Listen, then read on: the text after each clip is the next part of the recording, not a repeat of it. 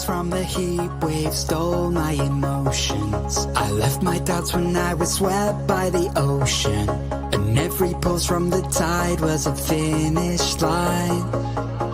A wave race we were made to ride. You and I were first in line, and we took them by surprise. I was with you all the time. You may not realize, but I'm here. I hear you loud and clear. When we get lost in our own minds, you'll be keeping me near.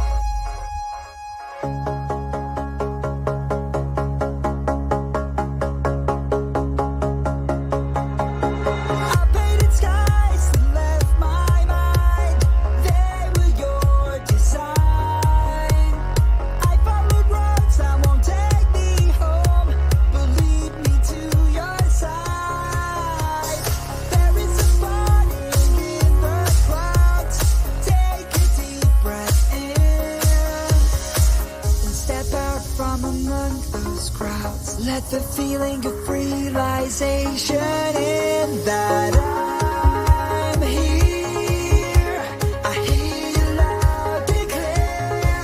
When we get lost in our own minds, you'll be keeping me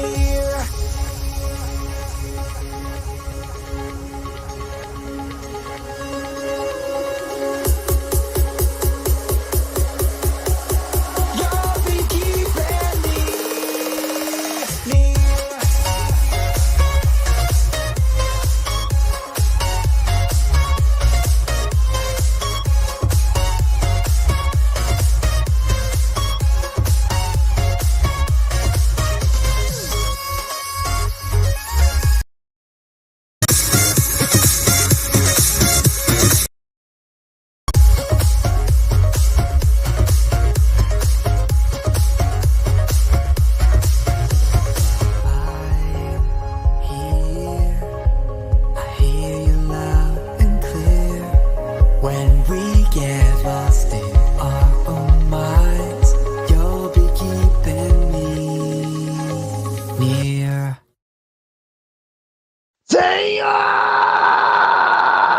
Senhoras e senhores,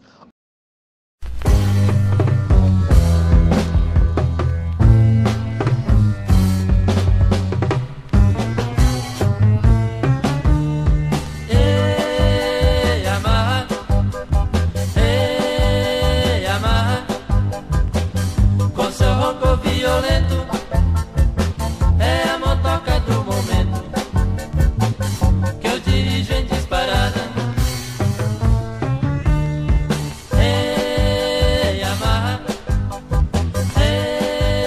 Yamaha, com seu ronco violento, é a motoca do momento, que eu dirijo em disparada, em alta velocidade, rodando pela cidade, com a minha namorada.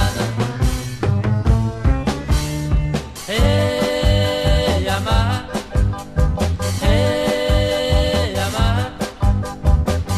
com seu ronco violento, é a motoca do momento, que eu dirijo em disparada. Hey, Yamaha,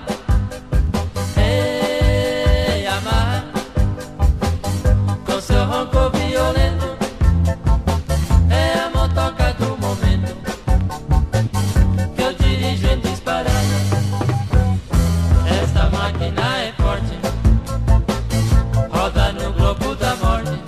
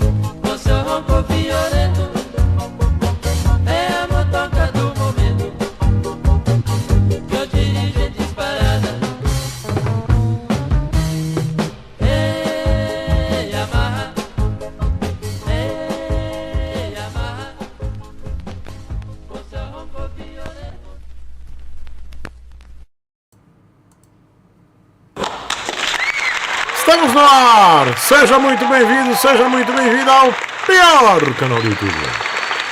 Bora começar logo aí pra gente terminar logo, hein? Ontem foram 4 horas de live, socorro. Ai, meu Deus. Ó, um beijo pra vocês tudo aí, tá bom? Eu já ia falar segundo. Enfim, vamos começar logo essa bosta. Um beijo pra vocês tudo aí, um beijo pro povo aí do chat, um beijo pra você que tá assistindo agora, você que tá assistindo gravado, meu beijo, vocês aí também, um beijo a todos os vigilantes, porteiros e seguranças do Brasil, um beijo pro pessoal da segurança pública, vocês aí também que estão na saúde pública e na saúde particular, todo mundo que trabalha nos hospitais, pronto-socorros, um beijo pros maqueiros aí que carregam a gente aí quando a gente chega tudo estrupiado na emergência. Eita, beijo aí aos técnicos e técnicas de enfermagem, aos enfermeiros e enfermeiras, médicos e médicas, tá bom? Um beijo pra vocês tudo aí, tá bom? Cheiro Carlos Henrique, membro aqui do canal, Daniel Landi, membro aqui do canal também. Um beijo, menos pro Paulo Cabral, tá? Um beijo pra Renan. Renan, um cheiro pra você. Um cheiro a todos os membros e apoiadores do canal. Se você puder me ajudar, seja membro aqui do canal. Toca nesse botão aqui embaixo. Seja membro, tá bom? Se você puder me ajudar mais ainda, faça como o Paulo Cabral. Seja apoiador deste canal, que há anos ele faz isso, entendeu? Então vai lá no apoia.se/Chico Sepúlveda, tá bom? E agradeço demais a todos vocês aí, membros e apoiadores do meu canal. Um beijo também aos meus patrocinadores. Renan da BNP Seguros, que está aí ao vivo. E quem quiser entrar em contato com a BNP para fazer seguro do veículo, aproveita, porque o bicho vai pegar. A partir do dia 23 tem induto de Natal. Vai entrar até um vídeo aí do Renan falando: você é amiguinha, não tem seguro no carro, na moto, não? É melhor você botar logo, viu? Porque o induto de Natal tá aí. Os monstros vão ser liberados. Vai abrir as portas do inferno. Eu vou até botar aqui o fundo musical para valer a pena aí, ó. Amiguinhos, as portas do inferno serão abertas a partir do dia 23. Induto de Natal. Eita. Aí você que tá com seu carro, sua moto sem seguro, ó, tira o sal. Porque o governo vai liberar os monstros. Induto de Natal. E se você não tem seguro no teu carro, na tua moto, procure a BNP Seguros. Renan tá aí. Entre em contato com o Renan, tá aqui na descrição.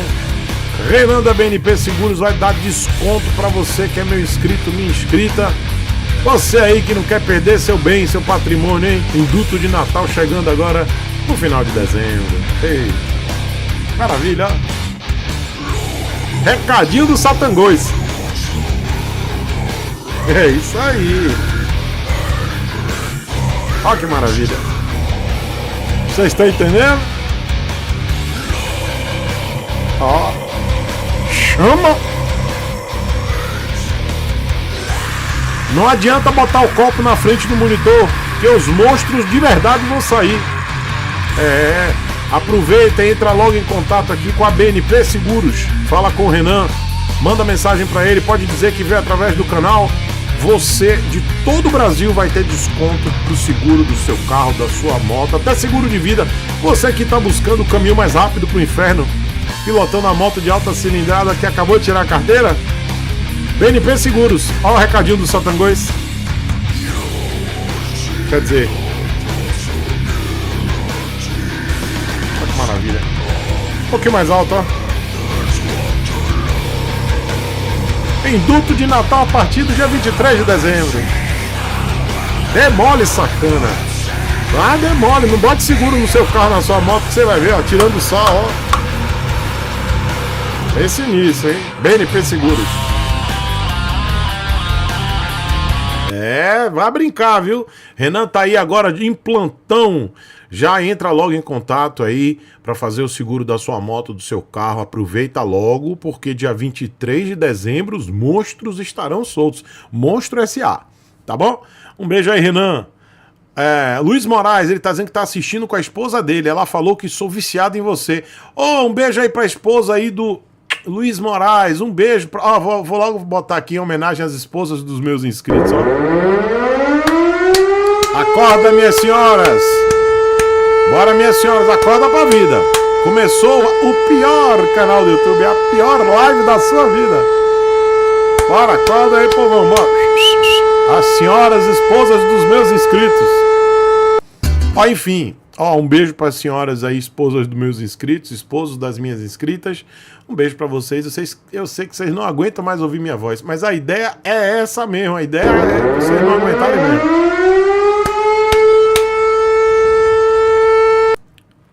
Alexa, toca Painkiller do Judas Priest no volume máximo. Eita. Ai, tá bom. Vamos lá, ó, Paulo Cabral disse que mandou uma mensagem. Eu já li sua mensagem, Paulo Cabral. Eu já li sua mensagem no WhatsApp. Entendeu, Paulo Cabral? Ó, vamos lá. O Bruno Henrique de Toledo, ele disse o seguinte: boa noite, garoto Sepúlveda. Um beijo. Sem barba e cabelo fica mais jovem. Ô, Bruno Henrique, muito obrigado. Mas ainda bem que eu tenho cabelo ainda, tenho muito, tá? Eu tive que cortar porque, galera, o verão chegou. Então, o meu cabelo funciona como efeito estufa pra mim mesmo, pro meu universo. Eu fico com esse cabelo é muito preto, é muito cheio, então é um efeito estufa desgraçado. Então eu tive que passar a tesoura no cabelo porque não tava dando certo não. E como eu preciso fazer motovlog, né, pra poder aplacar a sede de vocês de motovlog, então eu tive que cortar essa bosta. Mas ainda tenho cabelo, hein? Tenho bastante, não uso tinta de cabelo, tá certo? Muito obrigado, viu? Eu vou ouvir Paulo Cabral, tá? A Cat seu fufu, Paulo Cabral. Eu vou botar... Pronto, deixa eu botar logo o Paulo Cabral, porque ele é insuportável. Deixa eu colocar o áudio dele. Ô Chico, só para te avisar que eu renovei o meu seguro com a BNP Seguros São Paulo. A BNP Seguros São Paulo faz o seguro pelo preço mais barato do mercado. BNP Seguros São Paulo. Ó, ele vai cobrar royalties de você, viu? Ele. 1, 2, 3, mais uma moto quebrada, Maria. 1, 2, 3, cupim de ferro eu sou. Ô, Paulo Cabral, o Ricardo vai cobrar royalty. Você tá copiando os bordões dele, entendeu? Você fica copiando o bordão da concorrência, você vai tomar processinho, entendeu? 1, 2, 3, mais uma moto quebrada, Maria. 1, 2, 3, cupim de ferro eu sou. Ó, eu não vou dizer nada que é uns e outros lá que o canal começa com papo e depois termina na moto. Eu não vou dizer nada, você tá aí imitando aí a concorrência, fazendo o bordão da concorrência, eu não vou falar nada, viu, Paulo Cabral?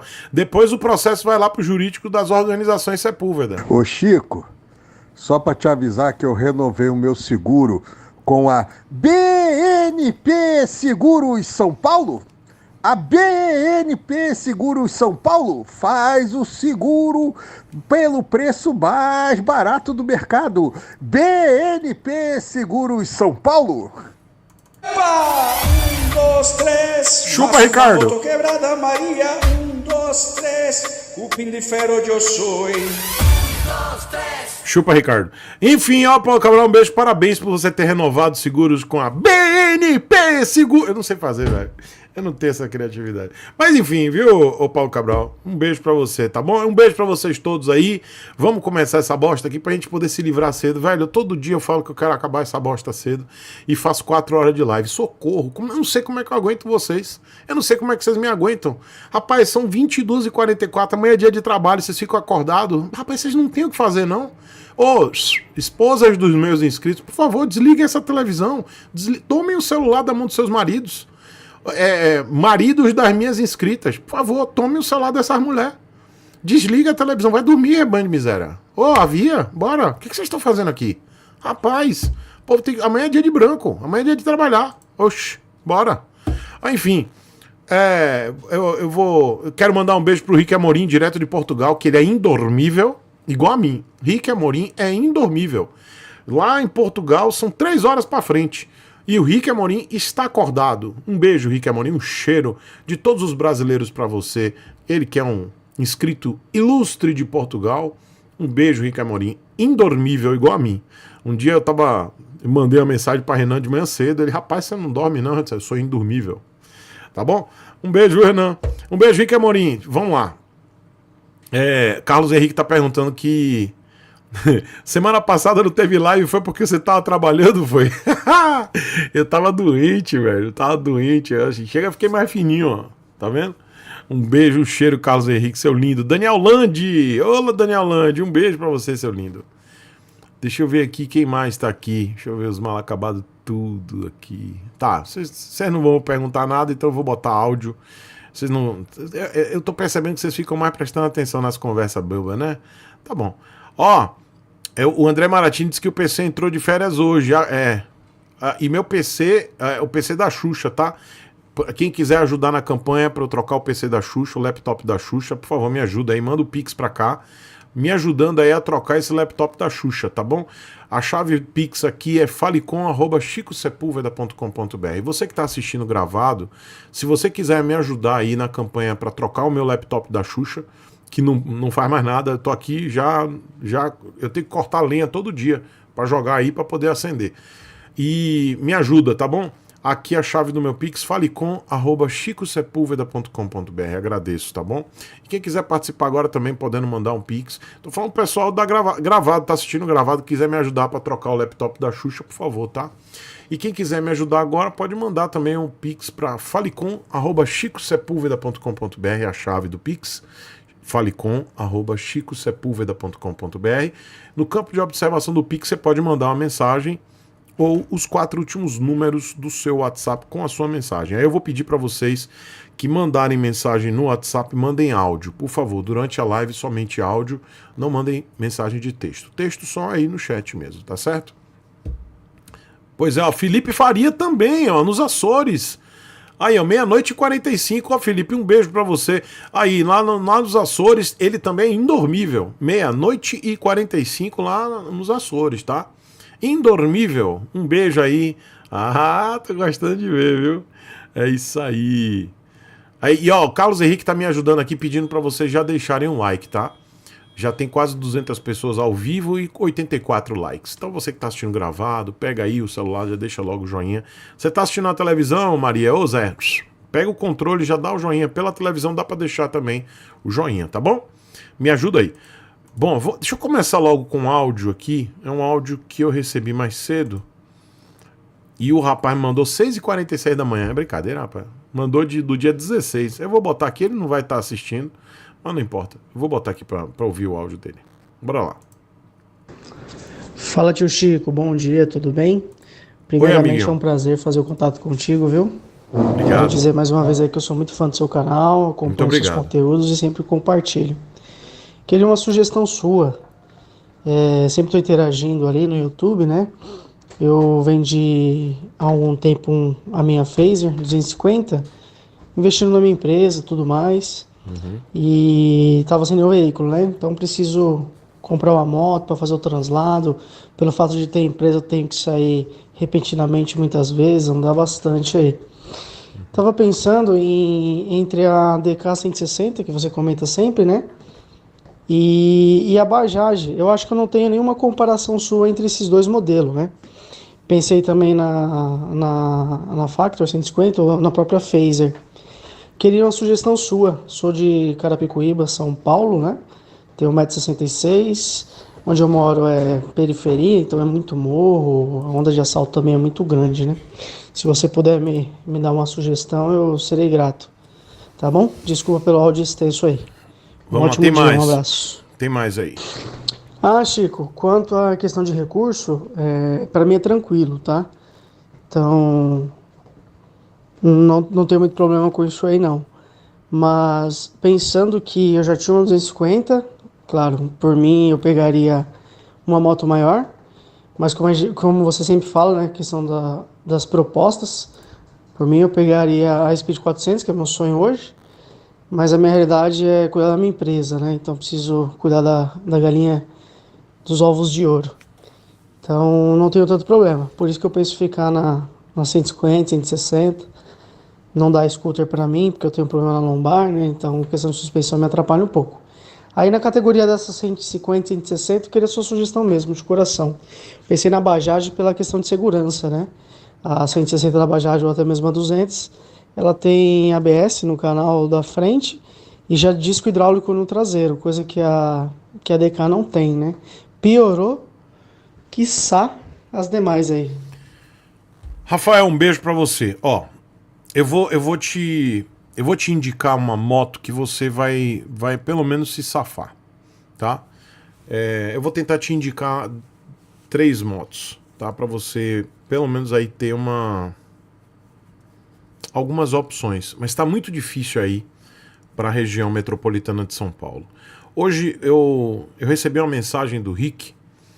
Ele foi numa concessionária, ele pegou o depoimento de uma pessoa, e essa pessoa ela teve 2 Dominar 160 roubadas. Ele teve uma Dominar 160 roubada, aí ele recebeu o valor do seguro, comprou outra Dominar 160 e foi roubado no mesmo ano de 2023. E o Rick me mandou um áudio, eu não posso colocar aqui porque o Rick não me autorizou, né? Ele me mandou um áudio hoje sobre isso. Então, assim, a moto é excelente. Poxa, eu queria muito te recomendar a Dominar 160 ou até mesmo a Dominar 200. Porque, com certeza, eu concordo, ia te atender na questão, no quesito segurança, pelo fato de ter ABS, potência, tem 17 cavalos, a Dominar 200 tem 24, o preço de aquisição é baixo e é compatível aí com motos de 15 cavalos e sem ABS. E a questão do custo de manutenção que também está abaixo das outras. Então, você vê, velho, como é injusta essa situação aí na região metropolitana de São Paulo, porque as pessoas acabam não podendo ter motos boas, com custo-benefício bom, que no caso são as 2 da Bajaj, porque a segurança não permite, ou seja, a insegurança não permite. Então, Rafael, eu não vou lhe indicar a Dominar, não por eu não gostar da moto, muito pelo contrário, eu não vou lhe indicar pela insegurança. Tá? O Rick me mandou esse áudio hoje e eu fiquei, eu e Marcão ouvimos, a gente ficou assim, velho, caramba, que loucura, velho, que loucura, as pessoas não estão conseguindo acessar motos incríveis em São Paulo, que é as 2 Dominar, com preço, um custo-benefício excelente, porque vão ser roubadas. Então, Rafael, eu vou lhe indicar a DK 160, tá? É uma moto que ela não é tão visada, ela tem um valor aí, eu acho que em São Paulo ela está na faixa de 16 a 17 mil reais. Ela não tem ABS, infelizmente, mas ela não é visada e ela tem uma potência aí melhor do que uma CG, por exemplo, né? Então ela tem 15 cavalos. É uma moto completinha, não tem ABS, infelizmente, mas você vai ficar low profile. Você não vai chamar atenção e você vai ter uma potência adequada aí para o que você precisa. Então a primeira moto que eu vou lhe indicar é a DK, não é DR160 não, tá?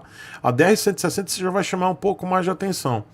É a mesma motorização, mas o visual da moto chama muita atenção. E a outra moto que eu vou lhe indicar, as outras 2, a NH190 e a NH300, tá? NH190 é uma boa opção, não é para trabalhar no app, é para você se deslocar, tá? E a DK160 dá para trabalhar no app, com aplicativo, se você precisar trabalhar, não sei. Mas para deslocamento, a NH190 resolve e a NH300 melhor ainda, porque você ainda pega a rodovia porque tem 25 cavalos.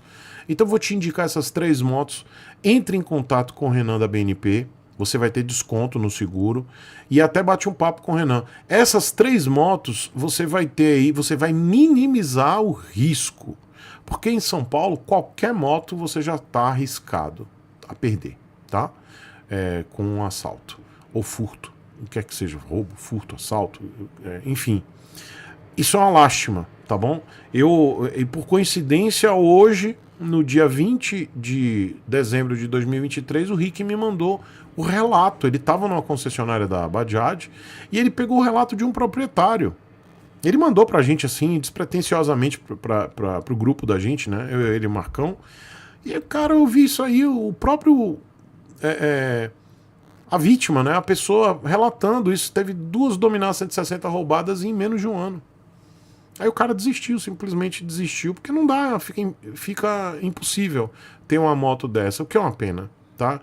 Então eu vou te indicar a DK160 da Hauju e a NH190 ou a NH300. Tá bom? Um beijo, Rafael. É uma pena isso que está acontecendo. E o Renan, ele diz aqui, ó, no chat. Tô com um cliente que teve 2 Dominar 400 furtadas e ele tem seguro pela Surrai. A Surrai, inclusive, está com equipes de resgate de motos em São Paulo. Você vê, a Surrai, para minimizar essa situação, tá com a equipe já de resgate. E engraçado que tem criador de conteúdo falando que isso é jogada das seguradoras, né?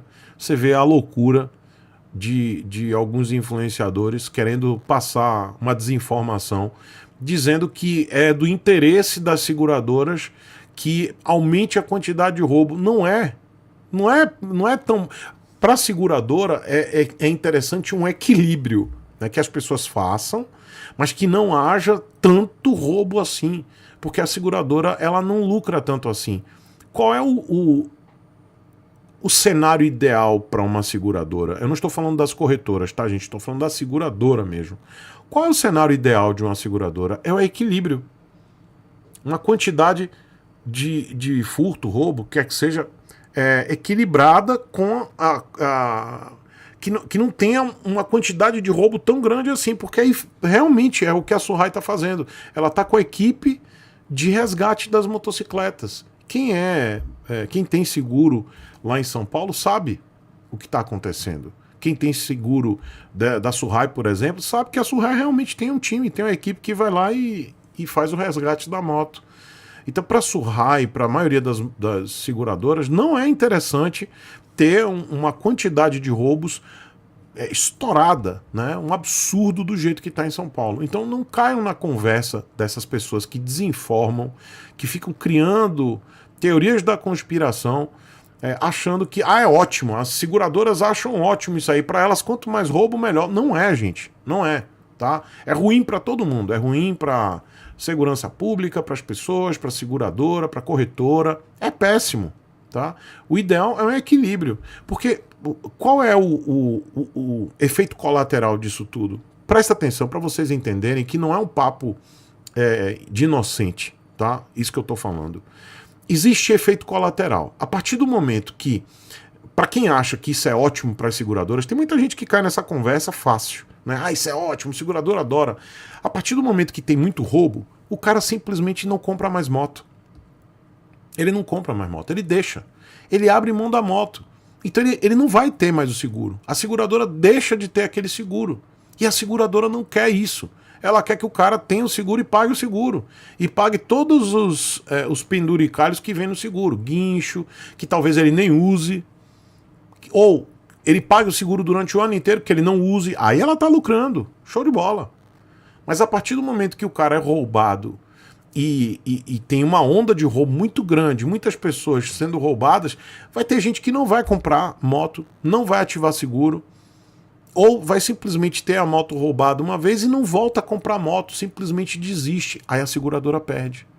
Então isso não é lucrativo, isso não é interessante para a seguradora. A seguradora ela quer que gire, ela quer que tenham motos girando no mercado, tenham motos sendo vendidas no mercado, para exatamente eles poderem vender o seguro e os penduricalhos que vem no seguro, seguro para terceiro, guincho ilimitado, tudo mais. Elas querem que as pessoas utilizem as motocicletas. Então não caiam nessa conversa de que a seguradora adora esse momento de alto índice de roubo de motocicletas. Não, a seguradora não gosta disso. A seguradora ela quer que as pessoas elas tenham o receio de que os veículos sejam roubados, mas não de fato isso aconteça, porque aí ela começa a ter prejuízo. Tá bom?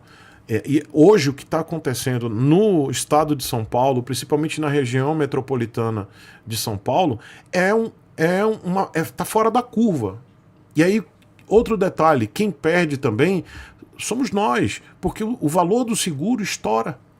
Aí a seguradora também deixa de fazer um bom seguro, uma boa apólice, por quê? Porque o cara, ao invés dele comprar uma moto de alto valor agregado, que vai render um belo seguro para aquela seguradora, um valor de apólice alto, ele não compra mais. Então, ao invés da seguradora lucrar também com ticket médio da policy para motos de alto valor agregado, ela já não vai ter mais, porque em São Paulo ninguém vai comprar mais moto de alto valor agregado. Então o ticket médio cai. Então, eu estou falando tudo o que acontece por trás e o efeito colateral de uma situação fora da curva que está acontecendo agora em São Paulo. Então, não caio nessa conversa de alguns criadores de conteúdo que ficam inventando, tirando do fufu essas ideias de que há criando teoria da conspiração que para a seguradora é ótimo. Não é. Não é. O ideal é um equilíbrio. O ideal é esse, tá? Até porque se não tiver índice de furto, roubo, aí realmente a seguradora ela não lucra. Mas ela quer um equilíbrio dentro da margem histórica de furto, de roubo, de sinistros, né? E eu tô sendo muito claro com vocês. Eu não tô sendo Cinderelo para dizer para vocês, não, a seguradora não quer que role roubo, furto. Isso é coisa de Cinderelo, coisa de trouxa. As seguradoras, elas querem um histórico, elas querem uma quantidade que siga o histórico, uma média histórica. Aí eles entendem, ó, tá legal. Beleza, a gente vai estar lucrando, vamos manter o ticket médio, as pessoas consomem moto de alto valor agregado, porque aí aumenta o valor da pólice, o ticket médio sobe. Mas a partir do momento que não vende moto, as pessoas deixam de usar moto, não fazem seguro, tem gente que simplesmente não faz o seguro. E aí vai para um carro velho e aí não bota seguro.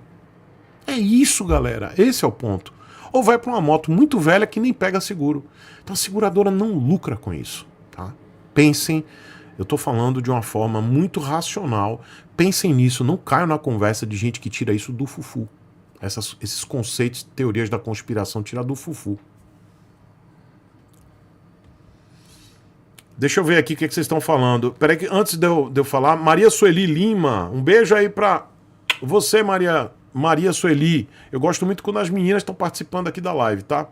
E ela pergunta aqui, tio Chico, boa noite. Tu me recomenda a Pop 110 como primeira moto? Em relação ao câmbio, eu terei dificuldade quando quiser trocar de moto, visto que o câmbio da Pop é diferente. Maria, recomendo a Pop 110, a Bis, tá? Recomendo sim. São motos boas, tá? Se tá dentro do seu orçamento, vale a pena sim. Bis, Pop 110i são boas motos. O Plínio Costa, ele pergunta, tio Chico, em outra live você falou que gosta de jogar videogame. Qual o seu console ou PC e quais estilos de jogos que você mais gosta?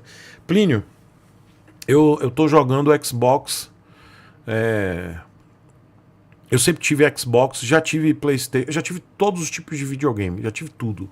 Já tive todos os consoles, praticamente, menos esses consoles mais caros, né, tipo Neo Geo, PC Engine, esses eu não tive não, mas eu tive praticamente todos que foram vendidos aqui no Brasil, eu já tive. Eu comecei a fazer uma coleção de videogame, né, de console mesmo, e pretendo um dia retomar minha coleção. Eu não quero ser colecionador assim não, mas eu tenho alguns consoles, né, eu falto um Mega Drive, eu queria muito ter um PlayStation Fat, aquele primeiro PlayStation, que eu tenho um Mini.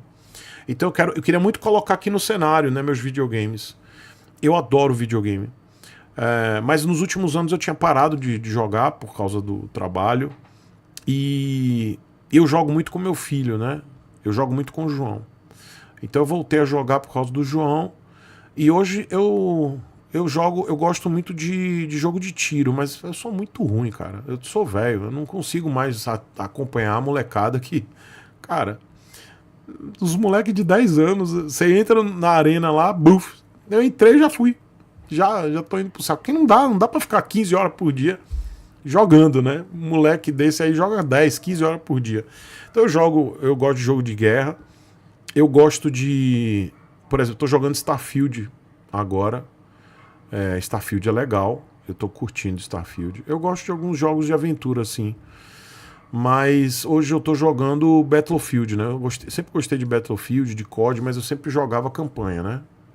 Quando eu entro na arena, eu sou presa fácil. E Ricardo também joga, e ele também é presa fácil, ou seja, somos velhos.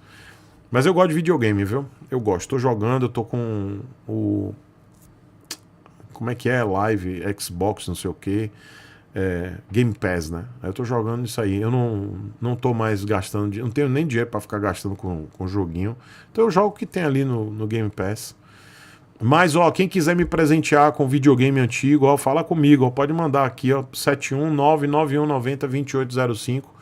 Aceito videogames antigos, tá? Pra colocar na minha coleção. Quem tiver videogame antigo em bom estado de conservação, fala comigo aí, que eu aceito doações para poder cuidar. Eu tenho aqui alguns e eu preciso retomar minha coleção. É uma coisa que eu tenho maior vontade de voltar a ter minha coleção de videogames antigos. Charles, ele pergunta aqui: Chico, infelizmente hoje o preço das motos 125 a 160 estão muito altos. Na modalidade moto para trabalho, você acredita que ainda é possível as montadoras fabricarem uma moto boa e barata? Charles, a Shinerai e a Bajaj estão com propostas de motos injetadas com baixo custo, né? Shinerai tem moto com injeção eletrônica, agora em 2024 vai ter um monte de moto com injeção eletrônica de baixo custo, e a Bajaj vai trazer uma moto na pegada também da Shinerai e da Pop, né? E aquela da TVS de baixo custo e injetada também. Então sim, vai ter concorrência. A Honda ela vai perder mercado nessas motos mais de baixo valor mesmo, motos mais fracas, de potência, mas muito de custo-benefício para a galera que não tem dinheiro. Então vai ter quebra-pau agora em 2024 dessas motos, tá? Shinerai vai estar brigando, colocando moto injetada de baixo custo. Bajaj vai entrar na briga também com a moto, se não me engano, 110 ou 100, acho que 100 ou 110 cilindradas. Vai ter a TVS. TVS vai chegar no Brasil agora em 2024 também, com motos nessa pegada, moto injetada e moto de baixo custo. Então a gente tem 3 marcas que estão brigando nesse segmento junto com a Honda. Então hoje a Honda tem essas motos, que é a Pop, Bis, né, e que estão num preço absurdo. E todas essas outras montadoras, Shinerai, TVS e Bajaj, vão oferecer motos para pessoas que não têm condição de comprar uma moto mais cara, mas que querem uma moto mais barata para poder se deslocar e em algumas situações até para trabalhar. Depende muito da construção da moto. Algumas dessas motos têm uma construção robusta, que dá para trabalhar, e outras não, que é só para deslocamento. Mas a Honda ela vai ter essas 3 montadoras aí brigando nesse segmento. Tio Chico, e a Hauju? Infelizmente tirou a Next, né? A Next 110. Tiraram, eu recebi um e-mail inclusive agora da JTZ informando que a Nex saiu de linha. Então infelizmente perdemos a Nex, a JTZ tirou de linha, a Yamaha tirou a Krypton há anos, né? Uma pena, porque a Krypton é incrível, uma moto indestrutível, e a gente não tem mais nenhuma outra montadora que esteja brigando. Alguns falam da Souza Motos, mas é uma montadora obscura, né? Não faz propaganda, a gente não conhece, só está em uma região, que eu acho que é a região norte. Eu nem conheço, eu nunca vi uma moto da Souza Motos. Muitos de vocês me perguntam, mas é uma montadora obscura para mim. Nunca vi nada dessa montadora. Então eu estou falando das 3 que realmente eu sei que vão trazer produtos. A Bajaj vai trazer, TVS vai trazer, e a Shinerai já está vendendo, né, motos de baixo custo, motos acessíveis e agora com injeção eletrônica. Então quebra-pau vai ser bom para essa categoria. Pedro Henrique mandou 2 aqui. Boa noite, o Chico. Escuta o áudio final 3283. Valeu, Pedro. Vou colocar agora. E eu peço para você aí que quer me ajudar com o Pix, pode mandar para a chave pixfalecom@chicosepulveda.com.br, e você pode mandar no campo de observação os 4 últimos números do seu WhatsApp com o seu áudio ou uma mensagem. Então vamos ouvir o Pedro Henrique, que pede para ouvir o áudio do WhatsApp final 3283. Vamos lá, 3283. Pedro Henrique, não estou achando sua mensagem. Se você mandou no ano passado ou em outra vida, aí você manda de novo, tá? Porque eu não estou achando aqui. Galera, se vocês mandaram mensagem de manhã, de tarde, ou ontem, ou no ano passado, vocês precisam mandar de novo a mensagem, porque eu apago. Eu apago tudo, não tem como, senão o celular ele explode. entendeu? É muita mensagem que eu recebo todo dia, tá certo? Então, se vocês querem participar da live e mandaram mensagens há dias atrás ou horas atrás, manda de novo e manda mensagem, senão eu não acho aqui, tá? É impossível. É que vocês não têm acesso à minha tela. É muita gente mandando mensagem, entendeu? Então não dá não. Então, Pedro, manda novamente sua mensagem, por gentileza, para eu achar aqui, tá bom? Manda de novo, escreve seu nome, ou então manda de novo a mensagem para eu colocar aqui para você, tá? Um beijo. E o Alexandre Antonucci, ele tá dizendo, tá osso mesmo, tio Chico. E começaram a levar as Himalayan também. Durante o Grande Prêmio Brasil de Fórmula 1, roubaram a Vestron do Celso Miranda. Tá complicado. Eu não sei quem é Celso Miranda, mas tá difícil mesmo, Alexandre. Tá complicado, cara. Eu tô planejando uma viagem para São Paulo e eu não vou de Vestron, cara. Né? Minha base não é nem São Paulo capital, é Campinas, mas eu já não... Eu queria ir de Vestron, cara, mas não dá, velho. Eu vou ficar rodando de Vestron em Campinas, dando bobeira. É dose, viu? O Gabriel Oliveira, ele pede para ouvir o áudio sobre a Dominar 400, o final é 9027. Então vamos ouvir aqui o áudio do Gabriel. Gabriel Oliveira, vamos ouvi-lo. Opa, tio Chico, beleza? Oi, Gabriel. Então, eu vim aqui falar com você, pois tenho 17 anos atualmente e tô juntando um dinheirinho bom, sabe? Pra pegar minha primeira moto com 18. E eu tô com uma previsão de, em 2024 mesmo, quando eu fizer de 18 em junho, eu pegar uma moto. Oi, Gabriel, eu acho que eu já... Acho não. Ontem, na live de ontem, eu ouvi seu áudio, né? Eu ouvi esse áudio e eu vou responder de novo aqui, mas não vou colocar o áudio todo porque eu respondi ontem. Você quer pegar uma Dominar 400, né? Eu não recomendo você fazer isso. Assista a live de ontem que você vai ouvir o relato todinho que eu falei para você. E eu não recomendo você pegar uma Dominar 400. Você disse que já tem experiência pilotando algumas motos, mas eu tenho certeza que sua experiência deve ser de ir ali, aqui, dar uma voltinha na rua. Você não tem habilitação, então você não tem experiência de ficar rodando na rua, né, diariamente, com liberdade. A mesma experiência de uma pessoa que tem anos ou um ano dirigindo moto todo dia no trânsito. Você não tem porque você é menor de idade. Então eu tenho quase certeza que você não tem essa experiência. Então essa vivência que você tem de moto é muito pouca para você pegar uma moto de 40 cavalos. Você vai morrer, entendeu, Gabriel? Então eu não recomendo. Ouça o que eu tô te falando. Ontem eu dei uma mensagem para você de pai para filho. Então não pegue esta moto, não pegue a Dominar 400. Quer pegar uma outra moto, pega a Dominar 200, que já tem uma potência maior, tem 24 cavalos, mas ainda assim é mais aceitável do que você já começar com uma moto de 40 cavalos. Você vai pro inferno, entendeu, Gabriel? E você é jovem, então ouve o que eu tô te falando. Eu não tô nem dizendo, não compre nada, compre uma moto fraca. Eu já tô deduzindo que você sabe andar de moto, mas você não tem experiência. Você não tem experiência nenhuma, você não tem habilitação. Você pode pegar a moto de um, de outro, andar ali, aqui, ali na padaria, mas isso não é experiência. Então você vai pegar a experiência com a moto de...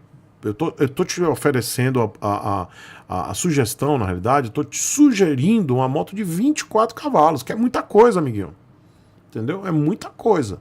Para você que nem habilitação tem. Então, já deduzindo, porque eu vi que você disse que já pilotou outras motos, até R1 você falou que pegou moto e tal. Então, cara, começa devagar, vai devagarzinho, pega uma Dominar 200, não vai para Dominar 400. Você é muito jovem, você não tem experiência e você vai morrer, Gabriel. E eu não quero ver você machucado ou morto, tá bom? Tô dando a real. Ou seja, é um meio termo. Eu não tô nem dizendo assim, ó, começa na moto 150.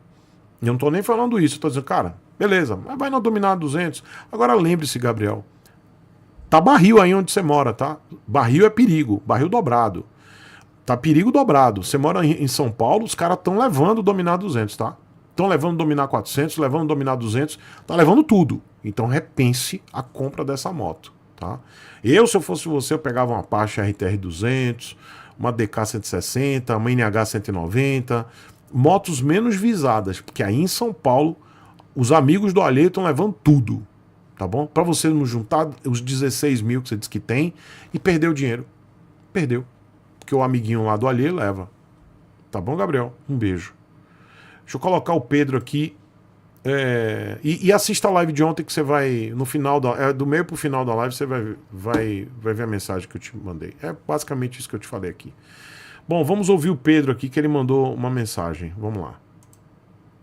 Oi, Chico, bom dia. Ou boa noite. Não sei que Oi, hora que Pedro. você vai estar escutando esse áudio. Eu queria saber como é que eu faço para poder confirmar se a peça é genuína ou não. Tem que ter alguma notinha, um papel falando, ou tem algum órgão que faz esse tipo de coisa para poder comprovar, né, a originalidade da peça ou não. Porque o que acontece? A minha C-bomba, ela deu um problema no bico injetor. E o meu mecânico de confiança, ele deu meio que um tapinha, tá ligado? Nesse bico injetor, pra ver se ele dura um pouco mais. Aí, ele pediu pra me comprar o bico injetor original, porque disse ele que elétrica tá tudo bem, é tudo bem colocar paralelo, mas eletrônico ele fala que é melhor colocar original, pra não dar problema, sabe? Aí ele me aconselhou a comprar o original, só que o original que eu tava vendo na Honda, uma pecinha, não chega nem a ser 5 centímetros, tá ligado? A pecinha, ela custa R$2.000. E ele falou que ele tem o contato do galpão da Honda que consegue a peça por R$1.200. Só que mesmo assim é muito dinheiro numa peça. E eu comprei um bico injetor no Mercado Livre que o cara diz lá que é original. Só que quando a peça chegou, ela não chegou numa embalagem da Honda, não chegou com nenhum papel, entendeu? Provando a originalidade. E eu tô pensando aqui, eu acho que essa peça não é original não. Tô pensando em devolver. Ainda dá tempo. Bom, Pedro, toda peça original, enquanto você tava falando, eu vou te mostrar aqui. Toda peça original Honda, ela tem um part number, né? Ela tem um número de série. E ela vem numa embalagem da Honda original. Se você for comprar qualquer coisa que não venha com esse número de série, né, e escrito peça genuína, né? Aqui tá em inglês, tá? Peça genuína Honda. E aí você tem esse número, tá? Aí você vai dizer onde ela foi fabricada. E aí você vai ter esse part number aqui, esse número. Se você comprar qualquer coisa que não tenha esse part number aqui, esse número, a peça não é genuína, tá? Ah, tirou da caixa, então não é genuíno. Pode ser falsificado, pode ser peça usada. Então qualquer peça original, genuína, zerada, né, que você comprou nova, tem que vir no saquinho. Tem que vir no plástico, né, ou na caixinha e no saquinho com o número de série e com o saquinho na embalagenzinha da Honda, da Yamaha ou de qualquer outra marca. Se alguém lhe vender qualquer coisa dizendo que é genuíno e não vier lacrado no saquinho, tá mentindo, tá lhe enganando. É simples, tá? E todas as montadoras têm esse part number, né? Tem esse selinho. Então é isso, tá? Aí você tem que ter... E aí você, olhando aquele código ali, você procura no catálogo ou vai na própria concessionária, eles vão ter lá o part number da peça. Tá certo? É assim que você verifica a autenticidade da peça. Tá certo? Deixa eu colocar o meu querido Rick Amorim direto de Portugal. Vamos lá, vamos ouvi-lo.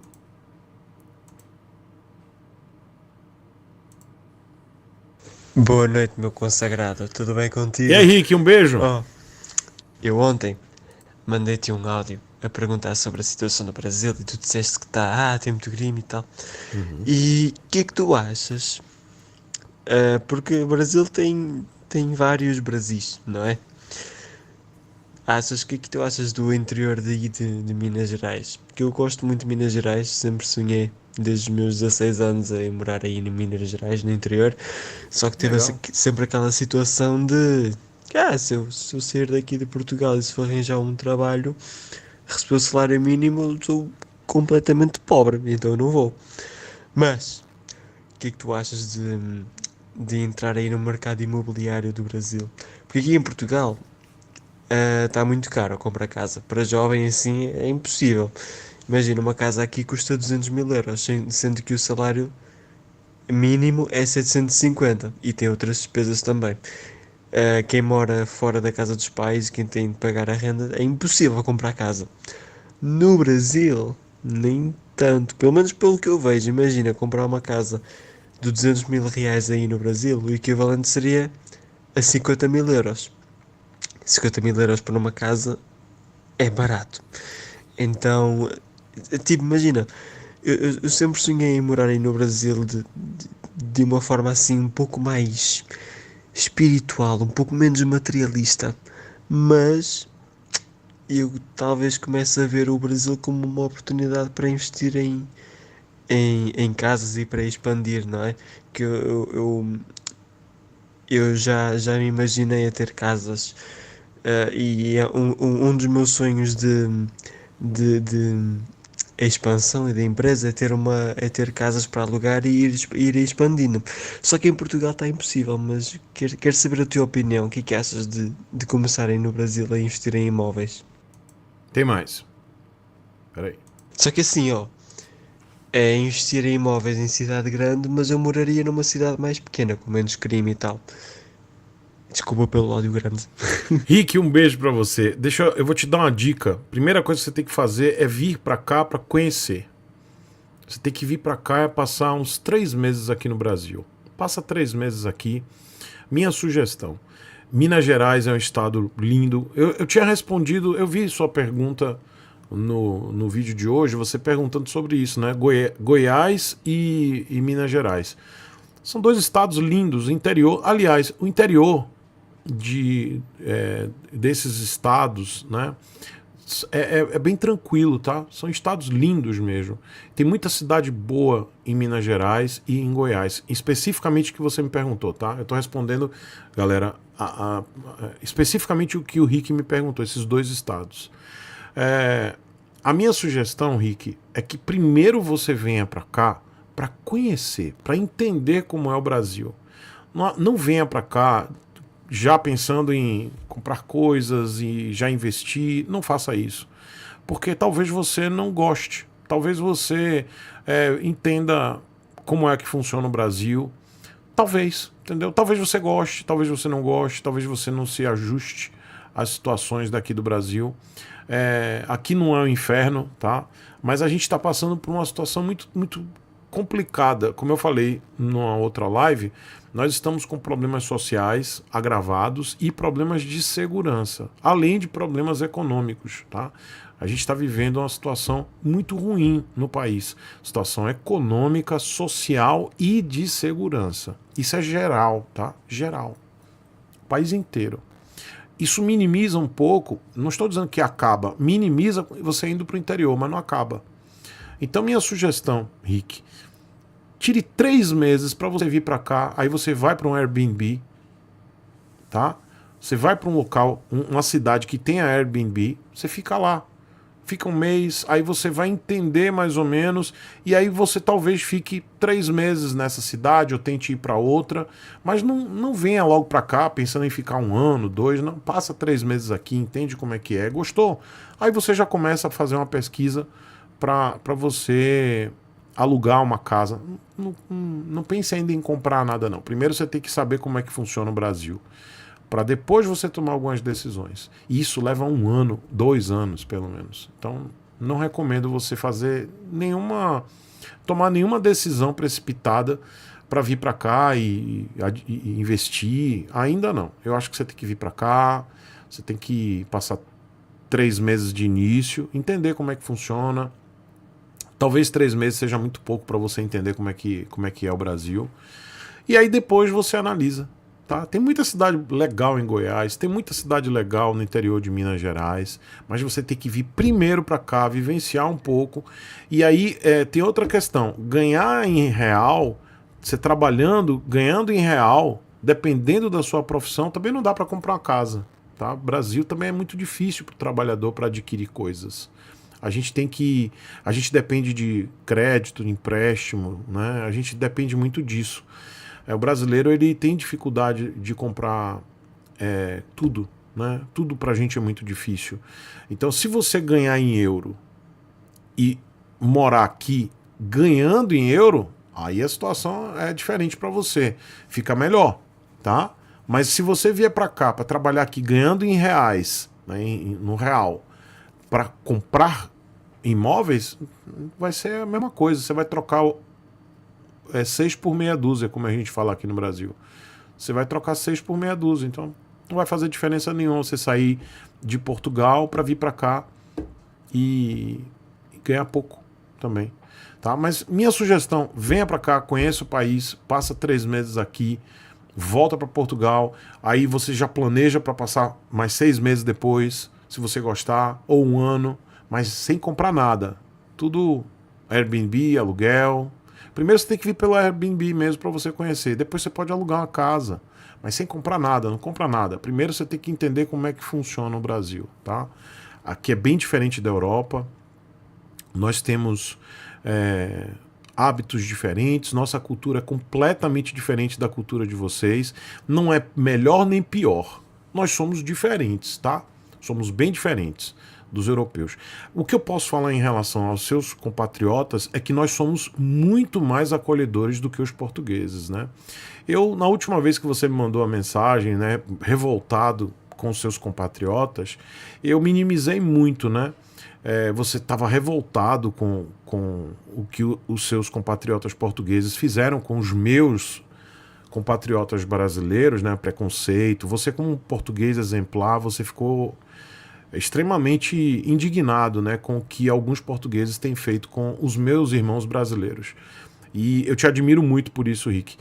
E aí eu meio que passei pano, né, fiz um discurso mais apaziguador. Aí minha esposa, depois que eu terminei, minha esposa fez: pô, você passou pano demais, você ficou muito passando pano na situação, porque a situação tá feia mesmo. E aí ela começou a me mostrar algumas coisas que aconteceram, né? Aí eu comecei a pesquisar mais fundo do que estava acontecendo com os meus irmãos brasileiros aí em Portugal. E aí, pô, eu fiz que realmente eu minimizei bastante, mas eu não queria naquele momento te constranger como português, como meu querido inscrito de Portugal. Não queria te constranger de forma alguma e também não queria botar fogo, né? Dizendo, isso mesmo, os portugueses são assim, assado. Mas hoje, depois que eu tomei o puxão de orelha da minha esposa, ela falando: não, cara, não faz isso não, você passou a pano, o negócio tá feio mesmo, os portugueses estão maltratando os brasileiros. Aí eu te digo, Rick, você vai ser muito mais bem tratado aqui do que o inverso. Não é porque a gente é baba-ovo, né, como a gente fala aqui de português, não. É porque realmente nós somos uma nação de acolher. Nós somos um povo, diferente dos portugueses, nós acolhemos japoneses. A maior comunidade japonesa do mundo está no Brasil. Nós acolhemos japoneses, libaneses, árabes, nós acolhemos africanos, nós acolhemos todo tipo de alemães, italianos. O estado de São Paulo é formado por italianos que vieram no início do século retrasado. Não, desculpa, no início do século passado, século XX. Então essa comunidade italiana veio para cá, saído lá da Europa, e vieram para cá e fundaram toda a base do sudeste do país, né, comunidade italiana muito forte, que hoje é a cidade de São Paulo, toda a região sudeste, mas temos a comunidade africana, que eu moro numa região fundada por uma comunidade portuguesa e africana e indígena, né, que é aqui o estado da Bahia e o Nordeste também, além da comunidade holandesa lá na região de Pernambuco, tal. Então o Brasil é um país, e lá no sul comunidade alemã, né, suíços, alemães, né? Então, o Brasil é um país que acolhe todo mundo, cara. Por isso que quando você vai para um outro lugar, brasileiro não tem cara de brasileiro. Não existe cara de brasileiro. O brasileiro, ele é misturado. Então ele pode ir para qualquer outro país e ele vai ter cara de... Eu mesmo, tem gente que olha e fala assim, pô, você é árabe. Aí o outro diz, não, você é indiano. Aí o outro cara diz assim, não, você é uma mistura de sei lá, de asiático com árabe, com... Ou seja, e indiano, eu não tenho cara de nada. Mas eu sou brasileiro. Porque nós somos misturados. O povo português é um povo que se fechou em si e se tornou um povo mesquinho, um povo extremamente arrogante e voltando a uma estrutura bizarra, né, que vocês tinham se libertado algumas décadas. E a extrema-direita em Portugal, que é abjeta, começou a criar esse extremismo bizarro contra os meus compatriotas, e a situação está muito feia. E eu comecei a fazer uma pesquisa muito grande para entender o que estava acontecendo. E hoje, a comunidade brasileira, estrangeira em Portugal, e a brasileira é a maior que tem, é a que mais contribui com o fisco. Ou seja, nós brasileiros movimentamos a economia de Portugal. Então, se vocês portugueses... eu não estou falando para te ofender não, tá, Rick? Mas você como português e representante aí de Portugal, e os portugueses que estão me assistindo, se vocês quiserem que todos os brasileiros saiam de Portugal, vocês vão se lascar. Porque a gente está girando a economia de vocês, porra. Isso é um fato, são números, são dados. A comunidade brasileira, que é a maior em Portugal, ela gira a economia. Então é uma falácia, é uma grande mentira o português que fala, volta para sua terra, que aqui você não tem nada. Mas, bicho, a gente está fazendo girar a economia de Portugal, porra. Se a gente for embora, aí vocês estão ferrados mesmo. Aí que vocês estão lascados, porque Portugal é a economia mais fraca da Europa. É o país mais ferrado da Europa. Então, assim, é o sujo falando do lascado. Vocês entendem? Ao invés dos portugueses pensarem assim, pô, são nossos irmãos, tal, estamos lascados junto. Vocês são a ralé da Europa. Nós não somos a ralé da América do Sul, não. A gente é um país gigante. Nós somos uma economia gigante aqui onde a gente está. Então, eu preciso, pelo menos para não tomar outro puxão de orelha da minha esposa, que corretamente me chamou a atenção, eu preciso rebater isso, entendeu, Rick? Você, como português, que é fora da curva, não é igual aos outros, você é um querido inscrito, uma pessoa que veio aqui e desabafou, falando que eu tenho vergonha. Você falou, eu tenho vergonha de ser português por causa disso tudo que está acontecendo. Então eu tomei um shoryuken de fogo aqui em casa, dizendo, como é que você fala um negócio desse, Sepúlveda? Você, sendo comunicador, passando pano. Aí agora, depois de tomar um shoryuken de fogo de minha esposa, eu tô aqui realmente falando, sem passar pano, que não faz sentido o comportamento de alguns portugueses, que não é a minoria, mas uma maioria, que maltrata os brasileiros. Então, queridos portugueses que me assistem, eu imagino que pelo fato de vocês estarem aqui me assistindo é porque vocês têm apreço por brasileiros, né? Então vocês não fazem parte dessa grande maioria dos portugueses que estão se tornando extremistas, cegos, ignorantes, de não entender que nós brasileiros estamos contribuindo para a economia de Portugal. Claro que a gente tem problema, vocês têm problemas, mas nós contribuímos para a economia. Se vocês quiserem que a gente vá embora, quem se ferra são vocês, entendeu? E aí digo para você, Rick, você vindo para cá, você vai ser bem acolhido. Ninguém vai dizer assim, se pique daqui e volte para sua terra, seu português de merda. Ninguém vai falar isso para você, Rick. Muito pelo contrário. Vão ouvir seu sotaque e vão falar, poxa, você é de Portugal? Que legal, conta aí como é que é lá, tal, e como é que é. As pessoas aqui, elas são curiosas, elas vão perguntar, vão perceber seu sotaque e vão lhe tratar bem. Não existe aqui em Portugal uma pessoa para dizer assim, volte para o seu país. Vai embora daqui. Ninguém vai lhe dizer isso, Rick. Essa é a diferença e o que me orgulha aqui desse país. A gente é cheio de problema, mas a gente nunca virou para só, sei lá, uma parcela da população ignorante, muito pequena, e que vai dizer para algum estrangeiro, dizer, volte para o seu país. Mas a grande maioria dos brasileiros não faz isso porque a gente está acostumado a receber as pessoas. A gente está acostumado. Falei, comunidade japonesa, maior do mundo, comunidade alemã, que fundou praticamente, formou os estados do sul, comunidade italiana, que formou os estados do sudeste, e comunidade africana, que formou o país, né, praticamente, e outras comunidades, né? O Brasil é formado por comunidades de vários países, né? É isso. Venha para cá,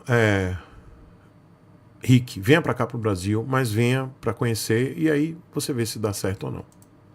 Tá certo? Bom, deixa eu continuar aqui. Deixa eu colocar meu querido professor Carlos de Vilhena. Vamos ouvir, porque sempre é alguma coisa boa para se ouvir. Boa noite, tio Chico. Boa noite, pessoal da live. Oi, professor. Ô, tio Chico, meu querido. Eu tô te mandando esse áudiozinho rápido antes.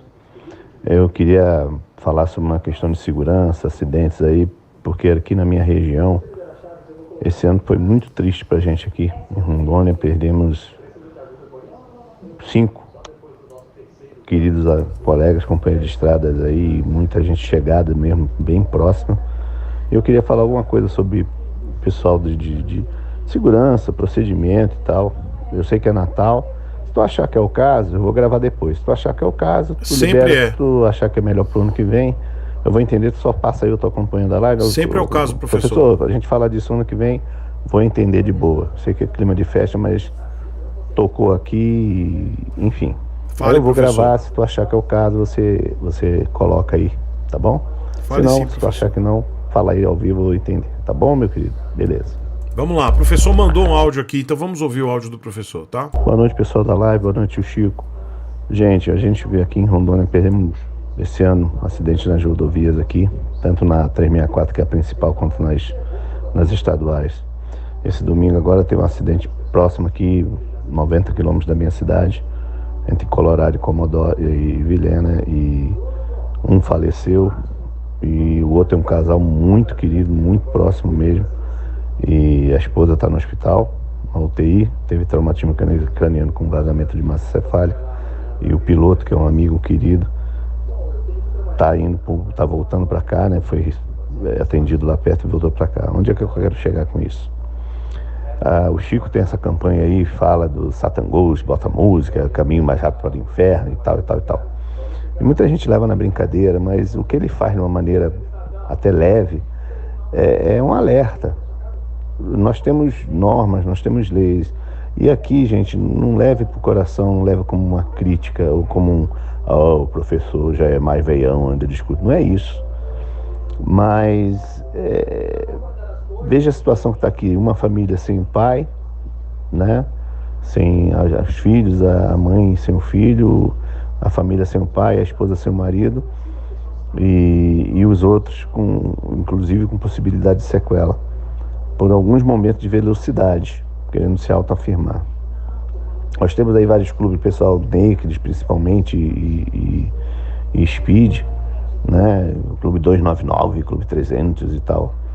Mas a gente tem que entender que rodovia não é para isso. Eu acho que está na hora, já está passando da hora da galera entender que não é numa rodovia o local para isso. A velocidade, 200 por hora em segundos, vocês andam metros. E uma pessoa numa manobra, que nem foi o acidente dos meus colegas domingo, estava um pouco, tinha mais gente que veio atrás, que viu o acidente, já deu depoimento, falou com a gente, pegou as fotos e tal, mostrou. A pessoa envolvida num carro fez uma manobra, todo mundo criticando, mas a velocidade que estava também não favoreceu. Ela saiu do lado, virou à esquerda para entrar num acesso de sítio, e como ela disse, ela olhou o retrovisor, não viu ninguém, andou mais alguns metros, virou, quando virou já estava em cima, foi questão de segundos, né? Bater atrás na lateral. Então, onde eu quero chegar, meus amigos, até para não ficar muito longo, rodovia não é lugar para isso. E tem uma segunda questão envolvida nisso, que é a questão legal. Até os advogados que estiverem aí, puder corrigir se eu falar uma besteira, ou o pessoal que vende seguro, me corrija. Mas, se depois da perícia ficar provado excesso de velocidade, você não tem amparo nenhum. Você perde o seguro. Você pode estar pagando seguro há 10, 15, 20 anos, você não vai receber, sua família não vai ser amparada. Nem você vai ter o amparo de ter como tem os seguros ali, acidente e tal, tem uma verba para custear e tal, diárias, essas coisas, você perde. E eu não estou querendo ser careta, nem retrógrado, nem nada, mas rodovia não é para isso, né? Aí tem alguns colegas que vieram, não, eu vou de boa até chegar na duplada, aí de Cuiabá para baixo a duplada, aí eu sento o pau. Eu falei, cara, não muda nada. Aí tem pardal para multar. E outra, nós andando no tipo tiozão, né, tio? 100 por hora, 110, nós estamos arriscando.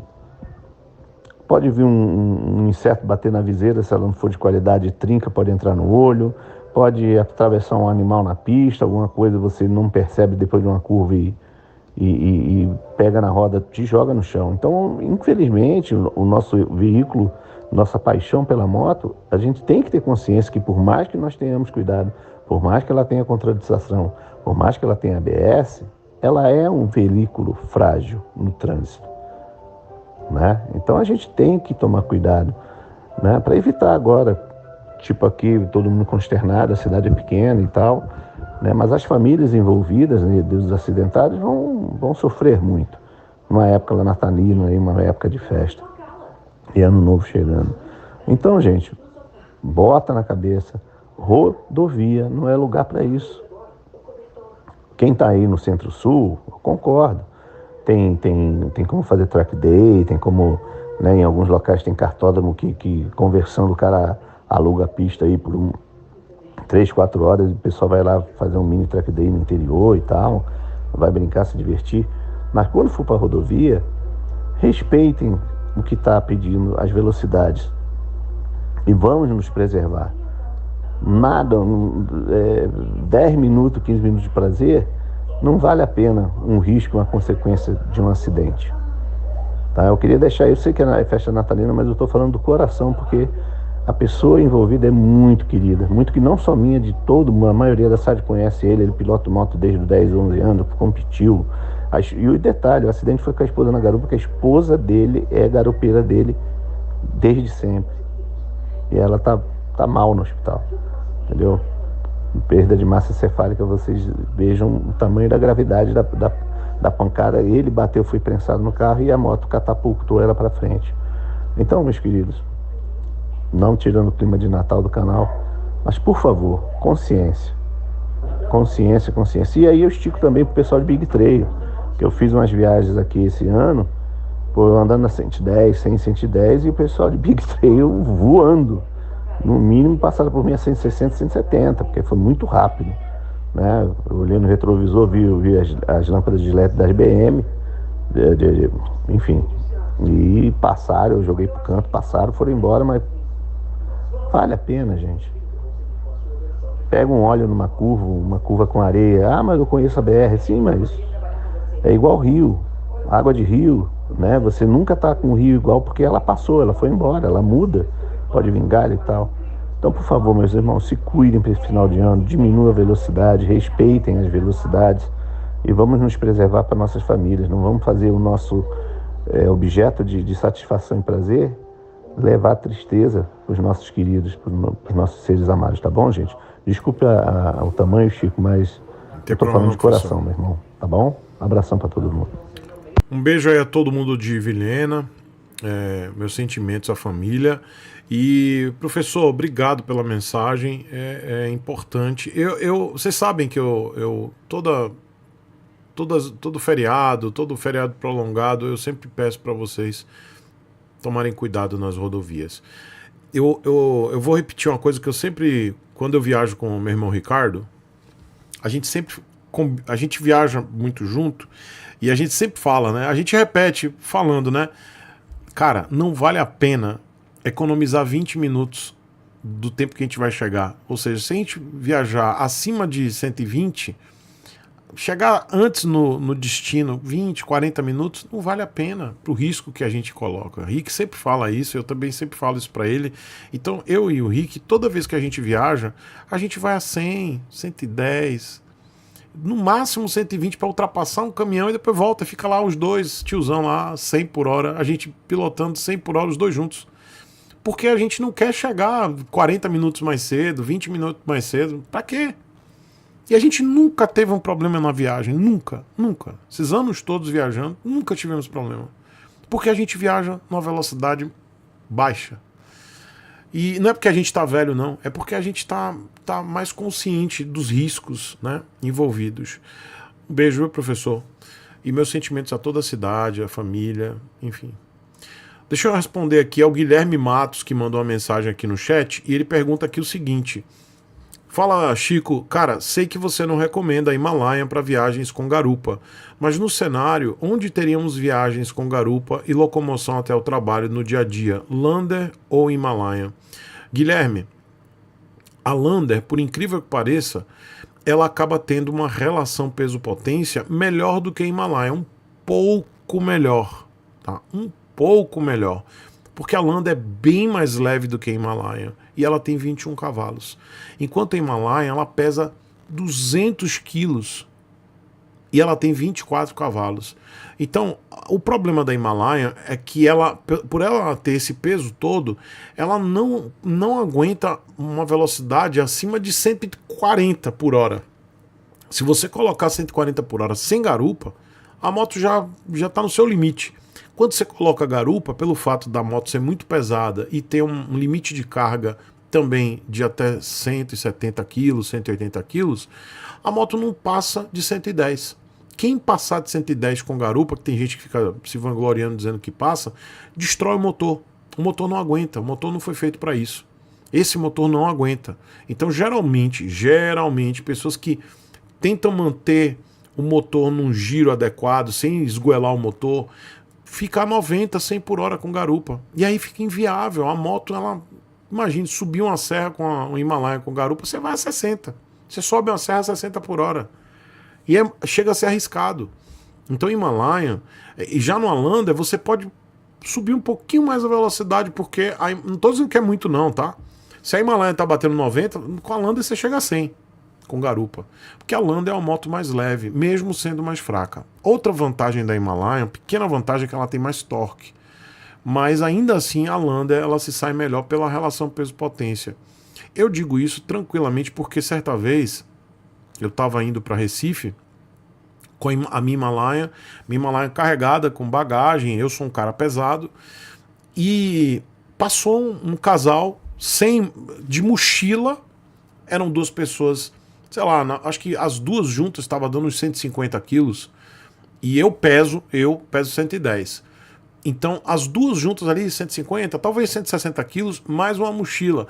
Passaram por mim fácil. Vum, passaram. E eu, obviamente, eu não forço muito o motor da Himalaia porque eu não confio no motor da Himalaia para descer cacete. Já o motor Yamaha, ele aguenta cacete. Então tem toda essa questão. E eu sempre falei isso para as pessoas. Não recomendo Himalaia com garupa. E aí algumas pessoas não entendem. E para que presta então uma moto que não dá para você levar garupa? Para não levar garupa. Himalaia é uma moto trail. É uma moto com torque, é uma moto de força. Então ela não é uma moto para viajar com garupa. E é isso. Tá? Quem tentou, se arriscou, se lascou. Tá aí chateado com a moto, chateado achando a moto uma porcaria, porque não dá para levar garupa, porque não ouviu. Não ouviu muitas pessoas falando não dá para levar garupa.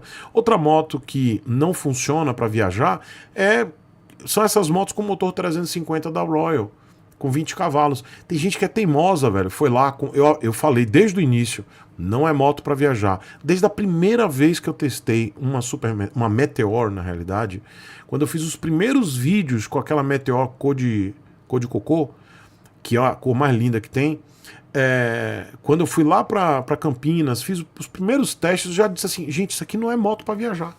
Não é moto para viajar. Isso aqui é uma moto urbana. Aí um monte de gente me criticando, aí proprietários de Royal que são emocionados. Esse cara não sabe de nada, aqui eu viajo não sei quantos 1000 quilômetros, eu faço distorção do espaço-tempo, eu viajo, eu abro buraco de minhoca com a minha moto, entendeu? Eu tenho a bunda de ferro, eu tenho a bunda de aço, bunda de alumínio, eu faço o que eu quiser, esse cara não sabe de nada. Aí muitas pessoas compraram seguindo essa ilusão e estão tirando o sal hoje. Estão tirando o sal. Por quê? Porque a moto não vai. Não vai. Não vai. Aí eu testei essa moto na rodovia. Assim que... Não a Meteor. A Meteor eu testei a do meu irmão Ricardo. Mas quando eu fui pro lançamento da Classic, aí Campinas me deu uma moto 0 km, botei na rodovia. Eu entendendo que a moto não estava amaciada. Beleza, mas já testei muitas motos. Eu entendo a moto. Não importa se está amaciada ou não. Dá para entender como é que funciona. Ali mesmo eu já percebi, velho, não vai. Essa moto não vai. Não é pra rodovia. Aí o Rick, durante o rolê, que a gente tava na rodovia, ele trocou comigo, ele pegou a Classic e eu fui pra Meteor dele, que já tava amaciada, o Rick já tinha feito viagem longa. Não vai. A dele já tava um motor bem mais solto, né? Já batia 120 com mais facilidade, mas o motor já no limite. Já no limite. Então, ali eu vi, não é moto pra viajar, não é. Acabou. E aí muitas pessoas compraram a moto, ouvindo outros criadores de conteúdo emocionados e, obviamente, querendo vender ilusão, compraram e se lascaram, entendeu? E agora, aí criticam a marca. Ah, porque não presta, essa moto é uma porcaria. Não é, pô. Tem moto que é para uso urbano, tem moto que dá para viajar. A Himalaia, ela é uma moto de força. Ela é uma trail mesmo, não é moto para pegar rodovia, mas ela funciona para pegar rodovia sem garupa. Tá? Agora tem uma nova linha de motos, a Himalaia 450, essa já dá para pegar rodovia com mais folga, mas só que ela tem um problema também da relação peso-potência, porque ela tem 40 cavalos e 200 quilos. 200 quilos.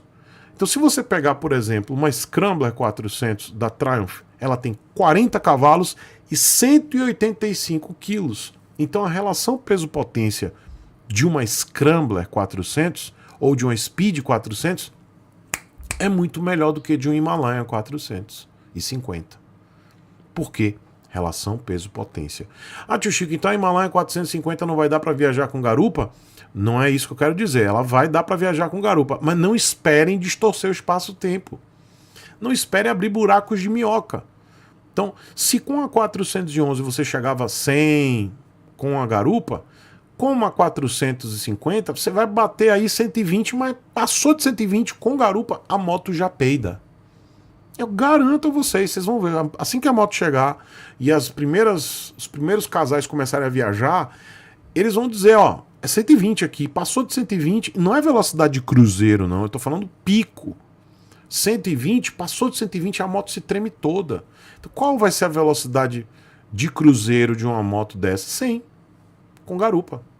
100zão, 110 lá, 100zão de cruzeiro, picos aí de 120 para ultrapassar de boa.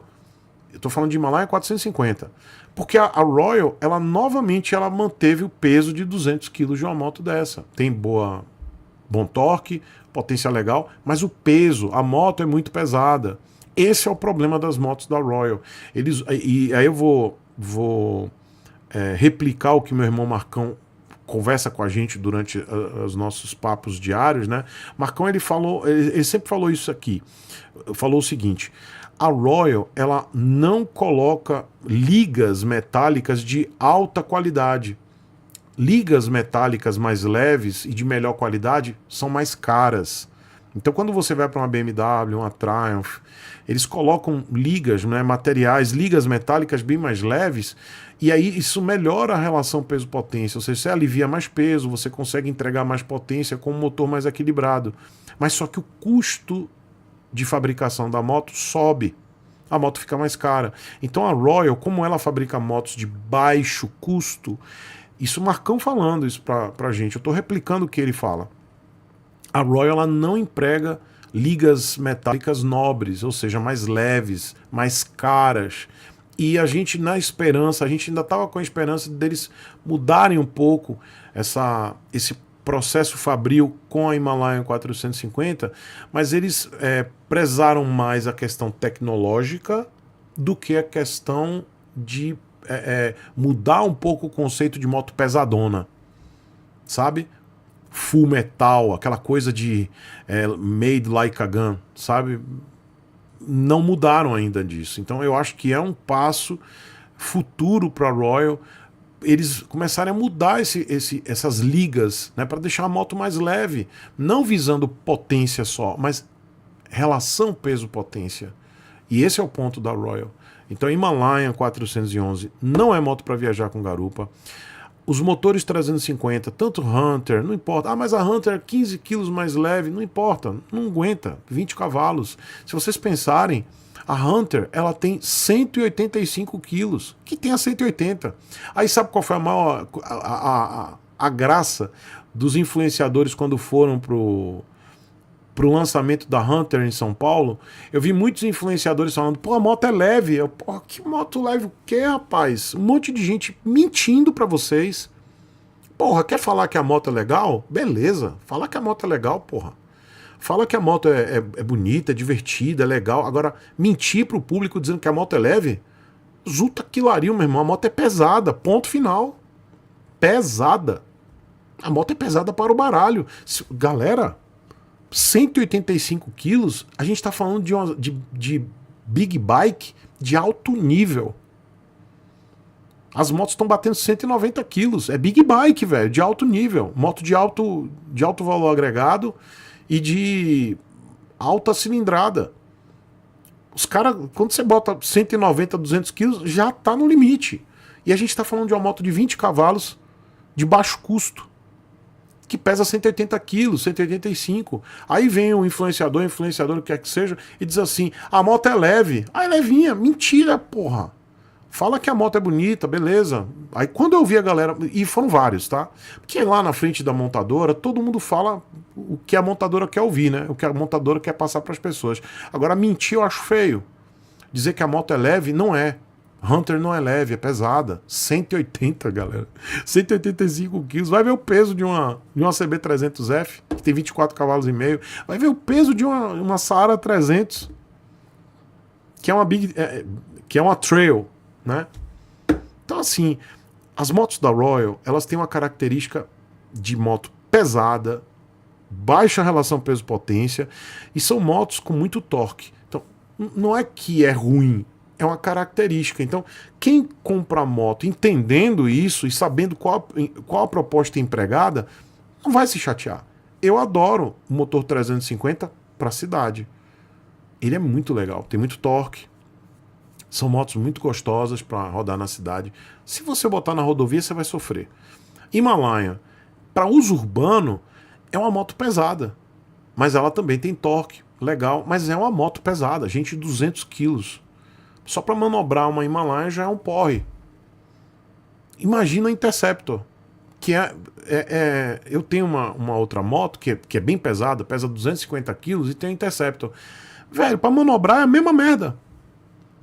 É incrível como uma Interceptor é o mesmo padrão de manobra de uma Harley. Sendo que é uma moto que não deveria ser tão pesada assim. Tá? Então a Royal, eu acho que quem compra uma Royal tem que entender isso. Eu não estou falando como fanboy, nem romantizando a marca. Eu nunca romantizei a Royal.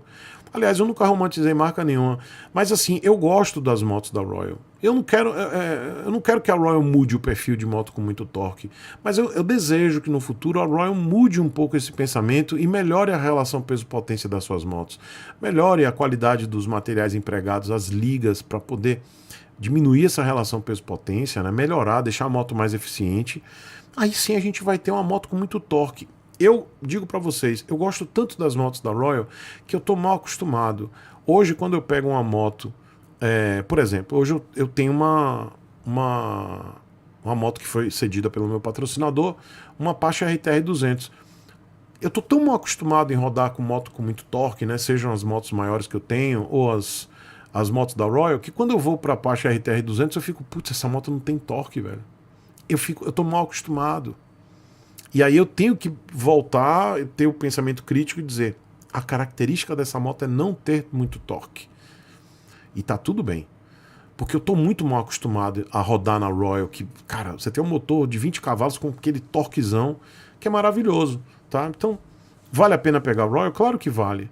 Mas tem que entender a proposta da moto, tá? Sem romantizar. Então, quando vocês ouvirem outros colegas falando que dá para fazer distorção do espaço-tempo, que dá para meter 140 por hora na Royal, seja esse motor 350 ou 400, que viaja 2.000 km sem parar. Isso é tudo mentira, é tudo conversa mole de gente emocionada para poder te enganar. Aí quando você comprar a moto, você vai ver a furada que você caiu, se você cair nessa conversa. Então, cabeça no lugar, pé no chão, pesquise, teste, rode, veja mais conteúdos, ouçam mais pessoas que tiveram a moto, que mudaram de moto por causa disso. Tem vários colegas meus aqui que tinham moto da Royal que simplesmente venderam porque não se adequaram. Exatamente porque viram que a moto não é para aquela proposta que eles pensavam.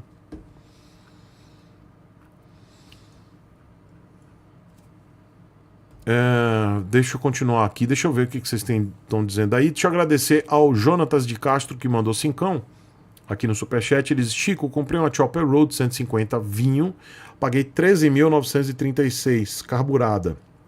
Estou amando. Mas será que eu deveria ter esperado a injetada? Ou seria a GSZ 150? Jonatas, eu não faço a mínima ideia o que a Hauju vai fazer, tá? Eu não sei o que eles vão trazer. Não faço a mínima ideia. Eu confesso que eu tô com muita má vontade de ficar... não com você, mas eu tô com muita má vontade de ficar fazendo exercício de futurologia especificamente para JTZ. Porque a JTZ me cansou. Eu tô cansado um pouco de algumas atitudes da JTZ. Especificamente da JTZ. Não que eu não goste das motos. A Chopper é incrível, você pagou bem, tá? O preço bom. A moto é incrível, é excelente. Mas eu não tô nem um pouco afim. E com todo respeito a você, tá? Eu tô só desabafando. Eu não tô nem um pouco afim de fazer qualquer tipo de futurologia ou de visão positivista pra JTZ. Porque, cara, você já pensou? Eles vão trazer uma moto, se for uma moto top, massa, você já pensou o preço que esses caras vão botar a moto? Vão cagar a moto. Vão botar um preço absurdo. Então, assim, eu tô muito reticente, sabe, em relação à JTZ. Gosto da marca, gosto de todo o catálogo que eles têm. 100% do catálogo eu recomendo. Mas quando vocês começam a ficar... vai trazer a TR300, vai trazer a DR300, vai trazer essa moto aí que você falou aí, que pouco sei qual é. Vai trazer a DL160. Velho, já pararam para pensar quanto é que essas motos vão chegar? O absurdo. Você acha que eles vão vender no preço competitivo? Não vão, porra. Então, assim... Eu não vou ficar fazendo vídeo empolgado, assim, a JTZ vai trazer essas motos. Se eu tô vendo que os caras não estão praticando preço bom, então assim, deixa lá. Já deixei, já lavei minhas mãos, sabe? Recomendo as motos. Quando eles fazem preço bom como você comprou, que a Chopper tá num preço bom, DK tá num preço bom. Essas motos que estão aqui da JTZ, elas estão num preço bom, tá? Eles fizeram uma promoção legal, estão num preço bom, principalmente no Sudeste. Mas só que eles aumentaram o preço agora. Fizeram um aumento de preço para algumas regiões de R$700. Sendo que tem Bajaj vendendo moto a menos de 20 mil, tem Shinerai vendendo moto mais barato, tem... tudo bem que tem Honda e Yamaha que não ajudam muito no preço das motos, mas em alguns casos a Yamaha está vendendo FZ15 ou Factor com R$1.000 de diferença de algumas motos da JTZ. Então, eu não vejo muita vontade deles para poder brigar por preço, sabe? Então, eu não vou ficar levantando bola de empresa que eu não vejo se querer ir para briga, sabe? Eu não vou fazer isso, não. Eu divulgo os meus patrocinadores, tá? Eu tenho um patrocinador que vende essas motos, eu divulgo sim, porque eu acredito no produto.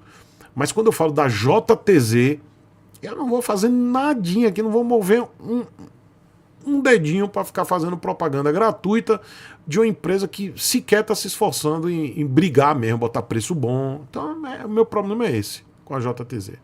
Eu espero que eles mudem. E eu sou uma pessoa que eu bato palma. Mudou, tomou uma atitude diferente, mudou aí o esquema, eu vou bater palma. Por exemplo, eu tô muito decepcionado com a Royal. Mas se a partir de 2024 eles começarem se eles tirarem o frete de R$2.000, começarem a botar o preço das motos convidativo, eu vou bater palma. Mesmo não suportando a diretoria. Não importa, porque para mim o que vale é a marca em si e não quem está na gestão. Se eles começarem a botar preço bom, eu vou alavancar, vou dizer assim, pô, bora lá, vamos lá, galera, o Royal tá vendendo bem. Se a JTZ decidir baixar preço da linha Zontes e realmente for pro pau, pra briga, e pras motos da Hauju, cara, eu vou ser o primeiro a dizer assim, bora lá, galera, tá valendo a pena pra caramba.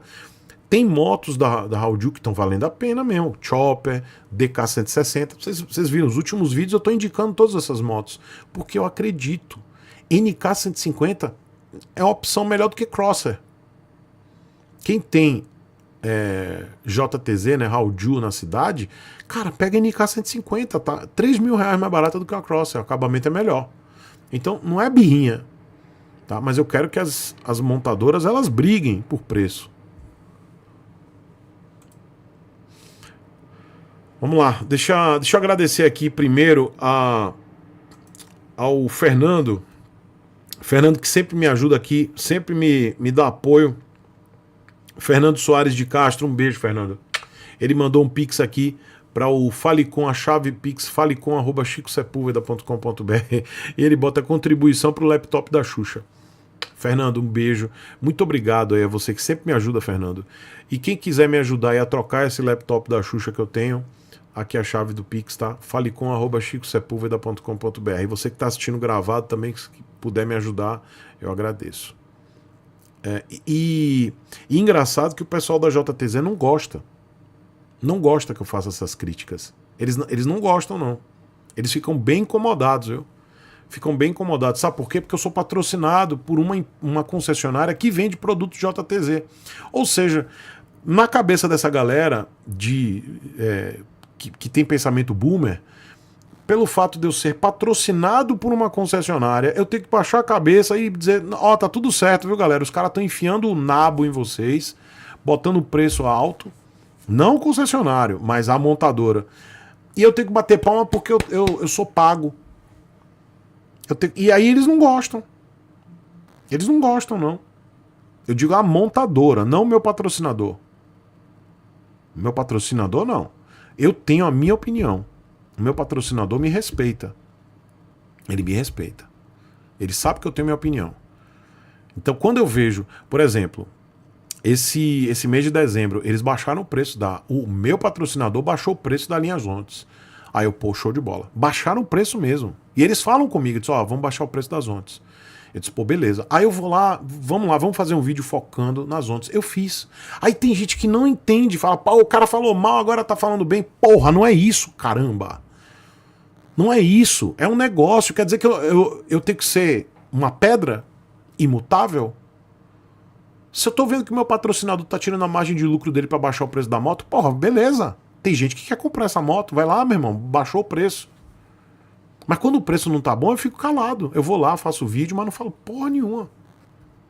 Como eu fazia quando eu era patrocinado pela BMW, eu sempre gostei da linha 310, mas eu nunca concordei com o preço.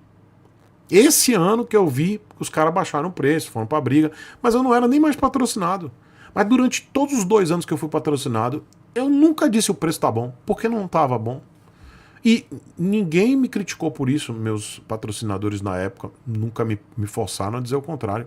Mas o pessoal da JTZ fica chateadinho, fica fazendo biquinho, porque acha que eu tenho que baixar a cabeça, porque eu tenho que dizer que tá tudo certo.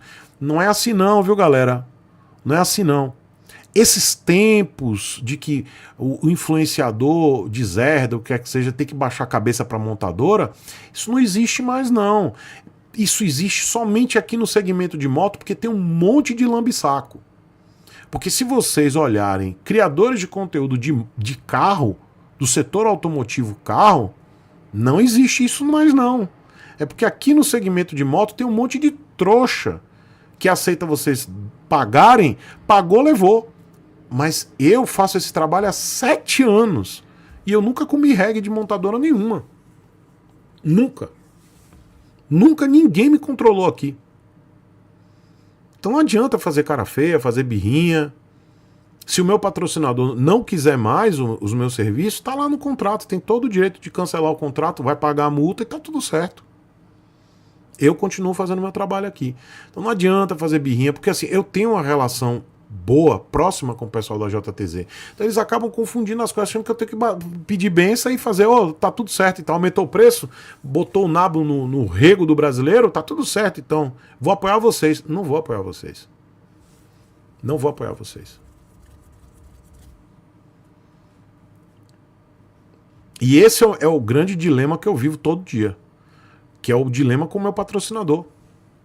Imagine. Como é que eu consigo ganhar dinheiro? Eu consigo, mas é difícil. Só para fechar esse raciocínio, só para fechar meu raciocínio em relação a isso, quem acompanha videogame, não sei se vocês, algumas pessoas aqui devem acompanhar o cenário de videogame, né? Vocês viram que recentemente a Microsoft aumentou o preço do Xbox Series S para R$ 3.500, sendo que o Xbox Series X, Série X, que é o mais potente, custa R$ 700 a mais, só. Ou seja, eles aumentaram R$ 1.000 o Xbox Series S, que é um videogame inferior de entrada, aumentou R$ 1.000, deram soda-se.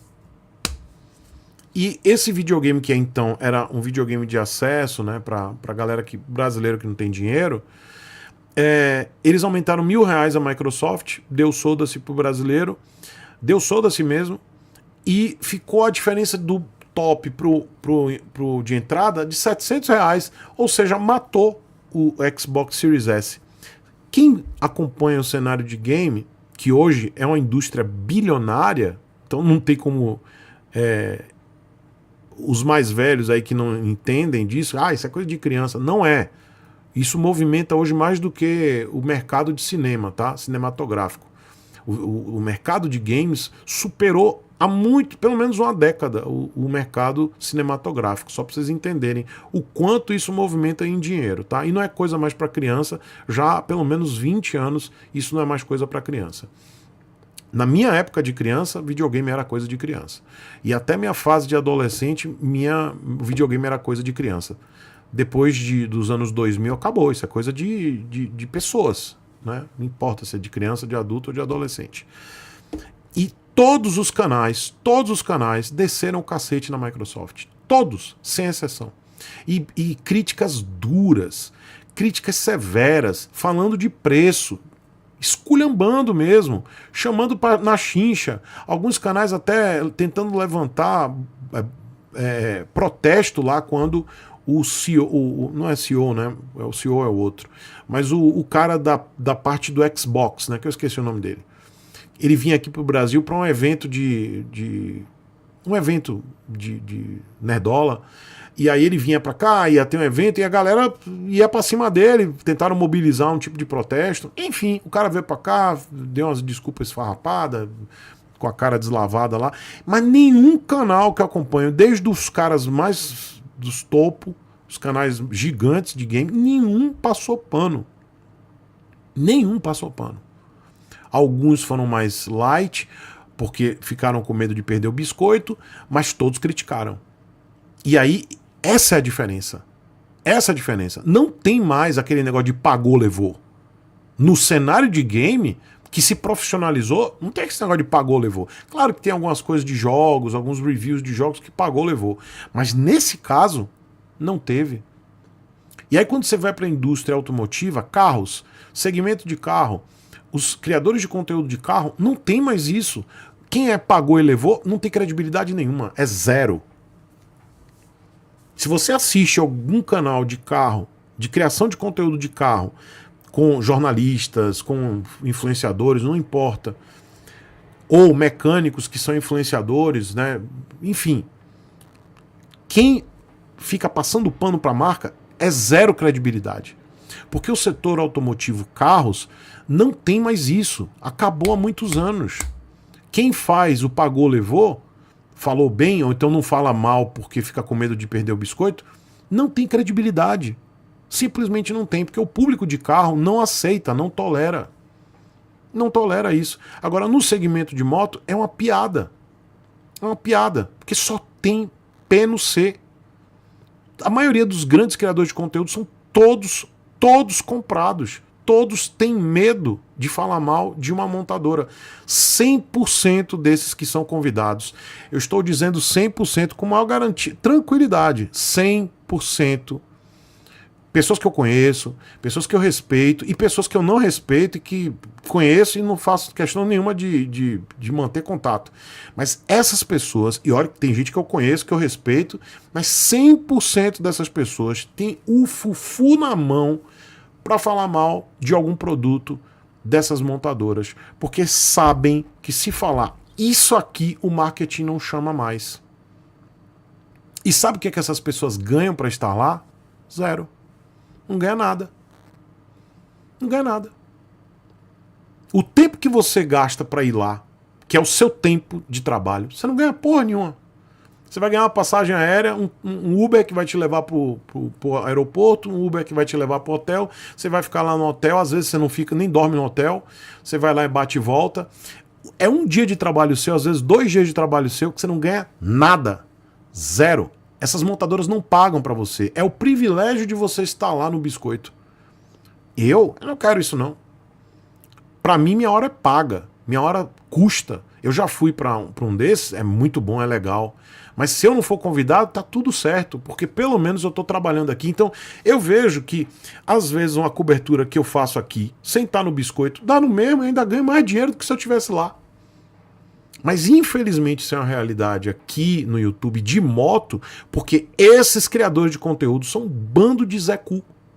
Tem medo da galera de cabelo azul, do marketing, de não chamar mais. Então a partir do momento que os criadores pararem de ter medo, simplesmente, eu não vou ter medo não, eu vou falar o que eu penso mesmo, olha, o amortecedor dessa moto não tá legal, o acabamento não tá legal, assiste um canal de carro pra você ver, os caras quando eles entram no carro, eles falam assim, ó, a rebarba, ó, o plástico, galera, aí bate na porta, pô, isso é plástico, pô, não tá legal, aí vê aqui, não, ó, isso aqui tá legal, mas ó, pô, a costura desse banco aqui, todos eles falam isso.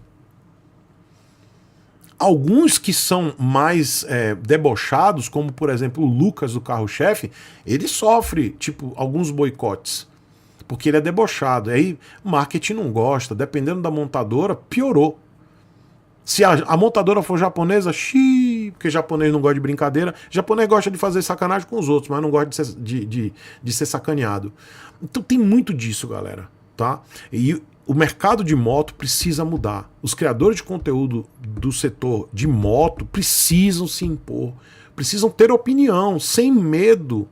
Ou seja uma opinião mais incisiva, ou seja uma opinião mais amena, não importa, cada um no seu estilo, mas tem que ter opinião. Não pode ser simplesmente fazer o que o marketing, a galera de cabelo azul quer, entendeu? Isso tem que mudar, porque de carro já mudou, de videogame já mudou. Só aqui nessa porra de moto que a gente fica nessa, com medo. Um bando de gente covarde, um bando de gente indo pra evento de moto, dizendo que tá tudo lindo, tá tudo certo. A moto pesa 180 quilos e é leve.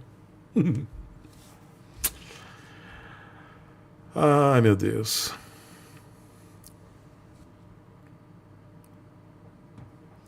Tá bom. E é isso. Deixa eu só colocar mais alguns áudios aqui. Eu vou colocar agora o meu querido Claudinei de Varginha, a cidade do extraterrestre. Claudinei, um beijo pra você. Obrigado pelo apoio, viu? Fala, tio Chico. Aqui é Claudinei de Varginha, a cidade do extraterrestre. Ô tio Chico, hoje não é pergunta não, tio Chico. Hoje eu quero saber se você vai concordar no que eu acho que vai acontecer com a Bajaj. É uma opinião minha, né? Aí eu não sei se você vai concordar comigo. Aí depois você me dá o teu feedback aí, o que você acha. Primeiro, eu vi um canal no YouTube outro dia dizendo que esse ano de 2023 alguns empresários procurou a Bajaj para saber o procedimento para abrir a concessionária, para ter uma concessionária Bajaj, entendeu? Sim. Aí a Bajaj parece que não aceitou pelo fato de eles não ter como conseguir entregar as motos, porque a DAFA lá não daria conta de entregar as motos e a fila de espera ia ser muito grande, ia ser muito ruim isso, né? Isso é verdade. Imaginar uma fila de espera de mais de 30, 60, 90 dias não compensaria para eles. Então eles não quiseram. Aí eu fiquei pensando, então quer dizer que então agora um ano que vem vai ter fábrica, certo? Aí a partir do momento que a fábrica estiver funcionando, que a linha de montagem estiver funcionando, com certeza eles vão aceitar esses empresários para poder abrir mais concessionárias, certo? Agora uma coisa que eu acho também, eu acho que a partir do ano de 2025, eu acho que a Bajaj não vai mais ter aquele sistema, tio Chico, sobre a questão lá das 10 mil motos, que aí o governo tem um subsídio do governo, que aí até 10 mil motos, beleza. Se passar de 10 mil motos, aí tem que começar a colocar algumas coisas, nacionalizar algumas coisas, como pneu, pastilha de freio, esse tipo de coisa. Eu acho que a partir de 2025, tio Chico, Bajaj, eu acho que não vai ter mais questão não. Eu acho que eles vão passar das 10 mil motos, viu, tio Chico? Gostaria de ouvir tua opinião sobre isso aí, tio Chico. O que você acha disso daí? E valeu, um abraço aí. Claudinei, um beijo, seu lindo. Eu adoro seus comentários. Seja uma pergunta, seja um comentário. Você sempre agregando valor aqui no meu canal, tá? Um beijo. Eu vou fazer uma pequena correção, tá? Primeiro eu vou responder o que você tinha falado das concessionárias. Depois eu vou fazer uma pequena correção do que você falou sobre as 10 mil motos, tá? Mas sua linha de raciocínio tá show de bola, é isso aí. Bom, é isso mesmo que aconteceu. Eu não sei qual foi o criador de conteúdo ou criadora de conteúdo que você assistiu. É verdade, isso é uma questão lógica e física. Não tem como a Bajaj ampliar a rede de concessionários de forma sustentável sem ter um poder de escoamento dessas motos na questão de montagem, fabril. Então hoje, a Bajaj, né, agora, neste momento, a Bajaj ela está na linha de produção da Dafra, tem limitações, né? Tem, se não me engano, são 2 ou 3 linhas de produção para os 3 modelos, sendo que eu acho que, não sei se eles abriram mais um para poder, enfim, eu não sei se são 4 ou 3 linhas, mas assim, eles estão no limite. É o máximo que eles conseguem entregar. E hoje, a fila de espera de uma Dominar 400 é de 60 dias. E não tem como mudar isso, a não ser que eles abram mais linhas de montagem e o custo operacional aumenta, ou eles façam a implantação da fábrica, que foi o que eles anunciaram ainda no primeiro semestre de 2023. Isso foi uma excelente notícia. E, segundo eles, até o segundo semestre eles estarão com a fábrica em Manaus já operando. Então é uma questão física, não tem como eles... E aí, eu até comentei isso num dos vídeos que eu fiz, parabenizando a Bajaj, né? Eu fiz o vídeo falando que a Bajaj Brasil foi destaque no ano como montadora, não quis dizer a melhor, mas sim destaque, né? E a Dominar 400 como uma moto do ano. E num desses 2 vídeos que eu lancei essa semana, entre a semana passada e essa semana, eu afirmei exatamente a questão física. Não tem como a Bajaj expandir a sua rede de concessionários, sendo que ela está com gargalo de produção. Ela não consegue escoar a sua produção se quer montar as motos na quantidade que a demanda pede. Então, a Bajaj, ela é realmente... Há muitos anos que a gente não vê uma movimentação dessa no mercado brasileiro e uma coisa tão positiva assim de uma montadora chegar, ter um sucesso tão rápido, ter uma aceitação boa entre os brasileiros, mesmo muita gente olhando com ressabiado, né, com desconfiança pelo fato de ser uma montadora indiana e ter um nome engraçado. Tem muita gente que acha o nome engraçado e tem gente que olha com muito preconceito. Mas ainda assim, muitos brasileiros estão apostando e quebrando esse preconceito. Só que não tem como crescer de forma sustentável, e é isso que o seu Valdir com Y, ele tem feito de uma forma muito responsável. Não somente ele, como os indianos, né? Lembrem-se que a Bajaj Brasil é uma sucursal da Bajaj Índia. Ela não é uma empresa que é uma representante, ela é a Bajaj, só que é uma Bajaj Brasil. Diferente da Hauju, que é uma empresa que representa a Hauju, que é a JTZ. No caso, a Bajaj Brasil é a própria Bajaj, só que uma sucursal.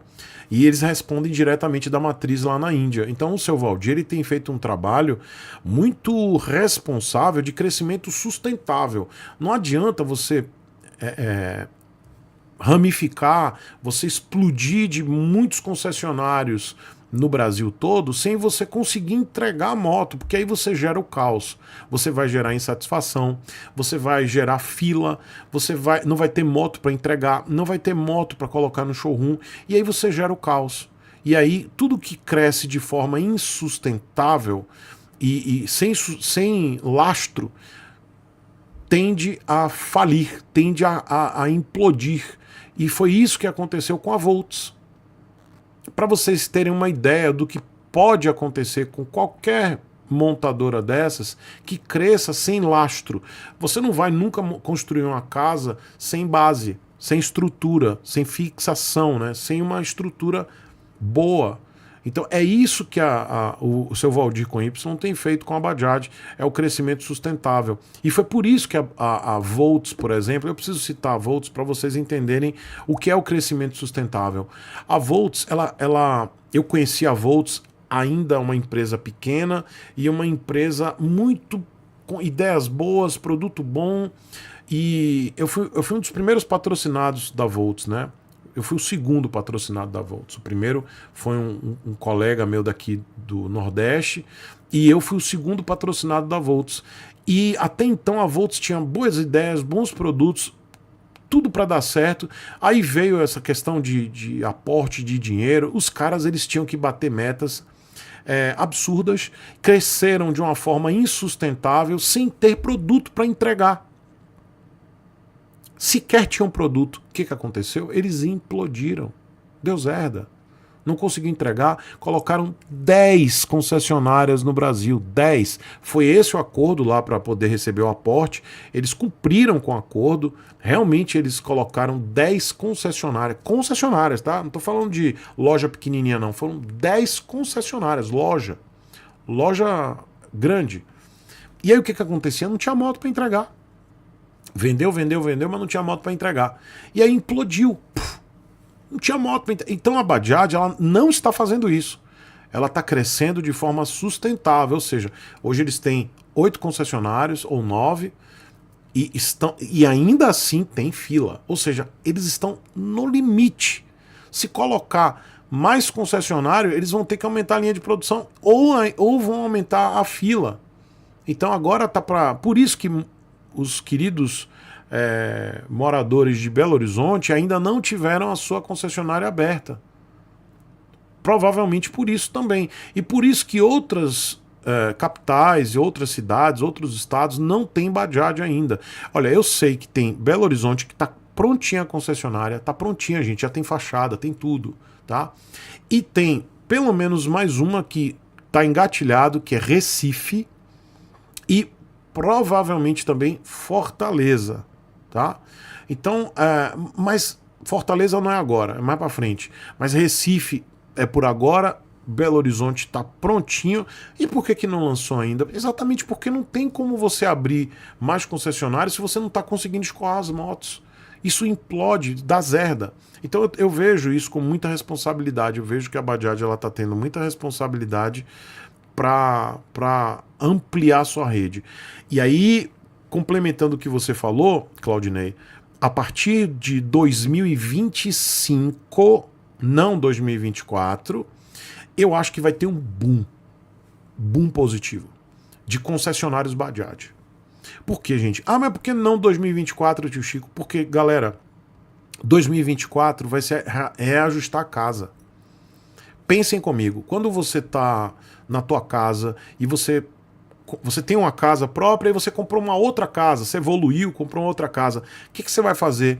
Você vai preparar toda a sua mudança de forma mais calma, tranquila, para casa nova. Você não vai simplesmente, enquanto a casa está construindo, você já vai botando as coisas. Não. Você vai esperar a casa terminar de ser construída, a casa nova, para você pegar tudo com calma. transferir para essa casa. Aí você vai arrumar a casa, você vai botar tudo do jeitinho que você quer, vai conhecer essa casa. Ou seja, o que é conhecer uma fábrica? Os processos vão ser implantados, pessoas vão ser contratadas, maquinário vai ser comprado e instalado. Então leva tempo. Então 2024 vai ser aquele momento de ajustar a casa, ajustar a fábrica nova, implementar processos, contratar pessoas, instalar o maquinário que foi comprado. Então isso, em 6 meses é muito pouco, galera. Porque de acordo com a própria Bajaj Brasil, eles vão implementar essa fábrica, vão operar já, né? No segundo semestre de 2024, ou seja, é ali. É ali, galera. Já estamos em 2024. Então, 2024 não tem como chegar e dar aquele boom, vamos crescer rápido, vai dar zerda. Então eu vejo o crescimento da Bajaj sustentável, positivo, mas a partir de 2025 a gente vai começar a ver muita concessionária abrindo. E aí sim a Bajaj vai estar aceitando que os empresários, eu sei que tem muito empresário que está querendo abrir concessionária Bajaj, eu sei disso, eu conheço alguns, e alguns já vieram me perguntar, mas é esse o motivo, galera. Por isso que a Bajaj não está expandindo, porque tem sustentabilidade, você tem que ter base, lastro, como uma casa. Então não adianta crescer loucamente, dá zerda, implode. Então 2024 não ainda será um ano de expansão constante e rápida da Bajaj. Por quê? Porque a fábrica não vai estar operando 100%. Nem sequer em 2025 ela vai estar operando 100%. Eu acredito que depois de 24 meses de implantada, ela estará sim a todo vapor. 24 meses, ou seja, 2027. Então vai ter 25, 26, 26, vamos botar 26. 2026, ela vai estar aí você coloca força total nas máquinas e pau na máquina. Aí sim vocês vão ver aí um crescimento exponencial rápido da Bajaj. Eu acredito nisso. Eu vejo dessa forma. Mas 2024 ainda não. 2025 vamos começar a ver concessionárias sendo abertas nas capitais. E a partir de 2026, aí vamos ver o interiorzão aí do Brasil começar a receber os primeiros concessionários Bajaj. Por quê? Sustentabilidade. Aí só para fechar, quando você fala das 10 mil motos, você acaba confundindo um pouco, dizendo, não, agora eles não vão receber mais o subsídio do governo. Enfim, eu vou tentar explicar como é que funciona. Quem sabe muito bem disso é meu irmão Paulo Cabral. Paulo Cabral acabou se especializando em Suframa e nessas regras da Suframa das tais 10 mil motos. Eu vou falar de uma forma muito rápida e muito básica, mas Paulo Cabral, peço licença, Paulo Cabral é meu mestre também, que me ensinou isso. Que é o seguinte, 10 mil motos é o limite, é como se fosse a fase 1. Tipo, são várias fases, são várias camadas, tá? 10 mil motos, 20 mil motos, 30, 50 mil motos, 100 mil motos, 200 mil motos, tá? Tem vários... É um gradiente de quantidade de motos a ser vendida. Cada gradiente desse, ou seja, 10 mil, 20 mil, 50 mil, 100 mil, 200 mil... É como se fosse uma gamificação. A Suframa, ela gamificou isso. Gamificar é transformar isso num jogo de pontinhos, né, de pontuação. Então, quando você fabrica até 10 mil motos, você tem que cumprir algumas obrigações de montagem de moto. E é o mínimo. Tipo, você tem que ter... tem que instalar pneu na moto, o pneu tem que ser nacionalizado, farol, eu vou dar exemplo, tá, gente? Farol tem que ser nacionalizado, a lâmpada, o pneu, e você tem que ter o regime CKD, ou seja, as motos têm que vir completamente desmontadas e você tem que montar aqui no Brasil. Esse é o nível 1, que é até 10 mil motos, até 450 cilindradas. Aí vamos pro nível 2. Chega no nível 2, você vai dizer assim, tá bom, agora você vai passar das 10 mil motos, agora você tem que, além de colocar pneu, farol com lâmpada, halógeno LED, montar a moto completamente desmontada, que é o regime CKD. CKD significa Completely Knock... completamente desmontada. É porque eu tô esquecendo aqui como é que é a sigla. Então, o CKD em português, traduzindo isso em português, é completamente desmontado. Completely knocked down. Acho que é isso. Então, a moto completamente desmontada no regime CKD, você vai ter agora um outro nível, nível 2, ou seja, 20 mil motos. Vou botar aqui, é porque eu não lembro quais são as quantidades, tá? Peço desculpas ao meu mestre, ao Cabral também. E aí você tem que, além do que você já colocava no nível 1 de 10 mil motos, você tem que colocar agora montagem de banco, pintura de chassi. Aí já começa a ficar mais caro para a montadora, ou seja, vai ter que ter uma estrutura para pintar chassi da moto e para colocar banco. Eu estou dando exemplo, tá, gente? E aí você já começa a aumentar os custos operacionais. Por isso que a maioria das montadoras não querem passar das 10 mil motos. Por quê? Porque já começa a ficar mais caro o custo operacional. Aí quando você passa de... E aí o Paulo Cabral está colocando aqui, ó. A empresa que aderir ao PPB, Processo Produtivo Básico, tem isenção de IPI, que é o Imposto de Produto Industrializado, o imposto de importação. Obrigado, Cabral. E é o seguinte, aí quando você passa dessas 20 mil unidades, aí você vai para 50 mil, aí você tem que fazer o que mais? Tem que ter plástico injetado, você tem que já ter solda de chassi, aí você aumenta mais o custo, e aí pouquíssimas montadoras, somente a Yamaha faz isso. Ou seja, Honda e Yamaha. A Honda ela vende 1 milhão de motos ano, sendo que dessas de 1 milhão de motos, sei lá, 800 mil, sei lá, são motos abaixo de 450 cilindradas. Então, eles estão no nível máximo desse gradiente de processo produtivo. Então o que a Honda faz? Ela injeta plástico, ela solda chassi, ela pinta o chassi, ela tem tudo, todo o processo produtivo a Honda ela está inclusa. Por quê? Porque ela vende mais de X mil motos, 500 mil motos abaixo de 450 cilindradas. É esse o processo produtivo básico que eu estou falando de uma forma muito rápida aqui e muito superficial. E a maioria das montadoras não passa do nível 1. Por quê? Custo operacional. Elas sequer soldam, sequer pintam, sequer injetam plástico, não fazem isso. Então por isso que eles não saem dos 10 mil. Então muita gente confunde a questão de imposto, não é só imposto. Tem a questão fabril. E por que isso? Para poder preservar a indústria brasileira, é um protecionismo, tá? E também para preservar essa indústria, essas empresas que estão investindo no Brasil, porque também evita com que empresas aventureiras cheguem aqui, importa qualquer coisa, depois vai embora. Realmente é uma forma que a SUFRAMA, né, que é a autarquia lá da Zona Franca de Manaus, que rege tudo isso, arrumou para poder preservar essa indústria. Mas de outra forma, a gente olhando todo o PPB, o Processo Produtivo Básico, a gente vê que é bem draconiano, tá? São regras bastante draconianas, bastante mesmo, gente, para a indústria, tá? Porque tem coisas absurdas ali. Tem coisas assim muito, o sarrafo sobe muito e isso acaba atrasando o processo industrial aqui do Brasil. Porque as regras são muito draconianas, as regras são muito severas, então acaba fazendo com que a maioria das montadoras sequer passem da primeira fase, que são as 10 mil motos.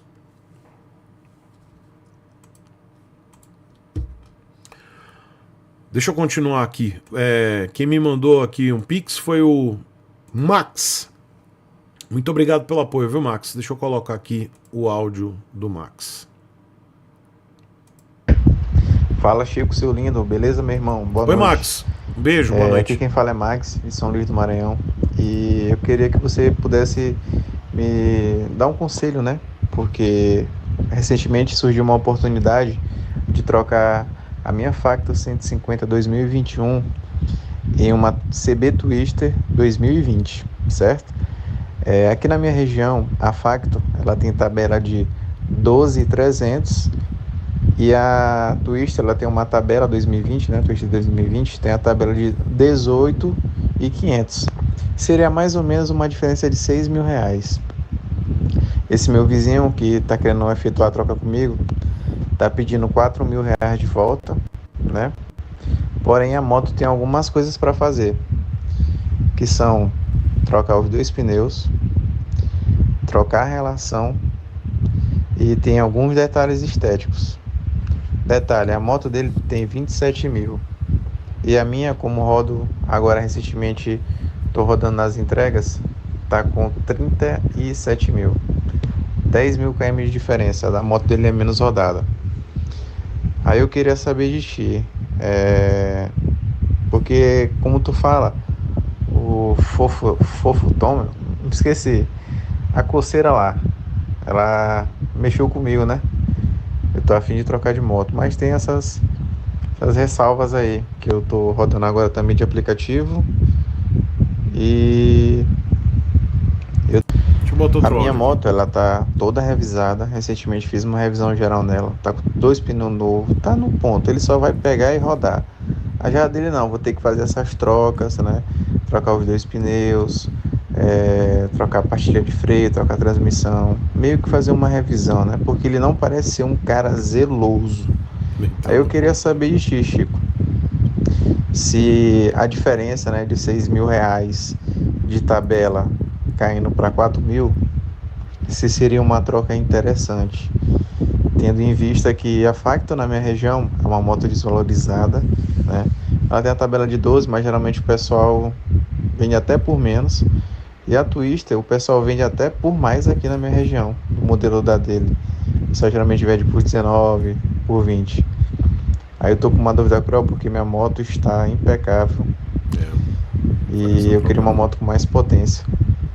E apareceu essa oportunidade, por ele estar com os problemas financeiros, né, aluguel atrasado, ele resolveu trocar de moto, né, e surgiu essa oportunidade.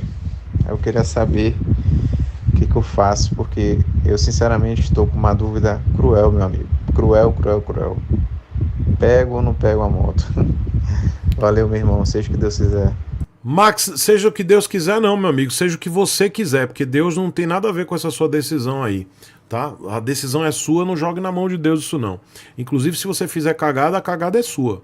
E aí é o seguinte, Max, eu não recomendo você fazer essa troca, porque, presta atenção, na sua própria palavra, você já disse, parece que o caboclo não é muito zeloso. Pô, se você é um cara zeloso e você trabalha com aplicativo e sua moto está impecável, mesmo com 10.000 km a mais, você vai pegar uma moto de um caboclo que não é zeloso, você vai se lascar, velho. Você vai pegar uma bomba. Você vai pegar uma bomba. E aí vamos fazer por baixo aqui, quanto é que você vai gastar nessa moto? Por baixo. Só você falando aí que vai gastar com... Provavelmente vai ter que trocar... disco de embreagem, vai ter que trocar pneu, vai ter que fazer revisão, trocar fluido, vai ter que trocar pastilha de freio, vai ter que fazer uma revisão geral. R$3.000 você vai gastar nessa bosta. 3.000, cara, só de pneu 1.000, um pouco mais de R$1.000. Já foi. R$1.200 de pneu, tá? É isso aí que você vai gastar. Mais revisão. Cara, vai bater 3.000. Aí vai ter que trocar, vai bater 3.000. Aí você vai ter que fazer uma estética, vai ter que pintar, vai ter que fazer alguma coisa. 3 pau, velho. R$3.000. Aí você vai dar 4, passou 7. Não vale a pena. Você quer uma sugestão minha? O cara não tá lá empenhado, tá todo lascado? É chave na chave. Você dá a chave da sua, ele dá a chave da dele. Acabou. Ah, nem 1.000, nem 2.000, nem 3. É chave na chave. Porque você assume o risco. Você assume o risco. E você vai assumir o risco de pegar uma moto bombada, lascada, e que você vai gastar no mínimo R$3.000. Então se eu fosse fazer uma operação dessa, eu tô dando a real pra você. Nessa hora não tem que ter pena de ninguém. Quem tem pena é galinha. Entendeu? Então você não tem que ter pena de ninguém. Ah, porque o caboclo tá lá, não sei o que. Mas, rapaz, não tem essa não, irmão. É negócio. Quem tem pena é galinha. Se você tiver pena, você tá lascado. E aí você oferece pro cara, ó, eu vou me lascar, vou pegar vou gastar muito dinheiro nessa operação aí de deixar a moto em cima. Você não tá lascado? Toma a chave, me dê a chave e tá tudo certo. Não tem diferença nenhuma. É chave por chave. E aí você, Max, vai assumir o risco. Porque esse é o risco. Você vai pegar uma moto que é uma bomba. Que você mesmo falou que o cara não é cuidadoso. Cara, você já sabe que o cara não é cuidadoso, você quer pegar uma desgraça dessa? Esse é o meu ponto, tá? Agora, quer saber mesmo? Eu não faria nada disso. Quieta o fufu. Isso é a síndrome do fufu formigante. E para isso tem Fufumentol, versão trozoba para você. Tá? Então a minha sugestão é: não faça essa operação. Fique com sua moto. Ou junta dinheiro. E aí, junta a grana, vende sua moto, compra uma outra moto. Tá? Uma moto nova. Ou uma moto com melhor procedência. Essa é a minha sugestão. Tá com a moto novinha, você sabe que sua moto tá impecável? Cara, junta o dinheiro, compra uma moto nova. Vai demorar mais tempo, mas você vai pegar uma moto nova. Sai dessa, meu irmão. Tá bom? Agora, se você quer correr o risco, porque você, provavelmente, se você fizer isso, você é um trouxa, aí é chave na chave. Toma a chave, me dê a chave. E aí você vai, ainda assim você vai se lascar, entendeu, Max? Então não faço não, velho. Um beijo. E não leve pro coração. É porque a galera pergunta a minha opinião. Eu não vou ficar dando aqui, passando pano, não. Eu vou dar real mesmo. Leandro Caravieri, o rei de Jales e Jales em festa. Rapaz, ele me mostrou o vídeo do Natal em Jales. Tem Mickey, Minnie, a turma da Disney e Papai Noel com casa própria, lá na praça de Jales. O prefeito de Jales dando de playboy lá, rapaz, mandando bem, fazendo um negócio lindo, né? Só no dinheiro. Leandro fazendo show lá, gratuito pro povo de Jales. Entendeu? Na realidade eu falei prefeito, mas não é, porque o dono de Jales todo é ele, Leandro Caravieri, que é o rei de Jales. Parabéns aí a todos os jalenses. O prefeito de Jales aí, que tá uma festa linda. As cidades da redondeza de Jales estão lá visitando, porque o Natal tá lindo. Vocês aí que estão assistindo, coloca aí Natal em Jales. Jales. Vocês vão ver que tá um sucesso, tá lindo mesmo, graças ao prefeito de Jales, que, claro, com a ajuda do rei de Jales e da rainha de Jales, estão fazendo um sucesso lá na decoração natalina com o Papai Noel e a Zorra. Boa noite, Chico. Beleza? E aí, seu lindo? Tempo que a gente não conversa, viu? É verdade, é verdade. De vez em quando conversar com os amigos, pô. É, né? Chico, é o seguinte, vamos, esquece, não apaga não, mas esquece, já foi, 2023, já foi, Acabou. Foi bom, bom, já tá indo embora. É. Agora vamos fazer um exercício de futurologia. Bora. Chico comigo mesmo. Chico Bidu, Chico Diná, Chico futurologista. Chico, me fala aí, quem você acha que em 2024 das montadoras que nós temos no Brasil vai decepcionar? Opa. De acordo com o que você tá vendo aí em 2023, quem você acha que vai decepcionar dessas montadoras aí? Beijão, Chico, tudo de bom. Rapaz, que isso pergunta cabriocrárico, viu? Ó, eu fiz um vídeo, pra não me contradizer, eu fiz um vídeo que vai entrar no ar amanhã, sobre a Royal Enfield. E neste vídeo eu estou sendo positivista com a Royal. Eu estou tendo esperança com a Royal Enfield Brasil, a Rebra, e eu estou apostando que a Royal ela vai dar a volta por cima e vai voltar a ter as médias de venda e todo o ano positivo de 2022. E vai se replicar em 2024, só que melhor ainda, porque em 2022 a Royal Enfield, sim, eu estou falando primeiro da Royal, mas não estou dizendo que ela é a minha aposta para essa pergunta do Leandro, eu estou contextualizando. A Royal em 2022, ela mandou muito bem, cara. Eu tive um ano inteiro de paz com a Royal Enfield Brasil, porque ela remapeou as motos, vendeu bem, vendeu num preço bom, lançou, se não me engano, a Meteor 350 em 2022. Cara, foi lindo o ano.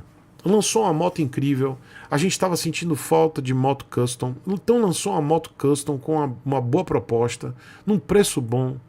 Cara, a Royal estava fazendo lindo. E ainda por cima, respeitando os consumidores, né, os seus clientes, com o remapeamento dos 3 modelos que eles tinham no catálogo que precisava ser atualizado, remapeado. E aí o que acontece? Em 2023, vocês viram, decepção total, e eles agora deram uma pequena guinada, né, um avanço no último trimestre de 2023, retirando o valor do frete. A Royal mandou bem. Então, eu apoio, porque muitos de vocês podem pensar, ele vai falar a Royal. Não. Em 2024, eu vejo a Royal Enfield Brasil como uma empresa que vai dar a volta por cima. É a aposta que eu faço. Não estou dizendo que isso vai acontecer, porque realmente há uma chance da Royal fazer cagada de novo por culpa da diretoria. Essa diretoria que está aí, ela pode continuar fazendo cagada porque eles estão realmente no ponto. Mas isso é uma outra história. Mas eu aposto, mesmo com essa diretoria que está no ponto, mesmo assim eu aposto que eles vão mandar bem, mas vão mandar bem porque tem produto bom para vir. Tem a Super Meteor 650, tem a Himalayan 450 que vai chegar no final do ano. Mas eu acho que eles vão performar bem, eu acho que eles vão tirar esse frete absurdo e eu acho que eles vão performar como 2022. Mas aí é uma crença e uma fé que eu tenho na marca. Eu acho que eles vão mandar bem. Dito isso, vi que vários de vocês já escreveram aí no chat qual é a marca que eu tenho quase certeza que irá nos decepcionar. A Yamaha Brasil. Aí muitos de vocês, pô, tio Chico, tá ficando chato, você tá criticando a Yamaha. Mas é claro, não é chato, não é questão de ser chato ou não, é a questão dos fatos. Quais são os fatos? Final de 2022, Yamaha anuncia recall da Lander, dos modelos fabricados de 2019 até 2022. Problema no tanque de combustível com possibilidade de risco ao condutor, porque simplesmente parte o suporte do filtro de combustível da Lander, do tanque de combustível da Lander. Recall, troca, substituição do tanque de combustível. Vocês têm noção de quanto isso é um rombo para a Yamaha? Quanto isso custa um recall desse? É caríssimo. E aí qual foi o resultado disso? Nós não vimos nenhum tipo de atualização da Lander, que eu acho que eles estavam com uma previsão de atualização da Lander para pelo menos botar aí um farol parecido com o da Crosser, né? Enfim, fazer um pequeno facelift da Lander. Não rolou. E aí não teve nenhum lançamento significativo. Muitos de vocês vão falar R15, não, R15 é moto nicho do nicho. Não vai ser para você trabalhador que vai botar um bag, tá? Tem maluco que vai fazer isso? Tem, mas não é uma moto para as pessoas normais, não é. É pro cara que vai rodar final de semana, que vai curtir. A gente tá falando de uma moto que é esportiva, galera. Motorização é magnífica, tudo mais, mas a moto é uma esportiva puro sangue, não é moto pro dia a dia. Por mais que alguns não concordem, problema, é a minha opinião, deixa a sua, dê sua opinião, respeitando a minha. Mas tendo uma visão de mercado, a R15 não significa a maioria dos consumidores de moto, é nicho. Então a Yamaha, ela não lançou nada de significativo nesses últimos 2 anos, com exceção, eu até vou me corrigir, a FZ15 foi significativo, mas não mudou motorização. Colocaram ABS, achei legal, colocou ABS, ficou legal, beleza, mas ainda assim continua sendo uma moto de 12 cavalos. Colocou um pneuzão, fizeram coisa mais estética para ficar aquela coisa imponente, mas fizeram um remendo, botaram ABS, show de bola, mas não teve nada de significativo, nada. E aí vocês acham que em 2024 eles vão lançar a tão sonhada Teneré 700, a T7? Não lançaram até agora. Os caras já estão na 2ª geração da Teneré 700 lá na Europa. Os caboclos da Yamaha Brasil não conseguiram trazer essa moto para cá. Não trouxeram sequer a Tracer atualizada, que já está na 3ª geração lá na Europa. E lembre-se, o nosso mercado é mercado espelho europeu, tá? tanto que as motos, elas são realmente, as motos que vêm para cá são as motos que são homologadas na Europa, elas vêm para cá, é mercado espelho. Claro que a gente não consegue receber todas pela questão econômica, mas o nosso mercado é um mercado espelho da Europa, até porque as leis de emissões de gases poluentes estão alinhadas com as leis de emissões de gases poluentes europeias. A Yamaha não conseguiu trazer a Tracer atualizada, que já está defasada em 3 gerações. A MT-07, 2 gerações atrasada, não trouxeram. Não colocaram motos novas, motos que a gente vê. A gente está vendo muita moto legal lá na Europa, da Yamaha, sequer conseguiram trazer uma maldita T7 por causa do escapamento, por causa do ruído. É para vocês entenderem o quanto buraco está lá embaixo para a Yamaha. Então, o que eu vejo pode ser, e eu espero que eu esteja completamente errado. Vocês adoram quando eu faço essas, quando eu cravo algumas coisas, porque quando eu erro, quando eu falo essas coisas é porque vai acontecer o inverso, né? Então, tomara que aconteça mesmo o inverso, que a Yamaha bote uma moto nova das Pleiades, né? De Orion, né? Troque tudo, e não somente o catalisador cabriocrático extraterréstrico. Mas eu acho que é isso que vai acontecer. Nada vai acontecer. Eles vão botar simplesmente um catalisador das Pleiades e é isso. Danem-se. E nada mais. Ou vão botar uma cara diferente na Lander, vão fazer uma coisa assim, tipo, engana besta, e vocês vão ficar decepcionados. Eu espero estar completamente errado, mas a minha aposta, a empresa que vai, a montadora que vai nos decepcionar e muito, será a Yamaha. Yamaha Brasil.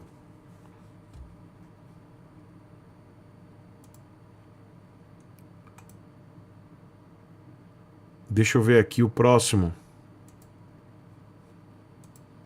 Isaac. Boa noite, Chico. Boa noite aí a todos que estão acompanhando a live. Tio Chico, hoje foi aprovado, né, a reforma tributária. Tem umas notícias boas, né, em relação ao Brasil. O PIB cresceu. A gente é a 9ª economia mundial, ultrapassou o Canadá, pouca coisa, mas enfim, deu para mudar lá no ranking. O dólar tá abaixo dos R$5, né? Enfim, parece que a coisa tá andando.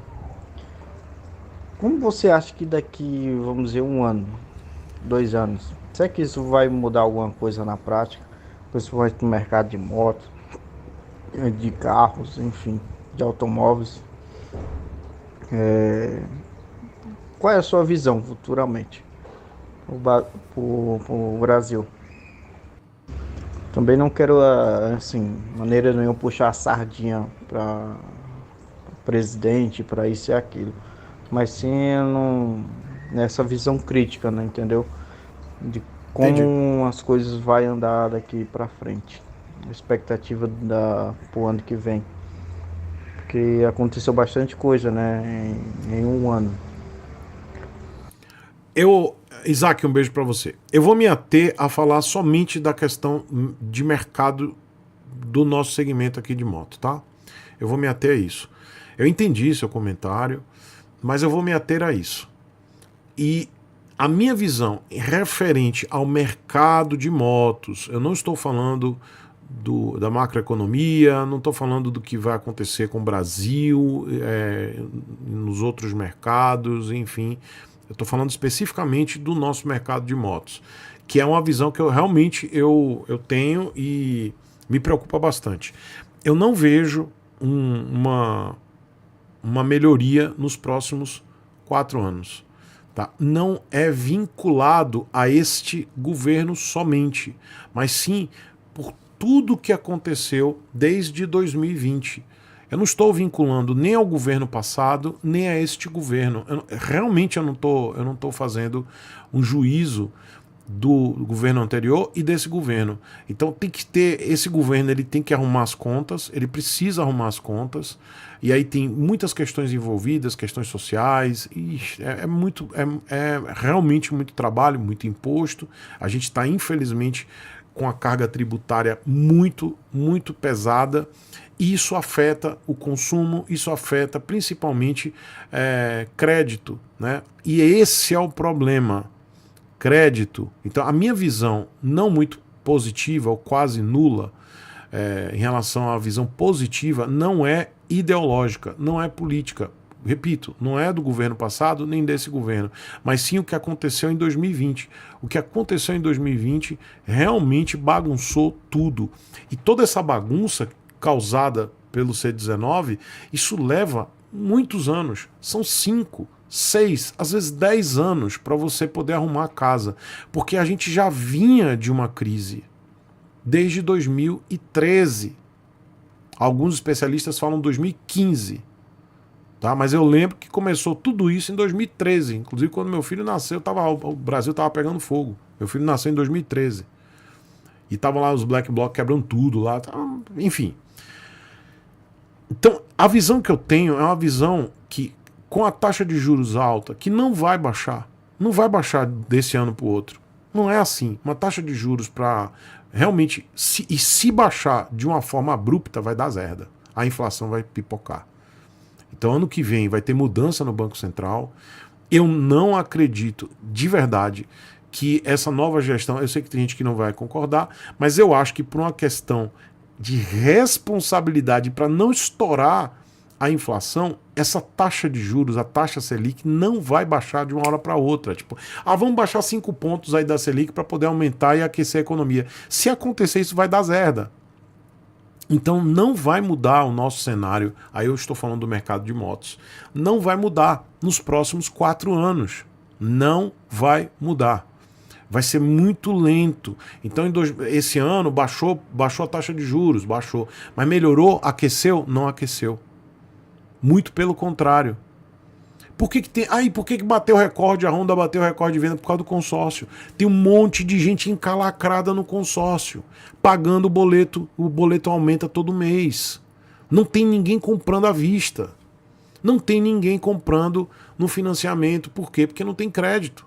Então, o que você mais vê hoje são essas grandes montadoras, Honda e Yamaha, vendendo no consórcio. Ou seja, as pessoas estão pagando, são credores, sequer recebem, a maioria está lá. E esse grande conjunto de pessoas que estão no consórcio, eles acabam sustentando essas marcas para poder realmente girar essas motos para entregar para outras pessoas. Eu não estou falando de esquema Ponzi, não. Eu estou falando que o consórcio funciona dessa forma. Não é esquema Ponzi, eu não posso dizer que é para não tomar processo, mas não é esquema Ponzi, mas é o que hoje essas montadoras estão utilizando para poder vender as motos. É o consórcio. Por quê? Porque o povo não tem crédito, não tem dinheiro. Então a maioria das pessoas estão comprando no consórcio. E geralmente são as pessoas que não têm dinheiro. E é por isso que está se vendendo muita moto. É no consórcio, é na base do consórcio. E não vai mudar, porque a taxa de juros não vai descer rapidamente, por uma questão de segurar a inflação. Isso não é de 1 ano, nem 2. Então eu enxergo que nos próximos 4 anos a gente vai continuar nesse voo de galinha. Não vai mudar. O mercado de motos ficará morno para frio. Entendeu? E a situação, eu vejo algumas marcas, eu não vou citar marca não, mas eu tenho em mente uma montadora que vai passar aperto. E não é a Yamaha. Uma montadora aqui no Brasil, na minha visão, vai passar aperto. Tá? Isso me preocupa. Tá? Uma montadora vai passar bastante aperto. Porque não vai conseguir dar vazão às suas motos do jeito que quer, não vai ter a lucratividade do jeito que quer, tá? E a sua prática de preços não colabora do jeito que eles estão planejando para se manter no ranking que eles se encontram hoje. Isso me preocupa. Então, uma montadora vai passar por aperto em 2024. Isso me afeta, inclusive, tá? Essa montadora passando por aperto, eu não quero que essa montadora passe por isso, porque me afeta de certa forma. Me afeta. Então eu espero que as montadoras elas se reinventem. Eu não estou falando de Honda e Yamaha, não. Honda e Yamaha vende consórcio pra caramba, tá tudo certo. Eu estou falando para essas montadoras que tem menos de 1%. do mercado e que realmente, se não se reajustarem, não mudarem a forma de prática no mercado, vão realmente passar por problemas, exatamente pela alta carga tributária, falta de crédito no mercado, falta de dinheiro. Isso me preocupa. Isso me preocupa. Por isso que eu não estou torcendo para que essas montadoras elas se deem mal de forma alguma, porque eu me prejudico também. Eu, pessoa física, Francisco, eu me prejudico. Agora imagine outras pessoas que querem comprar moto, que gostam dessas marcas, ou que são proprietários dessas marcas. Eu não estou dizendo que vai embora não, tá, gente? Não é isso não. Ah, vai embora, vai fechar. Não, não vai fechar, não vai embora. Mas vai ter um baque. É isso que eu estou dizendo. Eu não estou fazendo alarmismo dizendo que vai ter montadora que vai fechar. Não vai não. Nenhuma montadora vai fechar, nenhuma montadora vai embora, nenhuma montadora vai falir, não é isso não. Mas vai ter uma queda muito grande. Uma montadora no Brasil vai estar assim. Isso me preocupa, tá bom? E eu espero que essas montadoras, elas entendam o mercado, tentem se reinventar, diminuam suas margens de lucro, se reinventem nas questões financeiras, enfim, para poder estar passando por essa tormenta que não vai ser fácil. Ou seja, taxa de juros alta, não vai baixar fácil, falta de dinheiro no mercado. Então eu não vejo o mercado de motocicletas para as montadoras que não são Honda e Yamaha de forma positiva. Honda e Yamaha, elas estão montadas no esquema delas de consórcio. Tá tudo certo, tá safe. Porque eles já têm lá o esqueminha lá certo para enganar os trouxas do consórcio. Mas as outras montadoras que não estão nessa estrutura, elas vão passar perrengue. E é por isso que eu fico preocupado. Entendem? Um beijo, Isaac.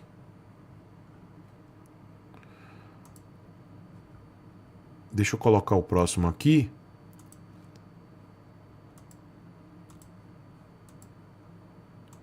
Júnior. Roberinho. Boa noite, tio Chico. Eu tô acompanhando a live. É o Roberinho de Santana do Ipanema, Alagoas. Oi, Roberinho. Tio Chico, eu tinha uma BMW F850 GS Adventure Premium ano 2019. Mas aí a minha filha nasceu e eu resolvi trocar. Peguei uma F800 2015, com 25 mil quilômetros rodados. Ixi. Tirando a questão do viés de confirmação, que não é o objetivo, você acha que foi um bom negócio pela questão do não uso da moto? Não achei racional, não. Você pegou uma moto cara e trocou por outra moto cara e velha. Não entendi. Não entendi, Roberinho. Eu achei legal porque você falou que não é viés de confirmação. Mas eu não entendi seu raciocínio. Eu não achei racional isso. Com todo respeito, Roberinho. Eu não achei racional, sabe? Você saiu de uma moto... É porque eu sou uma pessoa um pouco pragmática. Não vou dizer totalmente pragmática, mas eu sou pragmático. Vamos lá. Se você tinha uma BMW e você decidiu provavelmente vender essa BMW que você está com um passivo e quis reduzir custos por causa do nascimento da sua filha, do filho, enfim, aí você pega uma outra BMW, um passivo, caro de manter e velha. Não faz sentido. Eu acho que você não fez um bom negócio, não. Acho, não tenho certeza. Não faz sentido. Tá? Um beijo. Seu raciocínio... Sabe, eu não vejo lógica no seu raciocínio. Um beijo, querido. Próximo. Ellison, filho do L. Boa noite, tio Chico. É de Aracaju. Tio Chico, recentemente eu me acidentei com a Twister A300 e eu quebrei o dedo, os dois, na verdade, os 2 polegares. E eu digo pra todo mundo que usa, tenha seguro, porque é caro. E no início tinha dado 15 mil o valor inicial. E já tá agora em 20 já. E a previsão já tá 3 semanas já na Honda e não tem as peças todas. Tá esperando chegar aí.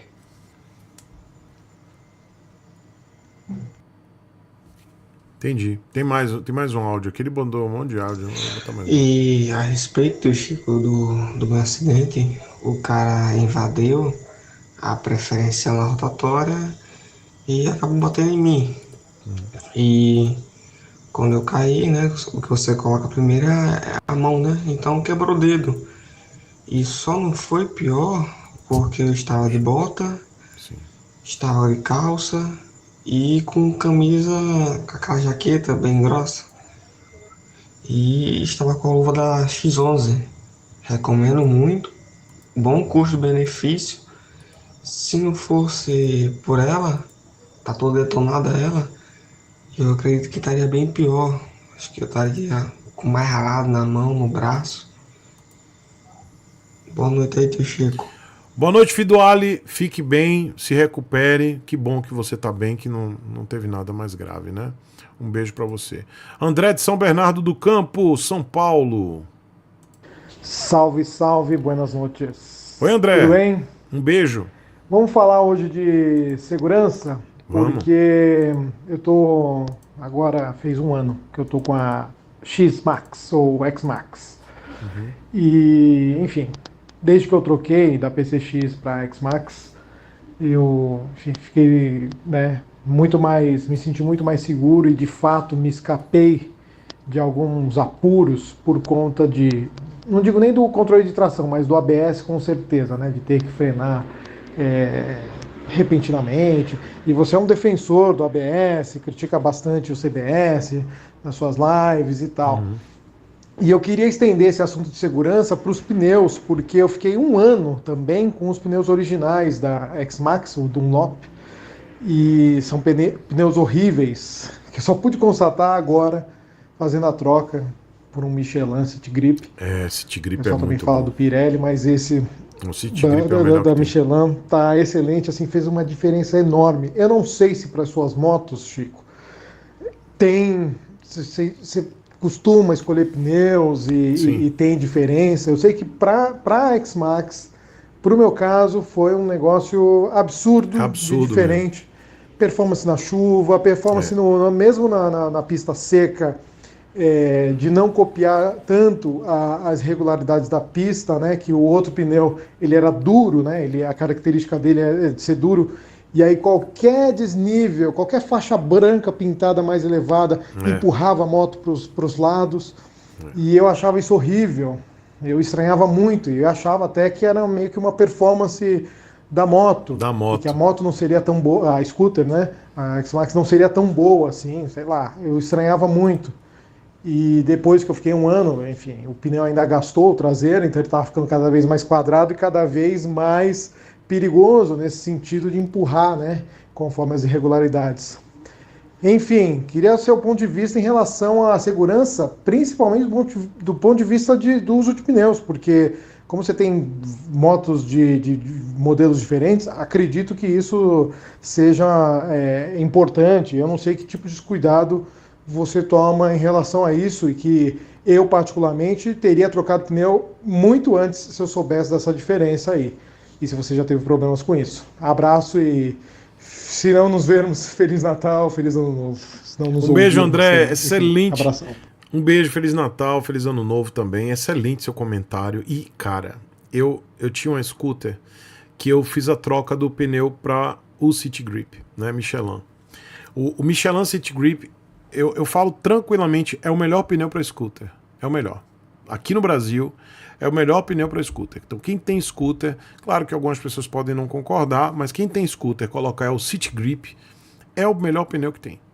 E eu tive a mesma percepção que você quando eu fiz essa troca. Cara, gente, é incrível.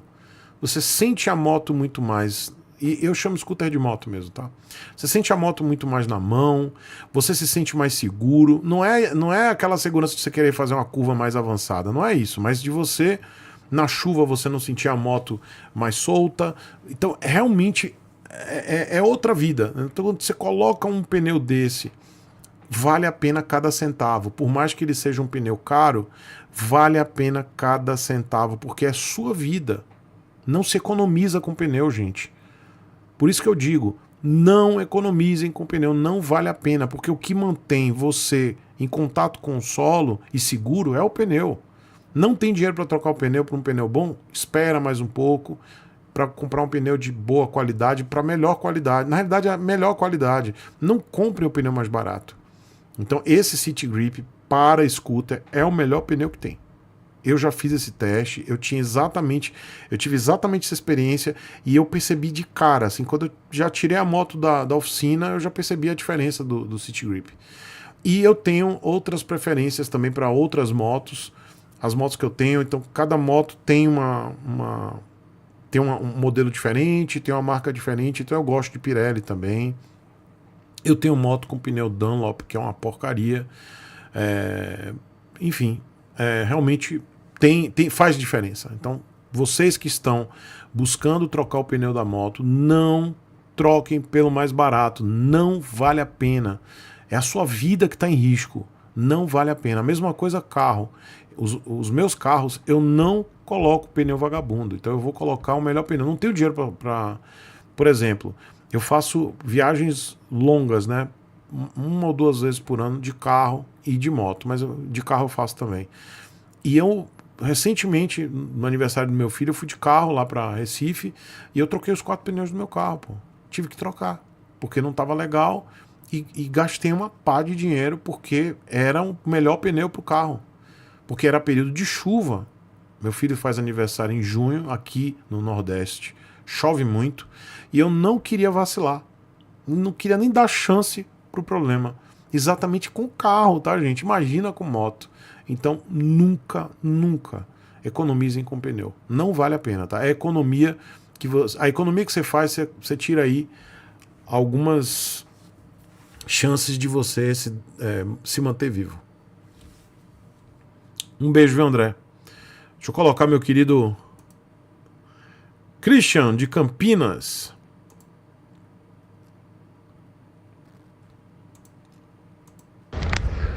Bom dia, tio Chico, tudo bom bem? Dia. Christian Tudo de bom, Campinas, lindão? direto para o pior canal do YouTube. Um beijo, apresentado lindão. pelo pior youtuber do Brasil. Muito obrigado. Eu queria manifestar uma alegria hoje, muito singela.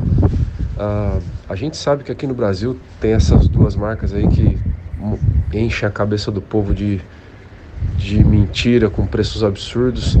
E eu tava voltando do trabalho e eu vi hoje um motofretista, né, um motoboy, como a gente chama aqui em Campinas, fazendo entrega de Dominar 160. Foi a primeira vez que eu vi isso. E eu sei que não significa muita coisa, mas perto da lavagem cerebral que principalmente a Honda fez ao longo do tempo, né? Principalmente nas pessoas mais simples, que não buscam a informação e que acreditam em tudo que escutam. E eu não estou falando isso com nenhum preconceito, tá? Você aí, como uma pessoa do mercado, você sabe que é assim que funciona.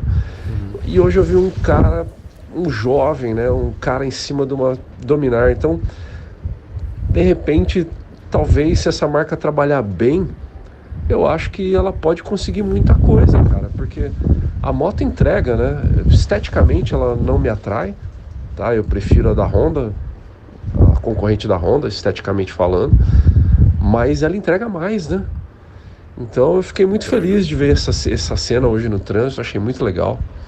Então só queria compartilhar aí contigo que quem sabe a gente vai mudar, né? Um grande beijo. Certeza. E faço parte dos inscritos do pior canal do YouTube. Um beijo, Christian. Gostei de ouvir esse seu comentário. É uma coisa que eu torço muito também. Eu particularmente ainda não recomendo para os profissionais das 2 rodas, ou seja, quem trabalha com motofrete, aplicativo, né, delivery, eu, Francisco, ainda não indico a utilização da Dominar 160 como moto para trabalhar, por uma questão de entender que a Bajaj ainda não oferece peças à pronta entrega para estes profissionais. Não é uma questão da qualidade da moto em si, mas é responsabilidade que eu tenho de ainda não indicar essas motos, e vocês percebem que eu não indico para trabalho, e muitos me perguntam, poxa, mas por que você indica as motos, mas não indica para trabalhar? É exatamente porque quem trabalha com aplicativo, com motofrete, delivery, não pode ficar empenhado, não pode ficar parado. E infelizmente, no momento, a Bajaj não tem logística, muito menos peças à pronta entrega, muito menos um centro de distribuição para poder ter essas peças e poder distribuir de forma rápida e eficiente aqui no Brasil. Isso é um ponto deficiente da Bajaj, ela precisa mudar, porque se ela quer avançar, se ela está com vontade, vai botar a fábrica, tem que ter centro de distribuição de peças, tem que ter peça imobilizada aqui para poder ter rápido para as pessoas. Se eles querem avançar, se eles têm uma moto 160 e querem avançar, eles precisam ter peça em disponibilidade. Eu vou citar um exemplo. A própria Hauju, eu vi o centro de distribuição deles. Eles têm peças. A JTZ tem peça.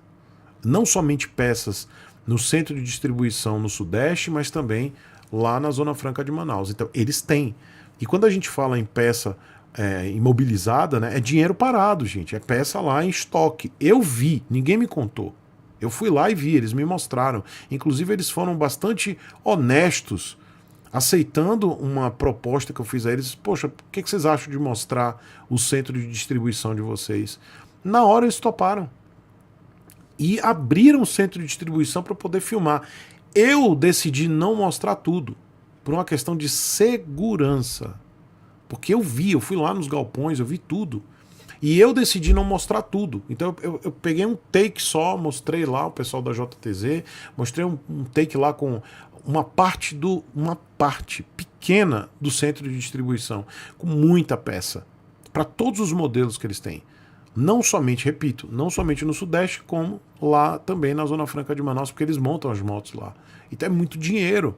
Então eu espero que a Bajaj ela faça, assim como a Honda tem, a Yamaha tem, a JTZ tem, eles também tenham peças para pronta entrega. E num curto espaço de tempo, porque se eles querem avançar nesse segmento de moto para trabalho, moto para galera que tá aí no trampo diário, no motofrete, essas pessoas não podem ficar paradas. Não podem ficar esperando 2 meses peça. Sequer 2 dias. É 1 dia. Precisa de pronta entrega. Quem está trabalhando não pode parar. Então, por isso que eu não recomendo ainda. Mas fico feliz com esse seu relato, Christian. Exatamente porque a gente está vendo a mudança. A mudança, a visão do brasileiro. É uma moto de 17 cavalos com ABS na roda dianteira. E o cara está trabalhando de forma mais segura. Como você falou, a moto entrega mais. Mas eu acho que para a gente começar a indicar, a Bajaj ela precisa investir em peças de reposição em curto espaço de tempo, peça com centro de distribuição o mais rápido possível, para que esses profissionais se sintam mais confiantes em comprar essas motos. A partir do momento que a Bajaj começar a ter essas peças, e não estou falando peça boba não, estou falando peça complexa também, porque moto de trabalhador quebra tudo, quebra peça complexa e peça simples. Não estou falando só de pastilha de freio, essas coisas, filtro de ar, filtro de óleo, não, eu estou falando de peças complexas. E eles têm que investir muito nessas peças complexas da linha 160 e 200, porque são 2 motos que dá para trabalhar. Mas enquanto a gente não observar esse empenho da Bajaj, eu não estou falando com a crítica à Bajaj não, porque eles estão começando agora a operação, né? Mas como é uma crítica construtiva, enquanto eles não investirem nisso, eu não vou indicar por enquanto a linha Dominar para trabalho, mas eu acredito que em pouco tempo, ou seja, sei lá, nos próximos 24 meses, eu já comece a indicar essas motos para o trabalho.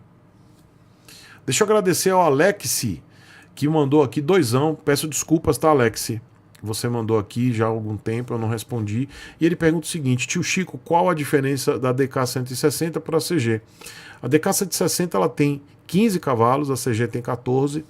A DK160 tem um acabamento muito melhor do que o da CG. Acabamento mesmo, plásticos, punho, tudo é de melhor qualidade. Tô dando a real mesmo, tá? O acabamento da moto é melhor e ela é mais durável, muito mais.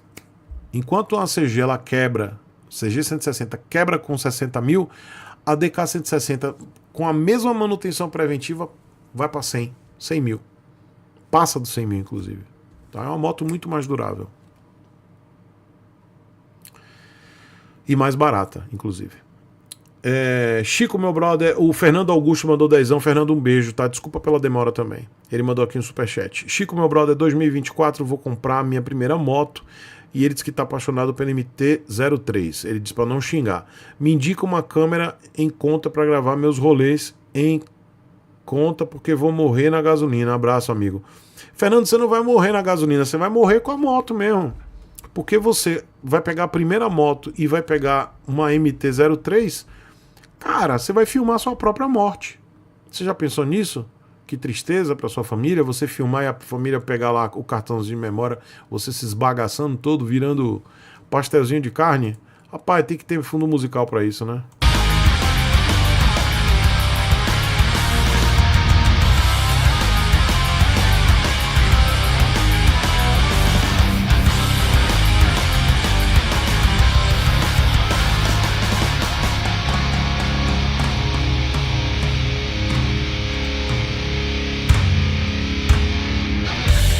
Seguinte, Fernando, presta atenção. Você quer comprar uma câmera para filmar suas peripécias numa moto de 42 cavalos, bicilíndrica, sendo que você não sabe. Primeira moto, né? 42 cavalos, bicilíndrica. E você quer uma câmera para filmar sua morte.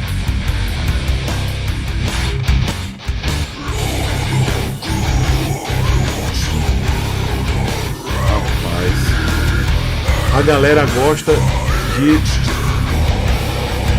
O pessoal quer filmar a própria desgraça.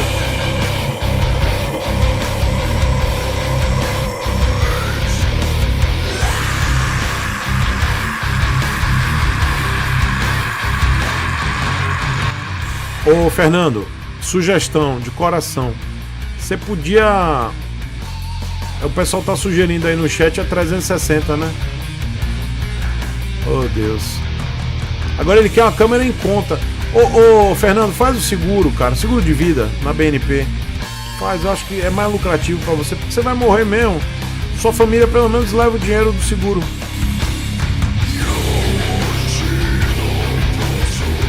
Ouve aí o papo reto do Satangos, ó.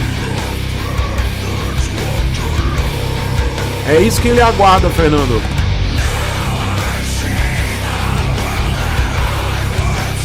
E ele ainda disse pra eu não xingar ele. Não vou te xingar não, irmão.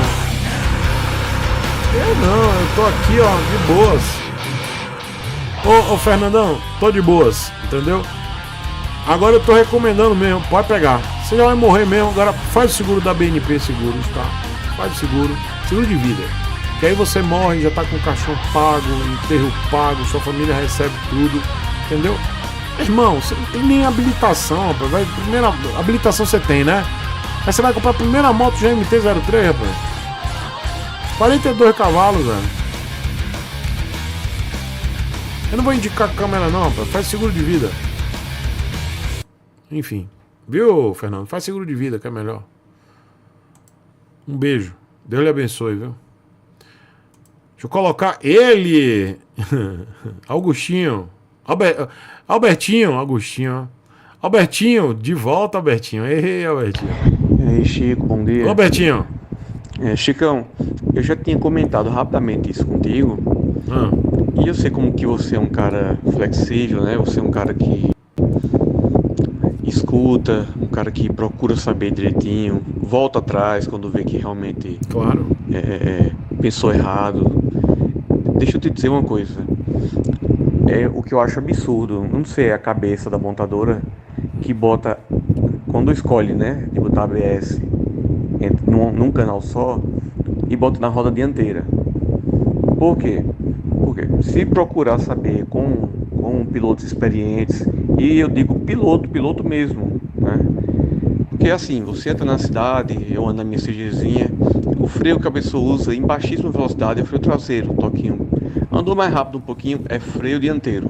É os dois juntos, mas mais o freio. O freio que para, eu tenho uma moto de cilindrada, é o freio dianteiro. Se tiver que escolher entre um freio e outro, você vai escolher o freio dianteiro, né? Porque o traseiro não vai parar a moto.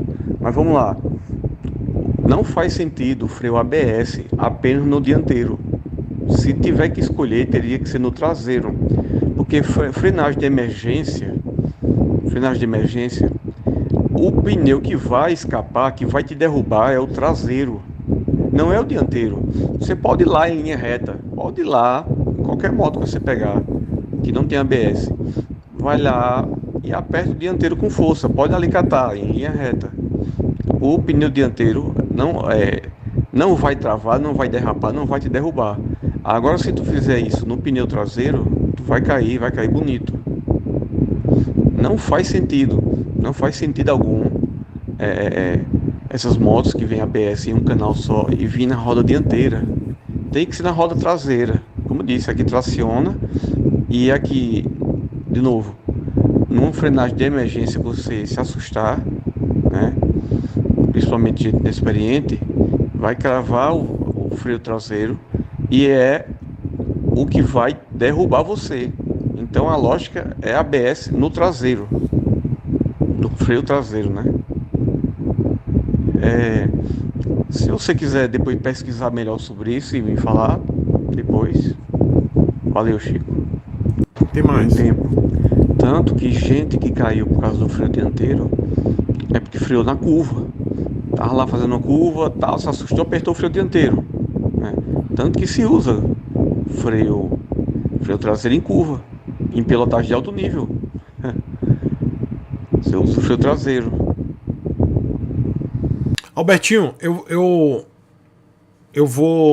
entendi o que você falou, não concordo, mas eu vou fazer o seguinte. Já que você me deu a oportunidade de poder estudar melhor para poder lhe argumentar de forma técnica, eu vou pedir para você, não amanhã, mas acho que amanhã é quinta, né? Sexta-feira, se você estiver na live, eu vou te responder na sexta.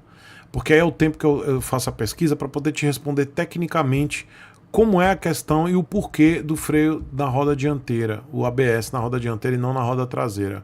Tem uma explicação técnica para isso, tá? Eu entendo a sua lógica, porque se perde a moto no freio traseiro, mas tem uma lógica para se ter o ABS na roda dianteira, tá?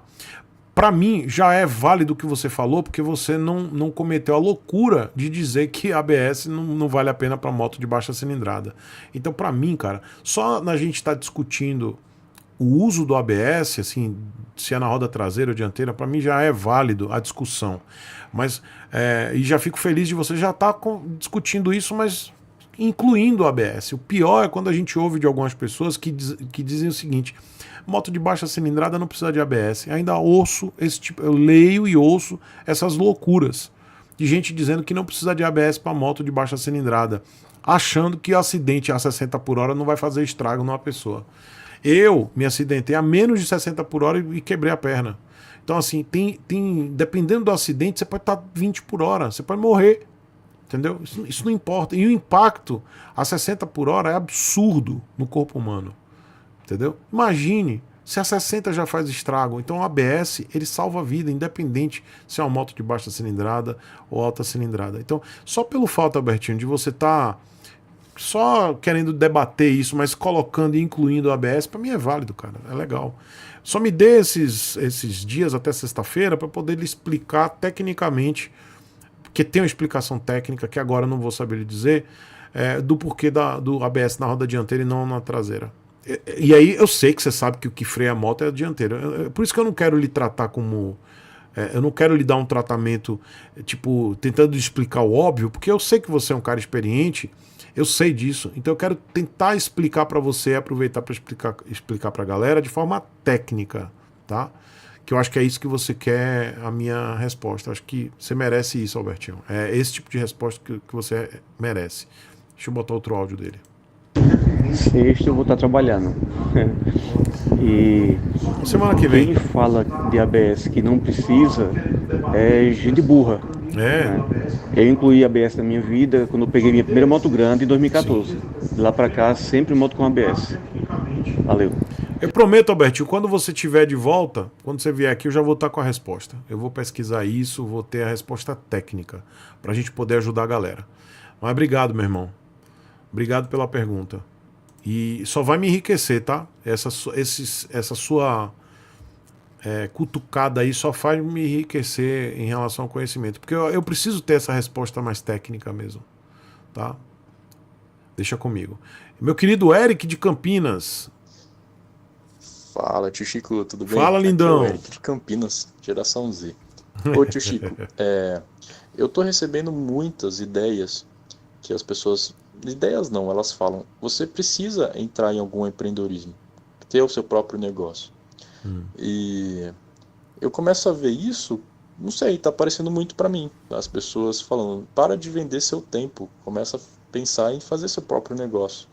E eu sou seco, eu sou cru, eu não tenho nenhuma ideia do que eu poderia fazer. E se eu começo tipo devagarzinho de baixo, ou se é mais fácil estudar muito para começar de cima. Eu queria dicas suas. O que você indica para alguém que não está nesse mundo ainda? Que canais acompanhar, ou conteúdos, o que estudar e como pegar gosto? Você teria alguma ideia? Tenho. E eu vejo que é o caminho. Tipo, as coisas estão tão difíceis que um salário que era bom, tipo, 2 anos atrás, hoje em dia tá deixando a desejar. E faz a gente ficar em constante mudança, né? Então, acho que empreender pode ter altos e baixos. E eu queria saber se o senhor conseguiria falar alguma coisa sobre isso. Dar algum exemplo de alguém, quanto tempo pode levar de cada pessoa ou cada negócio. Ou me indicar uns canais, eu vou atrás por conta própria. Sim. Mas tá difícil, né, as coisas. Eu vou até mandar um texto aí pra você e eu vou ler aqui pro pessoal da live. Eu peguei essa imagem no Instagram. Diz aí, o golpe do século. Você paga imposto sobre o que você ganha, você paga imposto sobre o que você gasta, você paga imposto sobre os bens que você tem, onde já pagou imposto para comprar com dinheiro já tributado. Depois você morre e sua família paga imposto sobre esses bens. Então, tipo, tá complicado. Eu não sou direita nem esquerda, mas tá complicado, viu? E grande beijo, Chico. Um beijo, Eric. A gente tá num sistema que todo mundo paga imposto mesmo. Esse é o sistema, né? É o sistema que a gente vive nessa sociedade aqui. E não adianta, qualquer lugar que você vá, você vai pagar imposto. Tá? A não ser que você vá para um lugar que não tenha estrutura como nós conhecemos, né? Essa estrutura civil que a gente social, né? E aí a situação fica complicada, mas todo e qualquer país que tem um mínimo de estrutura civil e social, você paga imposto. Aí fica o livre-arbítrio de cada um para poder sair dessa estrutura e para outra, mas todo mundo vai pagar imposto, infelizmente, tá? Não estou dizendo que isso é bom, não, estou dizendo que faz parte dessa estrutura social que a gente vive. Em relação a empreender, eu acho que a gente vive numa sociedade, essa sociedade de informação hoje, principalmente o que a gente vem sendo bombardeado nos últimos anos com a internet, né? Eu sou da fase pré-internet, né? A minha juventude, a minha adolescência e a minha juventude, tá? Não tinha internet do jeito que tem hoje. Não existia nem rede social. Então, quando eu tinha sua idade, Eric, não tinha rede social. Então, eu vim de uma fase que não existia isso. E a gente adquiriu conhecimento de outras formas. Tinha internet, mas era aquela coisa bem rudimentar. Tinha internet, tá, gente? Eu com 17 anos já existia internet. 17, 15, já tinha internet. Era bem rudimentar, mas já existia, tá? Eu sou da era da internet, mas não dessa forma que a gente tem hoje, esse bombardeio de informações. E depois da rede social, aí a situação ficou mais engajada ainda nesse bombardeio. Então o que eu vejo muito das pessoas, não somente jovens, os jovens são os mais prejudicados, mas pessoas em geral, elas são bombardeadas a serem empreendedoras. Você tem que empreender para você vencer. Você tem que vender algo. Você tem que empreender. Se você não empreender, você vai ser um merda. E eu digo pra você, cara, não sofra por isso, Eric. Não sofra por isso, porque, cara, eu fui CLT até 2020. Até 2020 eu não tinha um empreendimento. Eu sou músico, eu tinha um empreendimento, né? Minha empresa banda, mas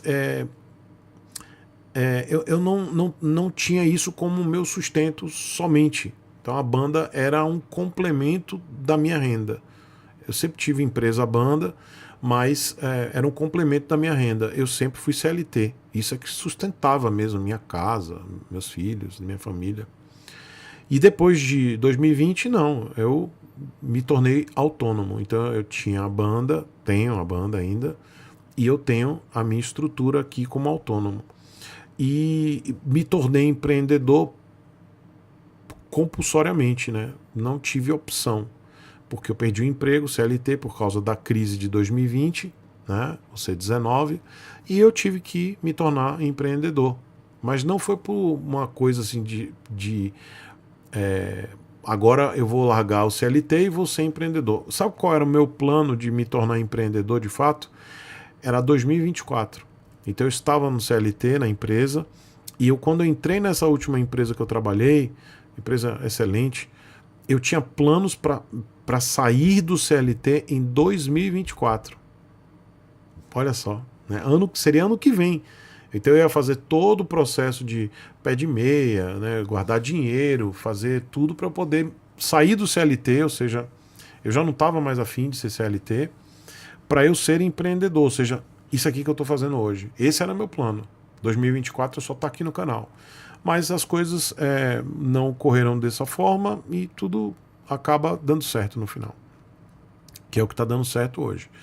Que é isso aqui. Mas eu vejo muita aflição nas pessoas, sabe? As pessoas muito aflitas a empreender, a vender alguma coisa, ou aprender alguma coisa, tem que abrir algum negócio. Calma. Isso aqui não é Estados Unidos, América do Norte. Não é. Esse não é o país das oportunidades. O Brasil não é o país das oportunidades. Aqui é difícil abrir. Aqui é até fácil abrir empresa, mas é difícil de fechar. Aqui você empreender é caro, os impostos são altos. Então tudo isso que você mesmo já viu, é tudo muito difícil empreender. Então na hora de você fazer um empreendimento, você tem que tomar muito cuidado para você não perder dinheiro. E não fazer um empreendimento errado. Então quando você ouve esses coaches de Zerda, ou pessoas que querem vender alguma coisa para você de como empreender, elas vão vender ideias de que você precisa quebrar a cara várias vezes até dar certo. É uma meia-verdade. É uma meia-verdade, porque essas pessoas, elas quebraram a cara várias vezes, mas quanto de dinheiro eles perderam? Quanto de suporte familiar eles tiveram para poder quebrar a cara várias vezes? Muitas dessas pessoas tiveram um suporte familiar para quebrar a cara várias vezes. Então quando você ouve um coach de Zerda desses, ou um empreendedor que está hoje lá no topo, e que diz assim, eu quebrei a cara várias vezes, eu fali várias empresas até estar aqui, eu perdi muito dinheiro, mas quantas dessas pessoas, elas realmente estavam por elas mesmas, e todo esse dinheiro que eles perderam, eles tiveram que farmar tudo de novo, ou seja, cai e depois sobe tudo de novo. A gente que é de verdade, nós que somos pessoas reais, de verdade, lascados, vocês já pararam para pensar que cada falha no empreendimento, você vai para estaca zero, quanto tempo leva até você conseguir o dinheiro de novo para empreender? É muito tempo. Então muito disso é uma meia-verdade. Claro que muitas pessoas vão errar e nesse processo de acerto e erro vão aprendendo, vão evoluindo, vão empreendendo até dar certo. Mas essas pessoas, em muitos casos, elas têm apoio, lastro, suporte de alguém que tem dinheiro para poder botar essas pessoas de novo no jogo em curto prazo. Então é uma meia-verdade o cara que diz, não, eu perdi várias empresas, eu errei várias vezes, mas hoje eu estou aqui. Aí ele vende uma ideia para você, um curso, alguma coisa do tipo, para você também fazer a mesma coisa, mas você não é igual a ele. Você não tem pai rico, mãe rica, ou família que vai lá e junta uma grana para poder te ajudar a você reempreender e quebrar a cara de novo. Pra gente não tem muito disso não. Então, às vezes você tem aquele dinheiro ali que você juntou por 10, 5 anos para empreender, e se você perder, você vai levar mais 10, 5 anos para juntar tudo de novo. Já pararam para pensar nisso? Porque para mim é assim. Comigo é assim. Se eu tenho um dinheiro que eu vou empreender, eu tenho que pensar várias vezes. Porque foram anos. E aí se eu perder tudo, são mais anos. E eu não tenho tantos anos assim para poder errar. Então, a dica que eu lhe dou, Eric, é calma. Não fique aflito. Não ouça esse bombardeio de informações que você ouve na internet, lê na internet de empreenda, seja empreendedor, seja dono do seu nariz, venda isso, venda aquilo. Eu acho que tá rolando um surto coletivo aí de todo mundo querer ser empreendedor num país que não ajuda os empreendedores. O Brasil não é o país das oportunidades. Ainda não. Talvez no futuro, talvez a gente nem esteja aqui para poder ver isso, mas agora o Brasil não é o país de oportunidades. Existem países de oportunidades, mas o Brasil não é. Empreender aqui é difícil, é caro, e você tem aí mais de 50% de chance de quebrar cara. Dito isso, eu acho que a melhor forma de você empreender é investir no seu conhecimento, em você mesmo.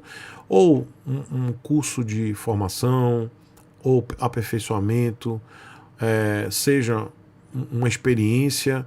Eu acho que a melhor forma de você empreender é você investir em si mesmo com conhecimento e capacitação.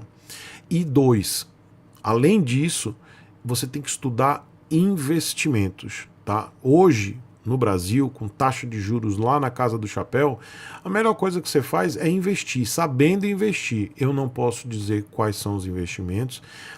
É ilegal, tá? Eu indicar qualquer tipo de investimento financeiro é ilegal, porque eu não tenho capacitação para isso, né? Então eu não posso fazer nenhum tipo de orientação financeira. É ilegal, tá? Por isso que eu nunca fiz aqui, porque isso é ilegal. Eu não tenho essa capacitação. Então eu sempre oriento a vocês para vocês pesquisarem. Tem muitos canais. Não vão para esses canais que ensinam você pagando o curso. Não pague curso. Não pague curso. Esquece esses caras que ficam, você vai pagar esse curso aqui que você vai aprender. Não faz isso. Não pague curso. Tem como você aprender a investir, a fazer algumas aplicações básicas e começar assim, aqui na plataforma, lendo livros, comprando livros, assistindo vários canais, não é um só não, tem um monte. E aí você vai entender quais são os investimentos, quais as formas de você investir, os riscos, as vantagens. Não existe rendimento alto, rápido, não existe isso, não existe. Qualquer fundo que lhe ofereça 10% de ganho por mês, não existe, é mentira. Qualquer tipo de ganho rápido é fraude, é golpe, não existe, tá? Então não existe crescimento dessa forma. Então tudo é gradativo, é lento e tem que ser pensado. E aí neste processo, ou seja, concomitante esse processo, você vai pensando em que vai empreender. E aí o empreender é muito particular da vivência de cada um. Não adianta eu dizer assim, hoje tá bom vender carro, hoje tá bom vender moto. Mentira, né? Não tá. Mas dando exemplo, hoje tá bom para vender meia. Se você entrar numa representação de meias, você vai vender bem. Não tem isso, é muito da vivência de cada um. Vamos supor, Eric, que você venha de uma família que você tenha familiares que viveram no campo, têm experiência com plantar, e aí você pode entender que dessa vivência da sua família, ou da sua vivência familiar, ou da sua própria vivência, você possa tirar proveito disso para empreender neste ramo. Algumas pessoas têm uma granja, algumas pessoas têm galinha, uma grande... É galinheiro mesmo, aí vende ovo, pega lá o carro do ovo, ou vende pamonha, tem uma plantação, ou tem contatos, vai vender pamonha, e dá certo. Então depende muito da vivência de cada um. Eu não me arrisco nunca a dizer, tá bom para fazer isso, eu acho que é de cada um, sabe? Pode ser da coisa mais simples, pode ser uma padaria, pode ser um mercadinho, pode ser vender ovo na rua, vender pamonha, vender, como já tenho escrito aqui, que ele vende salgados na praça. É um jovem de 20 anos que ele mandou uma dúvida aqui, dizendo que ele queria comprar uma moto, que ele estava super afim de comprar uma moto, mas ele precisava compraram um carrinho novo para ele poder vender na praça o salgado. E eu achei linda a história dele. E eu disse aqui para ele, cara, esquece a moto, compra o teu carrinho, porque ele usava o carrinho do pai dele, da família dele, e ele queria empreender com o carrinho dele. E esse menino tem tem 20 anos, esse menino. E eu achei linda a história, porque ele, jovem, e ele viu o empreendimento, porque ele já trabalhava com o pai. Então é a vivência dele. E o que ele fez? Ele me mandou a foto do carrinho dele, até fiz um corte aqui, mostrei pra vocês, eu fiquei super emocionado, fiquei mesmo, que eu sou bobão mesmo pra essas coisas. Quando ele me mandou a imagem, a foto dele, lá com o carrinho dele, a estrutura dele, de fazer salgados pra vender na praça. E esse menino tem 20 anos. Então ele tá empreendendo. Ele tem um negócio dele ali. E ali o céu é o limite para aquele rapaz. Ele se encontrou.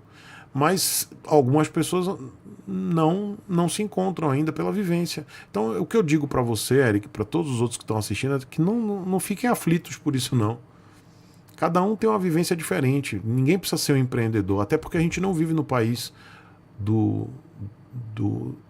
das oportunidades. O Brasil não é o país das oportunidades. Então a gente tem... Isso aqui é uma selva. Então a gente tem que aprender a se adequar de acordo com a nossa necessidade. Hoje, o que eu digo para cada um de vocês, quem tem dinheiro, tá com dinheiro sobrando, tá com uma reserva, aprenda a aplicar este dinheiro. É a dica que eu dou.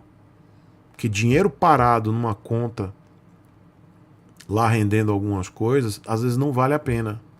Se você tem um bom dinheiro, eu tô pensando em comprar uma moto, eu tô com uns 20 mil, 40 mil, 50 mil, tá parado lá, tá numa conta lá simples, cara, aí é o momento de você saber aplicar esse dinheiro. Saber aplicar esse dinheiro, esse dinheiro ele tá bem aplicado para ter um bom rendimento no decorrer dos anos ou dos meses. E aí vale a pena ser autodidata, correr atrás da informação, sem entrar nesses canais que a galera promete mundos e fundos, você pagando um curso. Dá para aprender tudo aqui. Eu aprendi sozinho aqui na internet. Tá? É isso, tá bom, Eric? Não se aflinja, não fique ansioso, não se pressione. Nem todo mundo é empreendedor para vender algo ou criar algo. Às vezes as pessoas elas têm rendimentos. Tem gente que tem simplesmente rendimento. Tá lá, dinheiro aplicado e vivem bem. Vivem bem mesmo. Algumas pessoas pensam assim, eu vou comprar um monte de imóveis. Existem soluções que você não precisa comprar imóvel nenhum. Você pode ter rendimento vinculado a imóveis sem precisar comprar um imóvel. Existem formas, tá? É só estudar. Dacílio Souza. Deixa eu agradecer aqui, antes de botar o Dacílio, deixa eu agradecer aqui ao Vinícius Ribeiro. Vinícius, um beijo pra você. Me desculpa a demora em te agradecer, tá? Ele mandou um pix pra mim agora, mas já tem um tempo. E ele diz aqui, um Feliz Natal e um Feliz Ano Novo a todos. Abraço e boas festas. Vinícius, um beijo pra você, seu lindo. Obrigado, viu? Muito obrigado. E antes de eu colocar o Dacílio, deixa eu ver vocês aqui no chat, que eu acabei deixando vocês de lado um pouquinho. Desculpa, gente. Perdão, tá? O Daniel, ele escreveu uma coisa legal aqui, ó.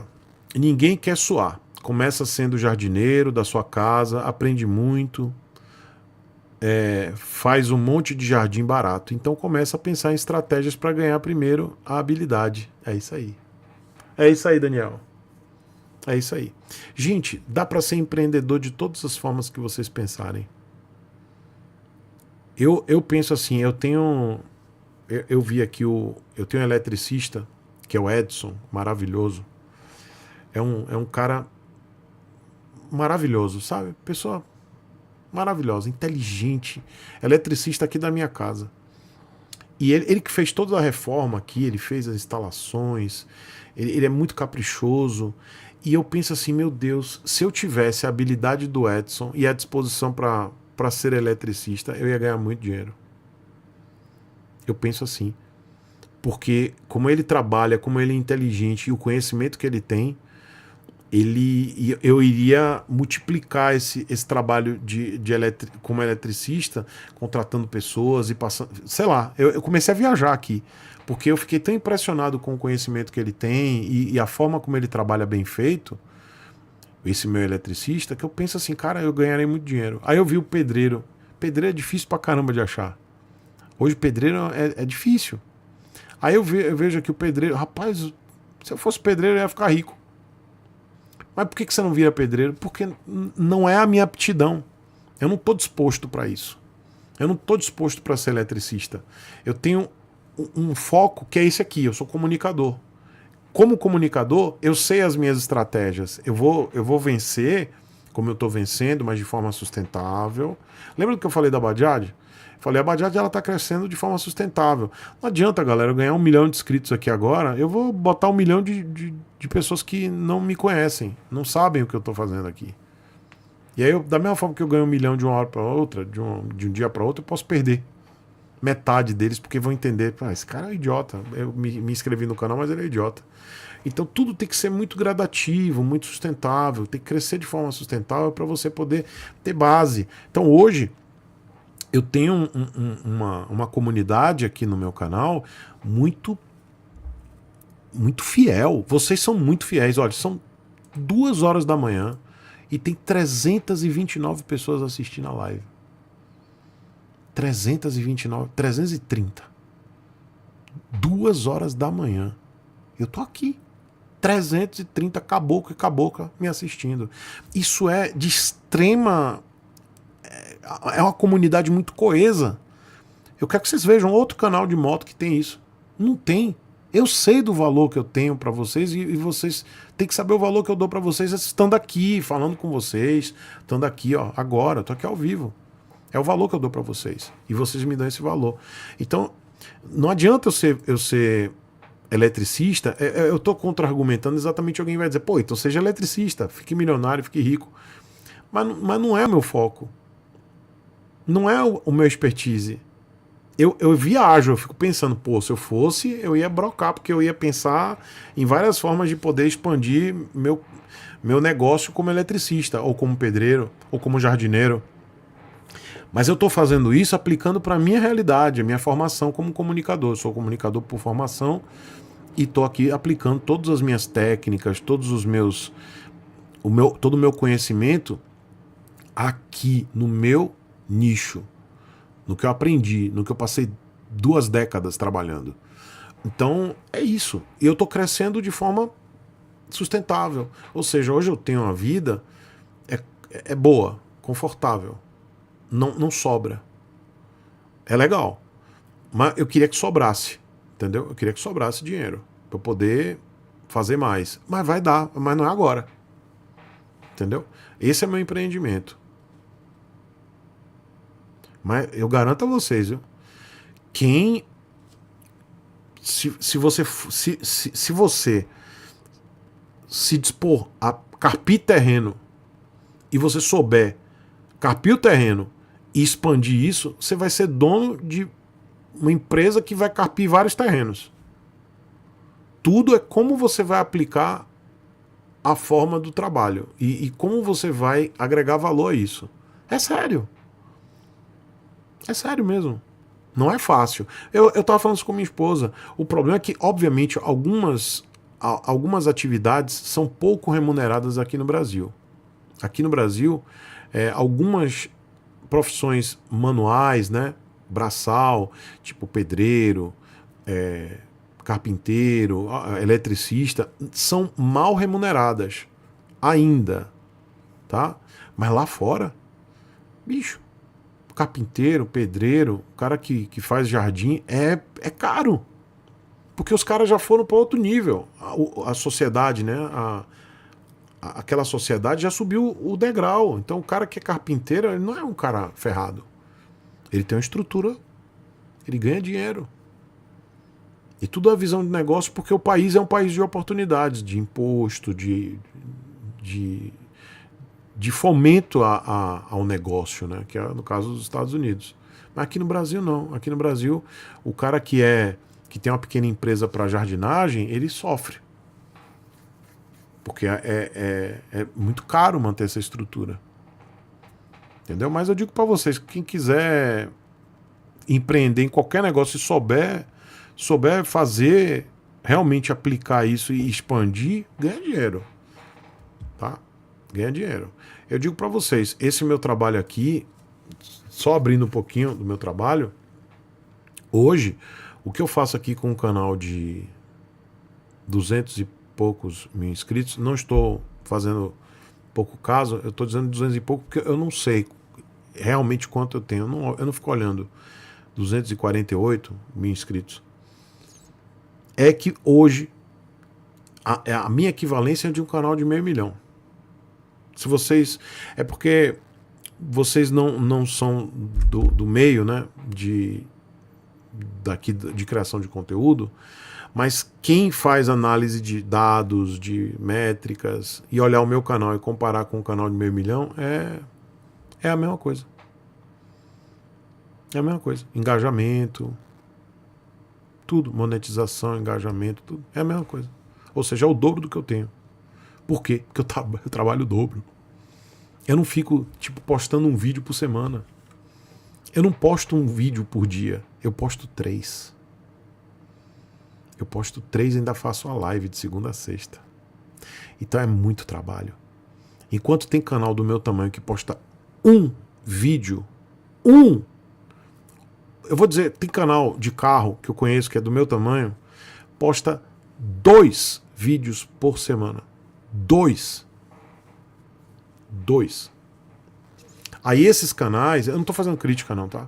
Esses canais, eles se sustentam muito com os membros. Porque, galera, quando vocês me ajudam como membro, isso me dá suporte para eu não ficar trabalhando loucamente, postando 3 vídeos por dia. Vocês entendem? Então a base de membros é muito importante hoje para o criador de conteúdo. Por isso que quando eu peço para vocês, pô, seja membro aqui do canal, é 1/10 de uma garrafa de pinga que você vai me ajudar. Não é caro, mas você vai me ajudar. Eu tenho hoje uma base de membros boa. Não é ideal, porque essa base me ajuda, me ajuda muito, mas eu digo assim, com números, ainda não dá para eu, diminuir a quantidade de vídeos, não dá. Então tem alguns canais que tem uma base de membros grande, 200 membros, 300 membros. Cara, aí o criador, ele consegue diminuir o estresse e entregar um conteúdo até com mais qualidade. Que é o caso de alguns canais que eu citei. Quer dizer, não deu nome, né? Mas canal que tem o mesmo tamanho do meu, mas que posta 2 vídeos por semana. Por quê? Aí o vídeo fica mais elaborado, o cara consegue fazer um vídeo de 1 hora com puta conteúdo. Por quê? Porque ele tem uma base de membros de 300 pessoas, 400 pessoas. E aí ele consegue ter uma grana para ele poder respirar, fazer um conteúdo com mais calma, editar, entendeu? No meu caso, a minha base de membros não é tão grande assim. Eu sou muito grato aos membros. Sem vocês, membros, eu tô lascado. Tá? Eu tô lascado mesmo. Então eu sou muito grato aos membros do meu canal. Eu tenho um amor por vocês que vocês não têm noção. E uma gratidão eterna. Mas é uma base pequena, então eu não posso parar. Eu tenho que lançar 3 vídeos por dia, fazer live. São 3 vídeos por dia de domingo a domingo. E eu fazendo live de segunda a sexta. Se eu parar, não consigo sustentar. Mas eu não paro. Eu não paro. Eu realmente não paro, porque eu sou totalmente focado aqui. Eu sou focado nessa bosta. É o meu canal. É a minha vida, é o meu trabalho. Entendeu? Mas tem canal que os caras reclamam, porque ganha pouco no YouTube, poxa, não paga bem. Paga bem. Mas você tem que trabalhar pra caramba. Paga bem. Eu não vou dizer pra vocês que paga mal. Eu estaria sendo injusto com pessoas que ganham 2 salários mínimos, 1 salário mínimo. Eu seria cretino de falar isso pra vocês. Então quando vocês ouvirem um criador de conteúdo falar que o YouTube não paga bem, é um desrespeito com um trabalhador que tá lá ganhando um salário mínimo ou 2 salários mínimos. Eu acho uma falta de respeito. Vocês nunca me ouviram falar mal aqui da remuneração do YouTube. Eu nunca falei mal. Mas eu tenho que ralar muito, velho. Não é pouco não, viu? Não é pouco não, eu trabalho muito. Mas eu não reclamo não, galera. Não reclamo não, porque tem gente que trabalha se deslocando, indo... Gente, em situações que eu já passei muitos anos atrás. Não estou dizendo que eu trabalho menos do que essas pessoas, não, mas a forma como elas têm que se submeter para poder ganhar 2 salários mínimos é muito pior do que a minha. Porque isso aqui que eu faço, eu estou numa situação bem mais confortável do que essas pessoas que têm que pegar ônibus, têm que se deslocar, às vezes ficam, até mesmo que não pega ônibus, ficar 2, 3, 4, 5 horas no engarrafamento, ida e volta, enquanto eu estou trabalhando aqui em casa.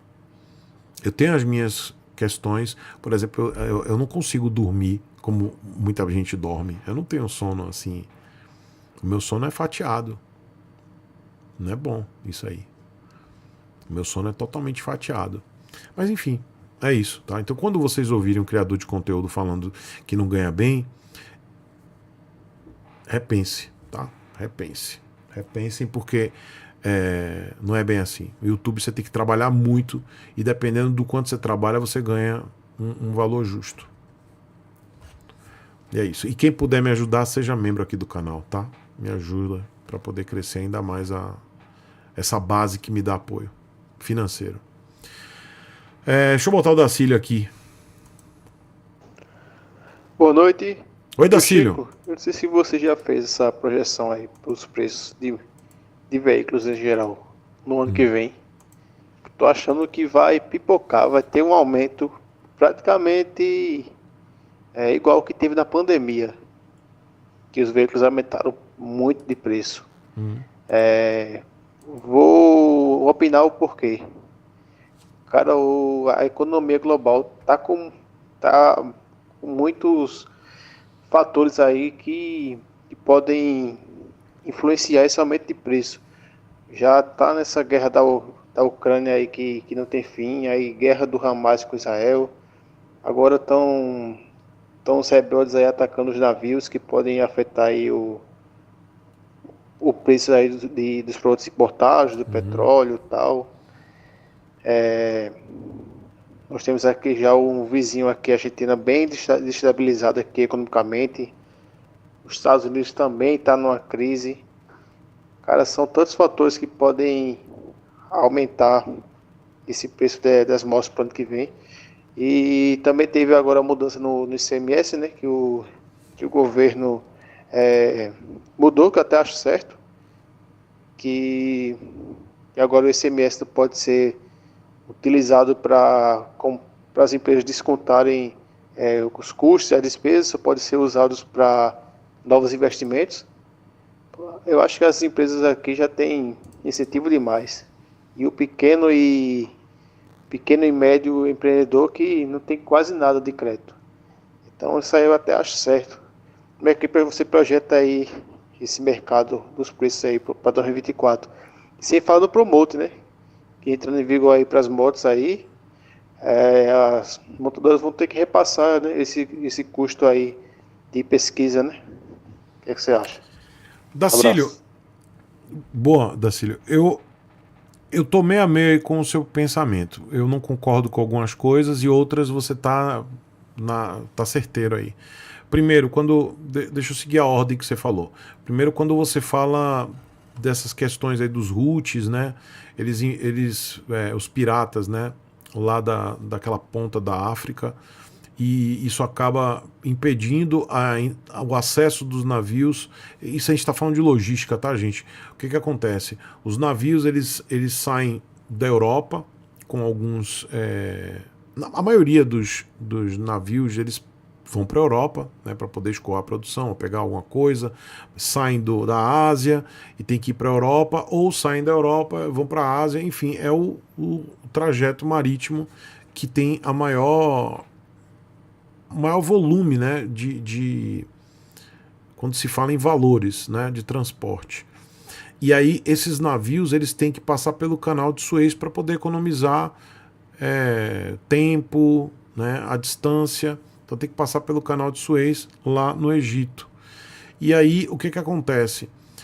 Passando pelo canal de Suez, eles vão ter que passar lá pelos Houthis, né, que são os piratas, que são financiados pelo Irã. Então tem todo um jogo de interesses da China, Rússia, Irã, para poder desestabilizar o Ocidente, Estados Unidos. Tem muita coisa envolvida em relação ao petróleo. Isso eu concordo com você, isso pode ser um problema futuro, tá? Eu não estou dizendo que isso vai acontecer, porque depende muito, porque se realmente eles neutralizarem os Houthis, os americanos, os norte-americanos neutralizarem os Houthis, acabou, pronto, acabou, não tem mais isso, porque eles são um proxy dos iranianos. Proxy é como se fosse...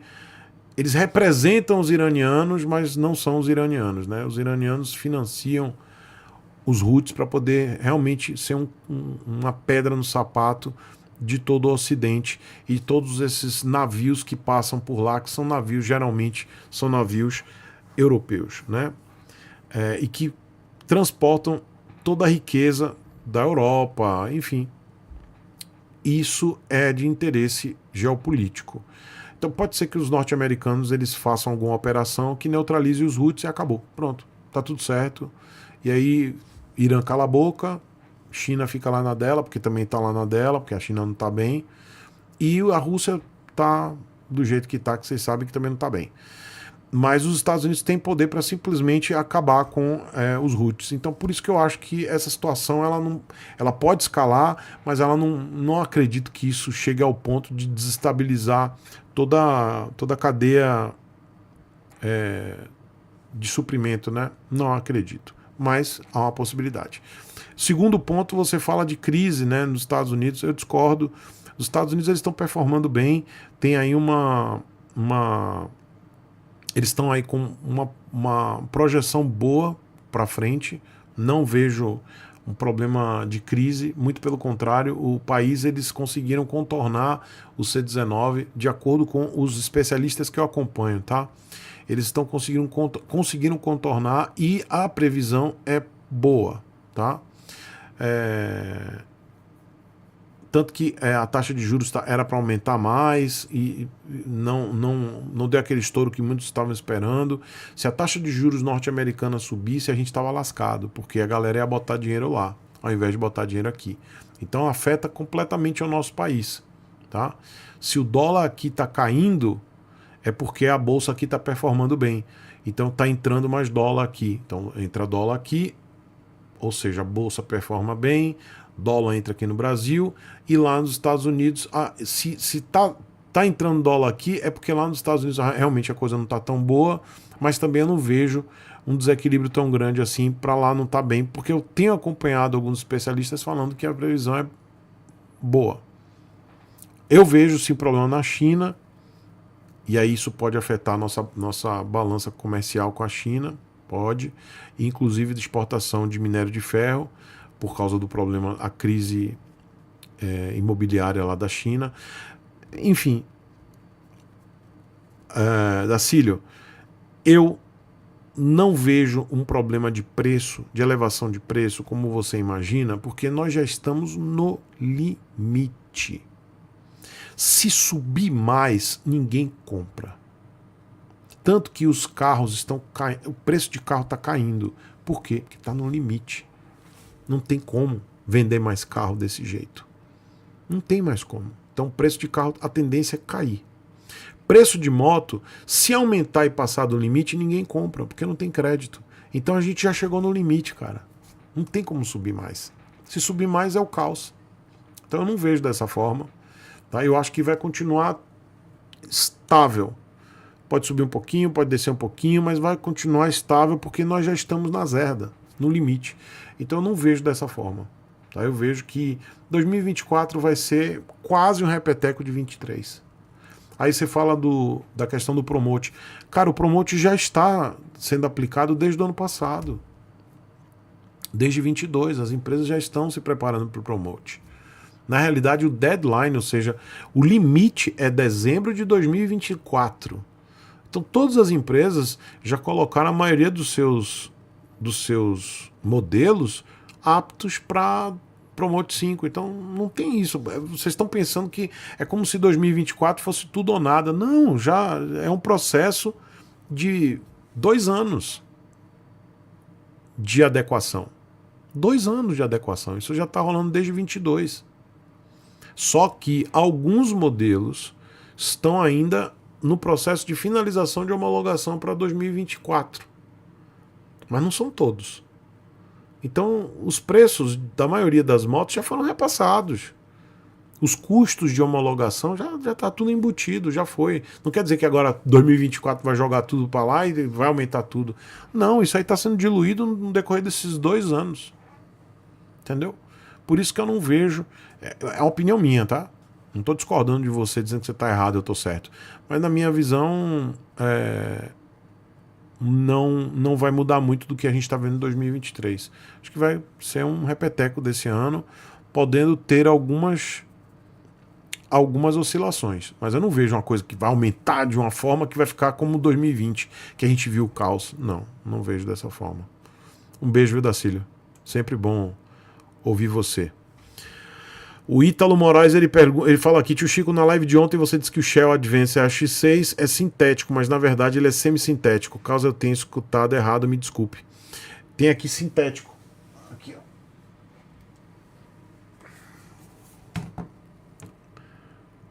Sintético AX6. Esse é o sintético. Tem o semissintético aqui, ó. Esse é o AX7, semissintético. Aqui. Tem a linha AX6 e a AX7. E essa é a linha AX5 mineral. Beleza? Daniel, Chico, cuidado se os especialistas que escutam não estiverem falando da mudança da moeda mundial. Os Estados Unidos estão com pouca indústria. Daniel, não, eu não ouço esse tipo de especialista, não. Tá bom? Não tem esse negócio de moeda mundial, essas coisas, eu não assisto esse tipo de conteúdo, não. Tá? Deixa eu ver. Ele tá pedindo pra ler atrás. Deixa eu ver aqui.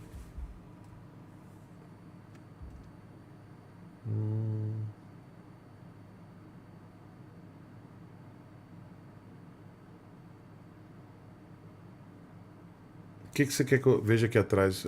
Em relação a sintético? O que você quer que eu veja, Ítalo? Me explica aí. Deixa eu ver aqui.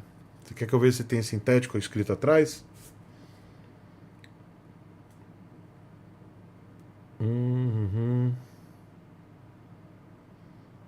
Não diz nada aqui.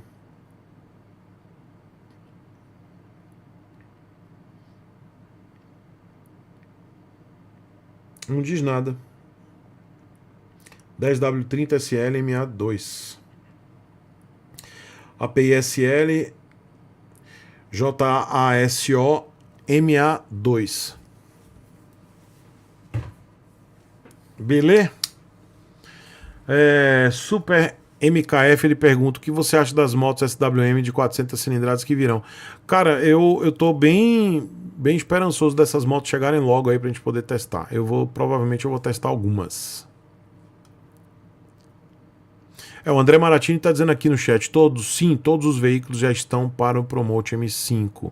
Os vendidos até dezembro de 22, até dezembro de 24 para a homologação. A maioria já está pronta, tá, gente? Poucos modelos ainda não foram homologados, são poucos. A maioria das montadoras já está pronta, tá? A maioria. Senão não dá tempo para homologar tudo. Se deixasse tudo para 2024. Lucas de Salvador. Boa noite, Chico. Aqui o senhor fala com o Lucas. Oi, Lucas. De Salvador. Tem uma pergunta muito simples. E tem um amigo meu, eu vou falar o nome dele aqui porque eu vou cortar. Se o senhor me responder, eu vou cortar e vou mandar para ele. Se chama Elias. E a primeira moto dele tá tirando a habilitação de moto, tá empolgado. E ele tá querendo pegar uma XRE que o patrão dele quer vender a ele, 2016. Seguinte, ele tem 1,80m, 85 nessa faixa. De 90 a 100 quilos, né? E majoritariamente ele vai andar na cidade, casa, trabalho, e com a namorada dele que estiver no máximo uns 60, 65 quilos. Só que a primeira moto dele é uma XRE 300. Eu falei com ele, velho, vai mais devagar e tal. E existe a preocupação de ele se matar, porque ele já andou, a gente já teve um acidente com a Phaser, Uhum. e enfim. E ele sabe como é o protocolo. Aí ele quer pegar a XR 300 de primeira moto e tal. Eu falei com ele, velho, vai ali na Dafra, pega uma NH 190 e tal.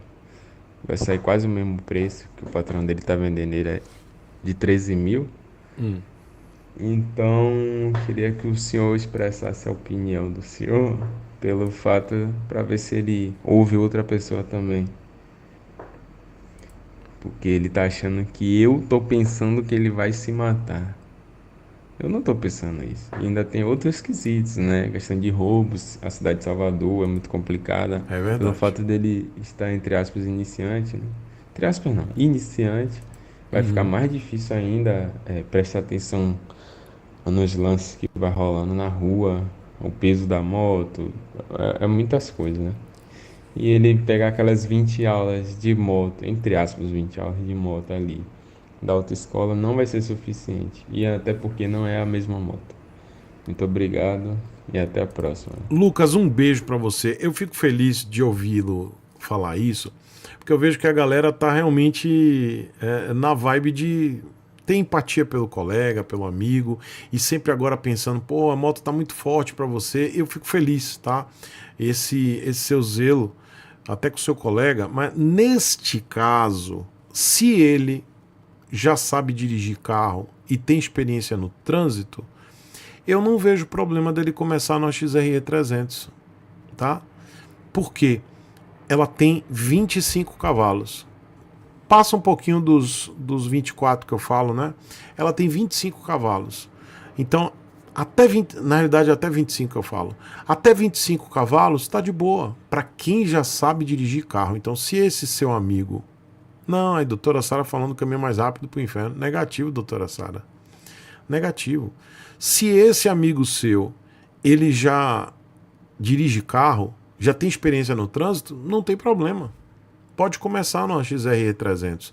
Se ele tiver altura também, né? Estatura para isso. Porque se ele for baixinho, aí ele vai se lascar. Mas tem muita gente que... ele tá dizendo que ele é barbeiro. O Lucas tá dizendo que ele é barbeiro. Mas aí você que tá dizendo que ele é barbeiro. Mas é o seguinte, Lucas, presta atenção. Se ele, eu não vou fazer, isso é viés de confirmação seu, eu sei que você tá preocupado com ele, mas é o seguinte, Lucas, se ele já sabe dirigir carro, ele tá de boa para poder pegar essa moto, tá? Agora, se ele é barbeiro, porque ele é ruim mesmo de volante ou de guidão, aí é melhor ele nem pegar a moto. Vá, Lucas, manda outro áudio aí pra gente ouvir essa história. Mande aí, vá, Lucas, que eu acho legal você estar preocupado com o seu amigo. Mas é o seguinte, Lucas, eu particularmente não vejo problema para iniciantes que já sabem dirigir carro, já conhecem o trânsito, em pegar uma XRE, tá? 25 cavalos tá de boa. Mas você sendo amigo deste rapaz, Elias, não é isso? E eu, Elias, sendo bração de moto, hein, Elias? Pô, você é bração, velho. Se Elias for bração de moto, Elias, aí pega uma moto mais fraca, porque tem um amigo, Lucas, que gosta de você, que se preocupa com você, né? Teu amigo de verdade, ele prefere que você pegue uma moto mais fraca. Então, se realmente, como o Lucas falou, Elias, você é bração, é barbeiro, né? Pega uma moto mais fraca. E eu acho legal, eu acho bonito isso, o Lucas preocupado com você, Elias. Teu amigo Lucas, esse é amigo de verdade, viu? Tá preocupado com você. Isso é legal, tá? E doutora Sara se metendo aí, rapaz, doutora Sara acordada até agora, brincadeira, 2h21 22 da manhã, doutora Sara acordada. Rapaz, velho, brincadeira. Ai, ai, amanhã dona Sandra vai estar aqui, viu, doutora Sara? Viu? Eu vou estar hibernando. Viu, doutora Sara? Tá certo, viu? Amanhã a doutora Sandra vai estar aqui, viu? Rapaz. Ó, pergunta do Daniel. Ele pergunta aqui o seguinte: assistindo os vídeos gringos, eles dizem melhor moto pra tudo é supermoto ou dual sport. Trail pra cidade. É muito caro, impraticável homologar uma CRF pra rodar nas ruas. Daniel, eu não sei lhe dizer se é caro, mas teve um modelo de CRF 250 que foi homologado aqui pro Brasil. Eu rodei inclusive em uma que tava toda homologadinha. Rapaz, que moto, viu? CRF é uma motaça, velho. Ô Lucas, eu vou deixar pra amanhã você continuar, tá? Que você não mandou a conversa. Tá gravando agora. Então deixa o Lucas mandar o áudio aí do amigo. Lucas tá entregando o amigo Elias. Vamos ouvir. Depois eu vou fechar a live, tá? Segura aí, gente. Pera aí. E aí que eu não respondi, amanhã eu respondo, tá? Mas deixa eu ver vou ouvir o Lucas. A doutora Sara, amanhã a doutora Sandra estará aqui, viu? Eu vou estar hibernando. De boas. Ai, doutora Sara. Tá certo. Vamos ouvir o Lucas aqui. O Lucas tá gravando o áudio. Tome-lhe áudio. Tome-lhe áudio. Deixa eu ver se tem mais algum comentário aqui enquanto o Lucas ele tá gravando. Vamos ver aqui.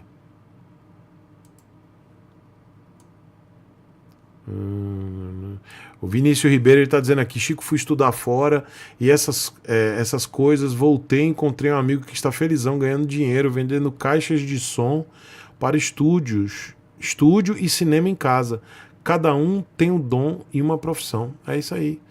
E ele continua aqui dizendo: tem espaço para todo mundo, mas é igual você falou, é muito difícil empreender, tem que pensar muito antes. É isso aí, Vinícius.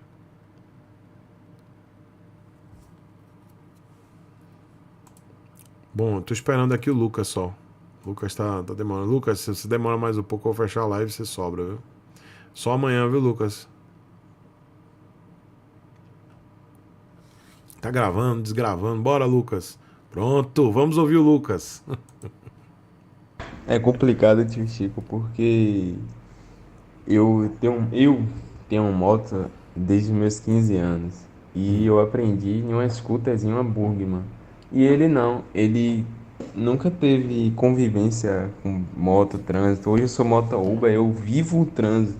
Entendi. E eu conto a ele um monte de coisa que rola comigo na rua, no trânsito e tal. Eu não sou não sou tocada soviética. Só que é o seguinte, ele me vê pilotando, ele fala: pô, Pivete, você broca que não sei o quê. Ele me vê dirigindo também, que eu ando muito no sandeiro de minha sogra. Ele fica: pô, Pivete, você broca também no trânsito. Mas é o seguinte, eu assisto muito conteúdo, muito do senhor, muito do Val Careca, que ele é muito didático também. Massa. Só que ele acha que vai ser do mesmo jeito, a curva de aprendizagem é diferente. Eu vim desde os meus 14, 15 anos, meu irmão é mecânico, então eu tava sempre andando de carro. Aí ele acha que vai ser igual. E aí é o seguinte, ele já se envolveu numa parada meio louca. Ele tava dirigindo o carro do irmão dele na BR, logo depois de ter pegado a habilitação.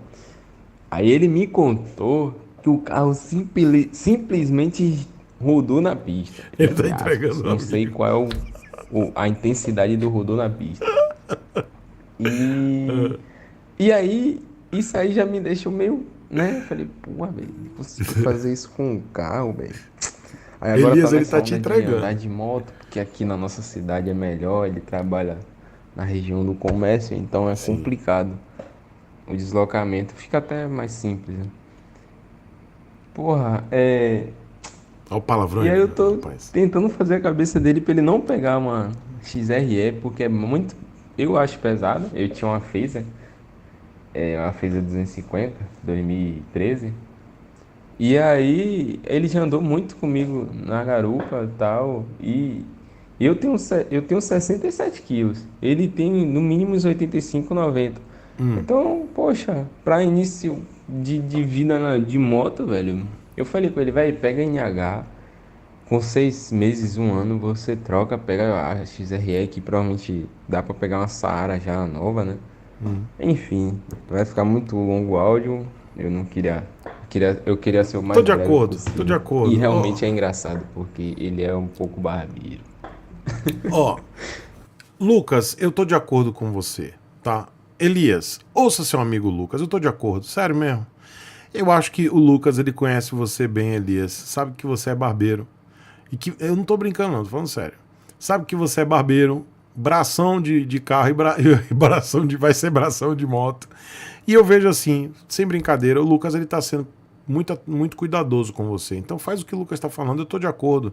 Pega o NH 190, que é uma moto boa, vai lá na Mega Motos, fala que foi através do meu canal, tenta dar uma canelada para conseguir um bom desconto. NH 190 é uma boa moto, e depois de um tempo, você pega a XRE Saara, vai pra frente, né? Tô contigo, Lucas. Então, Elias, faz o que seu amigo Lucas, que gosta de você, se preocupa com você, tá preocupado com sua integridade física, não é só brincadeira, é sério, tá? E é claro que a gente faz essa brincadeira aqui, eu tô rindo pra caramba, mas eu vejo um amigo mesmo, tá? Um amigo. Cara, que legal isso. Vocês viram que eu tava ouvindo logo na primeiro áudio? Feliz, pô, porque eu vejo que é um amigo genuíno, preocupado com o outro amigo. Então, Elias, eu tô te dizendo, a NH 190 é boa mesmo. Eu tô com o Lucas. Eu não faço viés de confirmação. Se eu não concordasse com o Lucas, eu diria, não acho essa moto boa. Mas tô dizendo, eu acho a NH 190 uma boa moto, você vai gostar da moto. Tô com o Lucas. E aí depois você pega uma Saara 300, cara. Mais pra frente. Entendeu? Faz isso aí que o Lucas tá te orientando. Lucas, beijão pra você. Legal sua atitude aí com seu amigo. E Elias, ouça seu amigo aí que tá preocupado com você, tá? A moto não é ruim, cara. Você não vai pegar a NH 190 pra ficar com a moto peba, uma moto ruim. Você vai estar com uma moto boa. O próprio Lucas tá falando que vai pegar uma 300 ano que vem. Então vocês vão estar com motos iguais, só que com motorização diferente, porque a NH 190 é a mesma coisa da NH 300. Só que a motorização é diferente. A NH 300 tem 25 cavalos. Então vai, Elias, compra a NH 190, ouça seu amigo Lucas. Viu? Galera, é isso. Vou dormir, tá?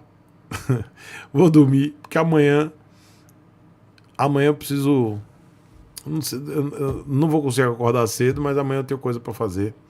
Mas amanhã eu preciso fechar a live mesmo, tá? Então a galera que eu não respondi, amanhã eu respondo, tá bom? Um beijo pra vocês.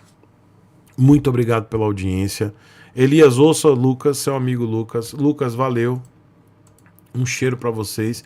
Amanhã estarei aqui, tá bom? Amanhã e sexta-feira, tá bom? Um beijo, muito obrigado pela audiência de vocês. 300 caboclo e cabocla, agora 2h30 da manhã. É pra deixar feliz, né? Um beijo pra vocês. Até amanhã.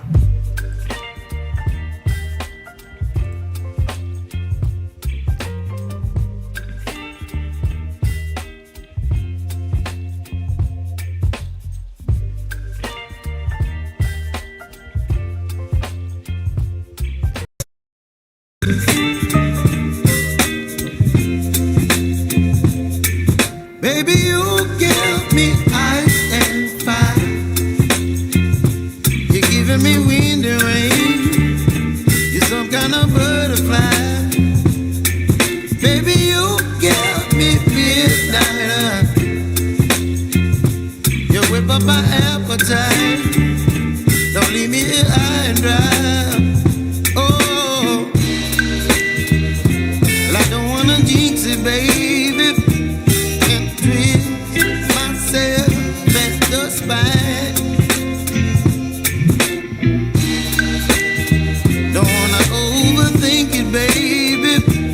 Just treat your body and mine.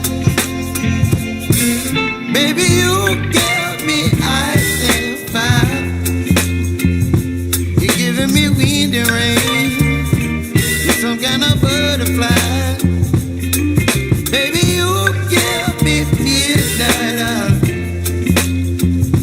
You whip up my appetite. Don't leave me here high and dry.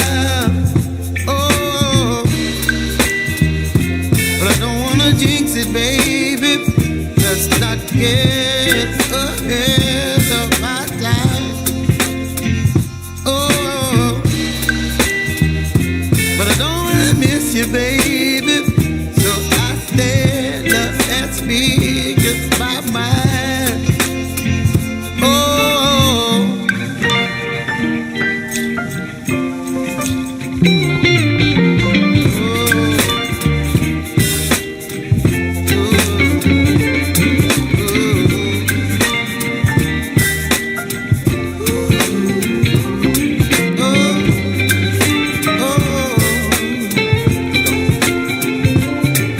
Baby, you give me ice and fire. You're chilling wind and rain. You're some kind of butterfly. Baby, you give me midnight. You whip up my appetite. Don't leave me high and dry. Baby, you give me ice and fire. You're channeling wind and rain. You're some kind of butterfly. Baby, you give me midnight. You whip up my appetite. Don't leave me here high and dry. Oh.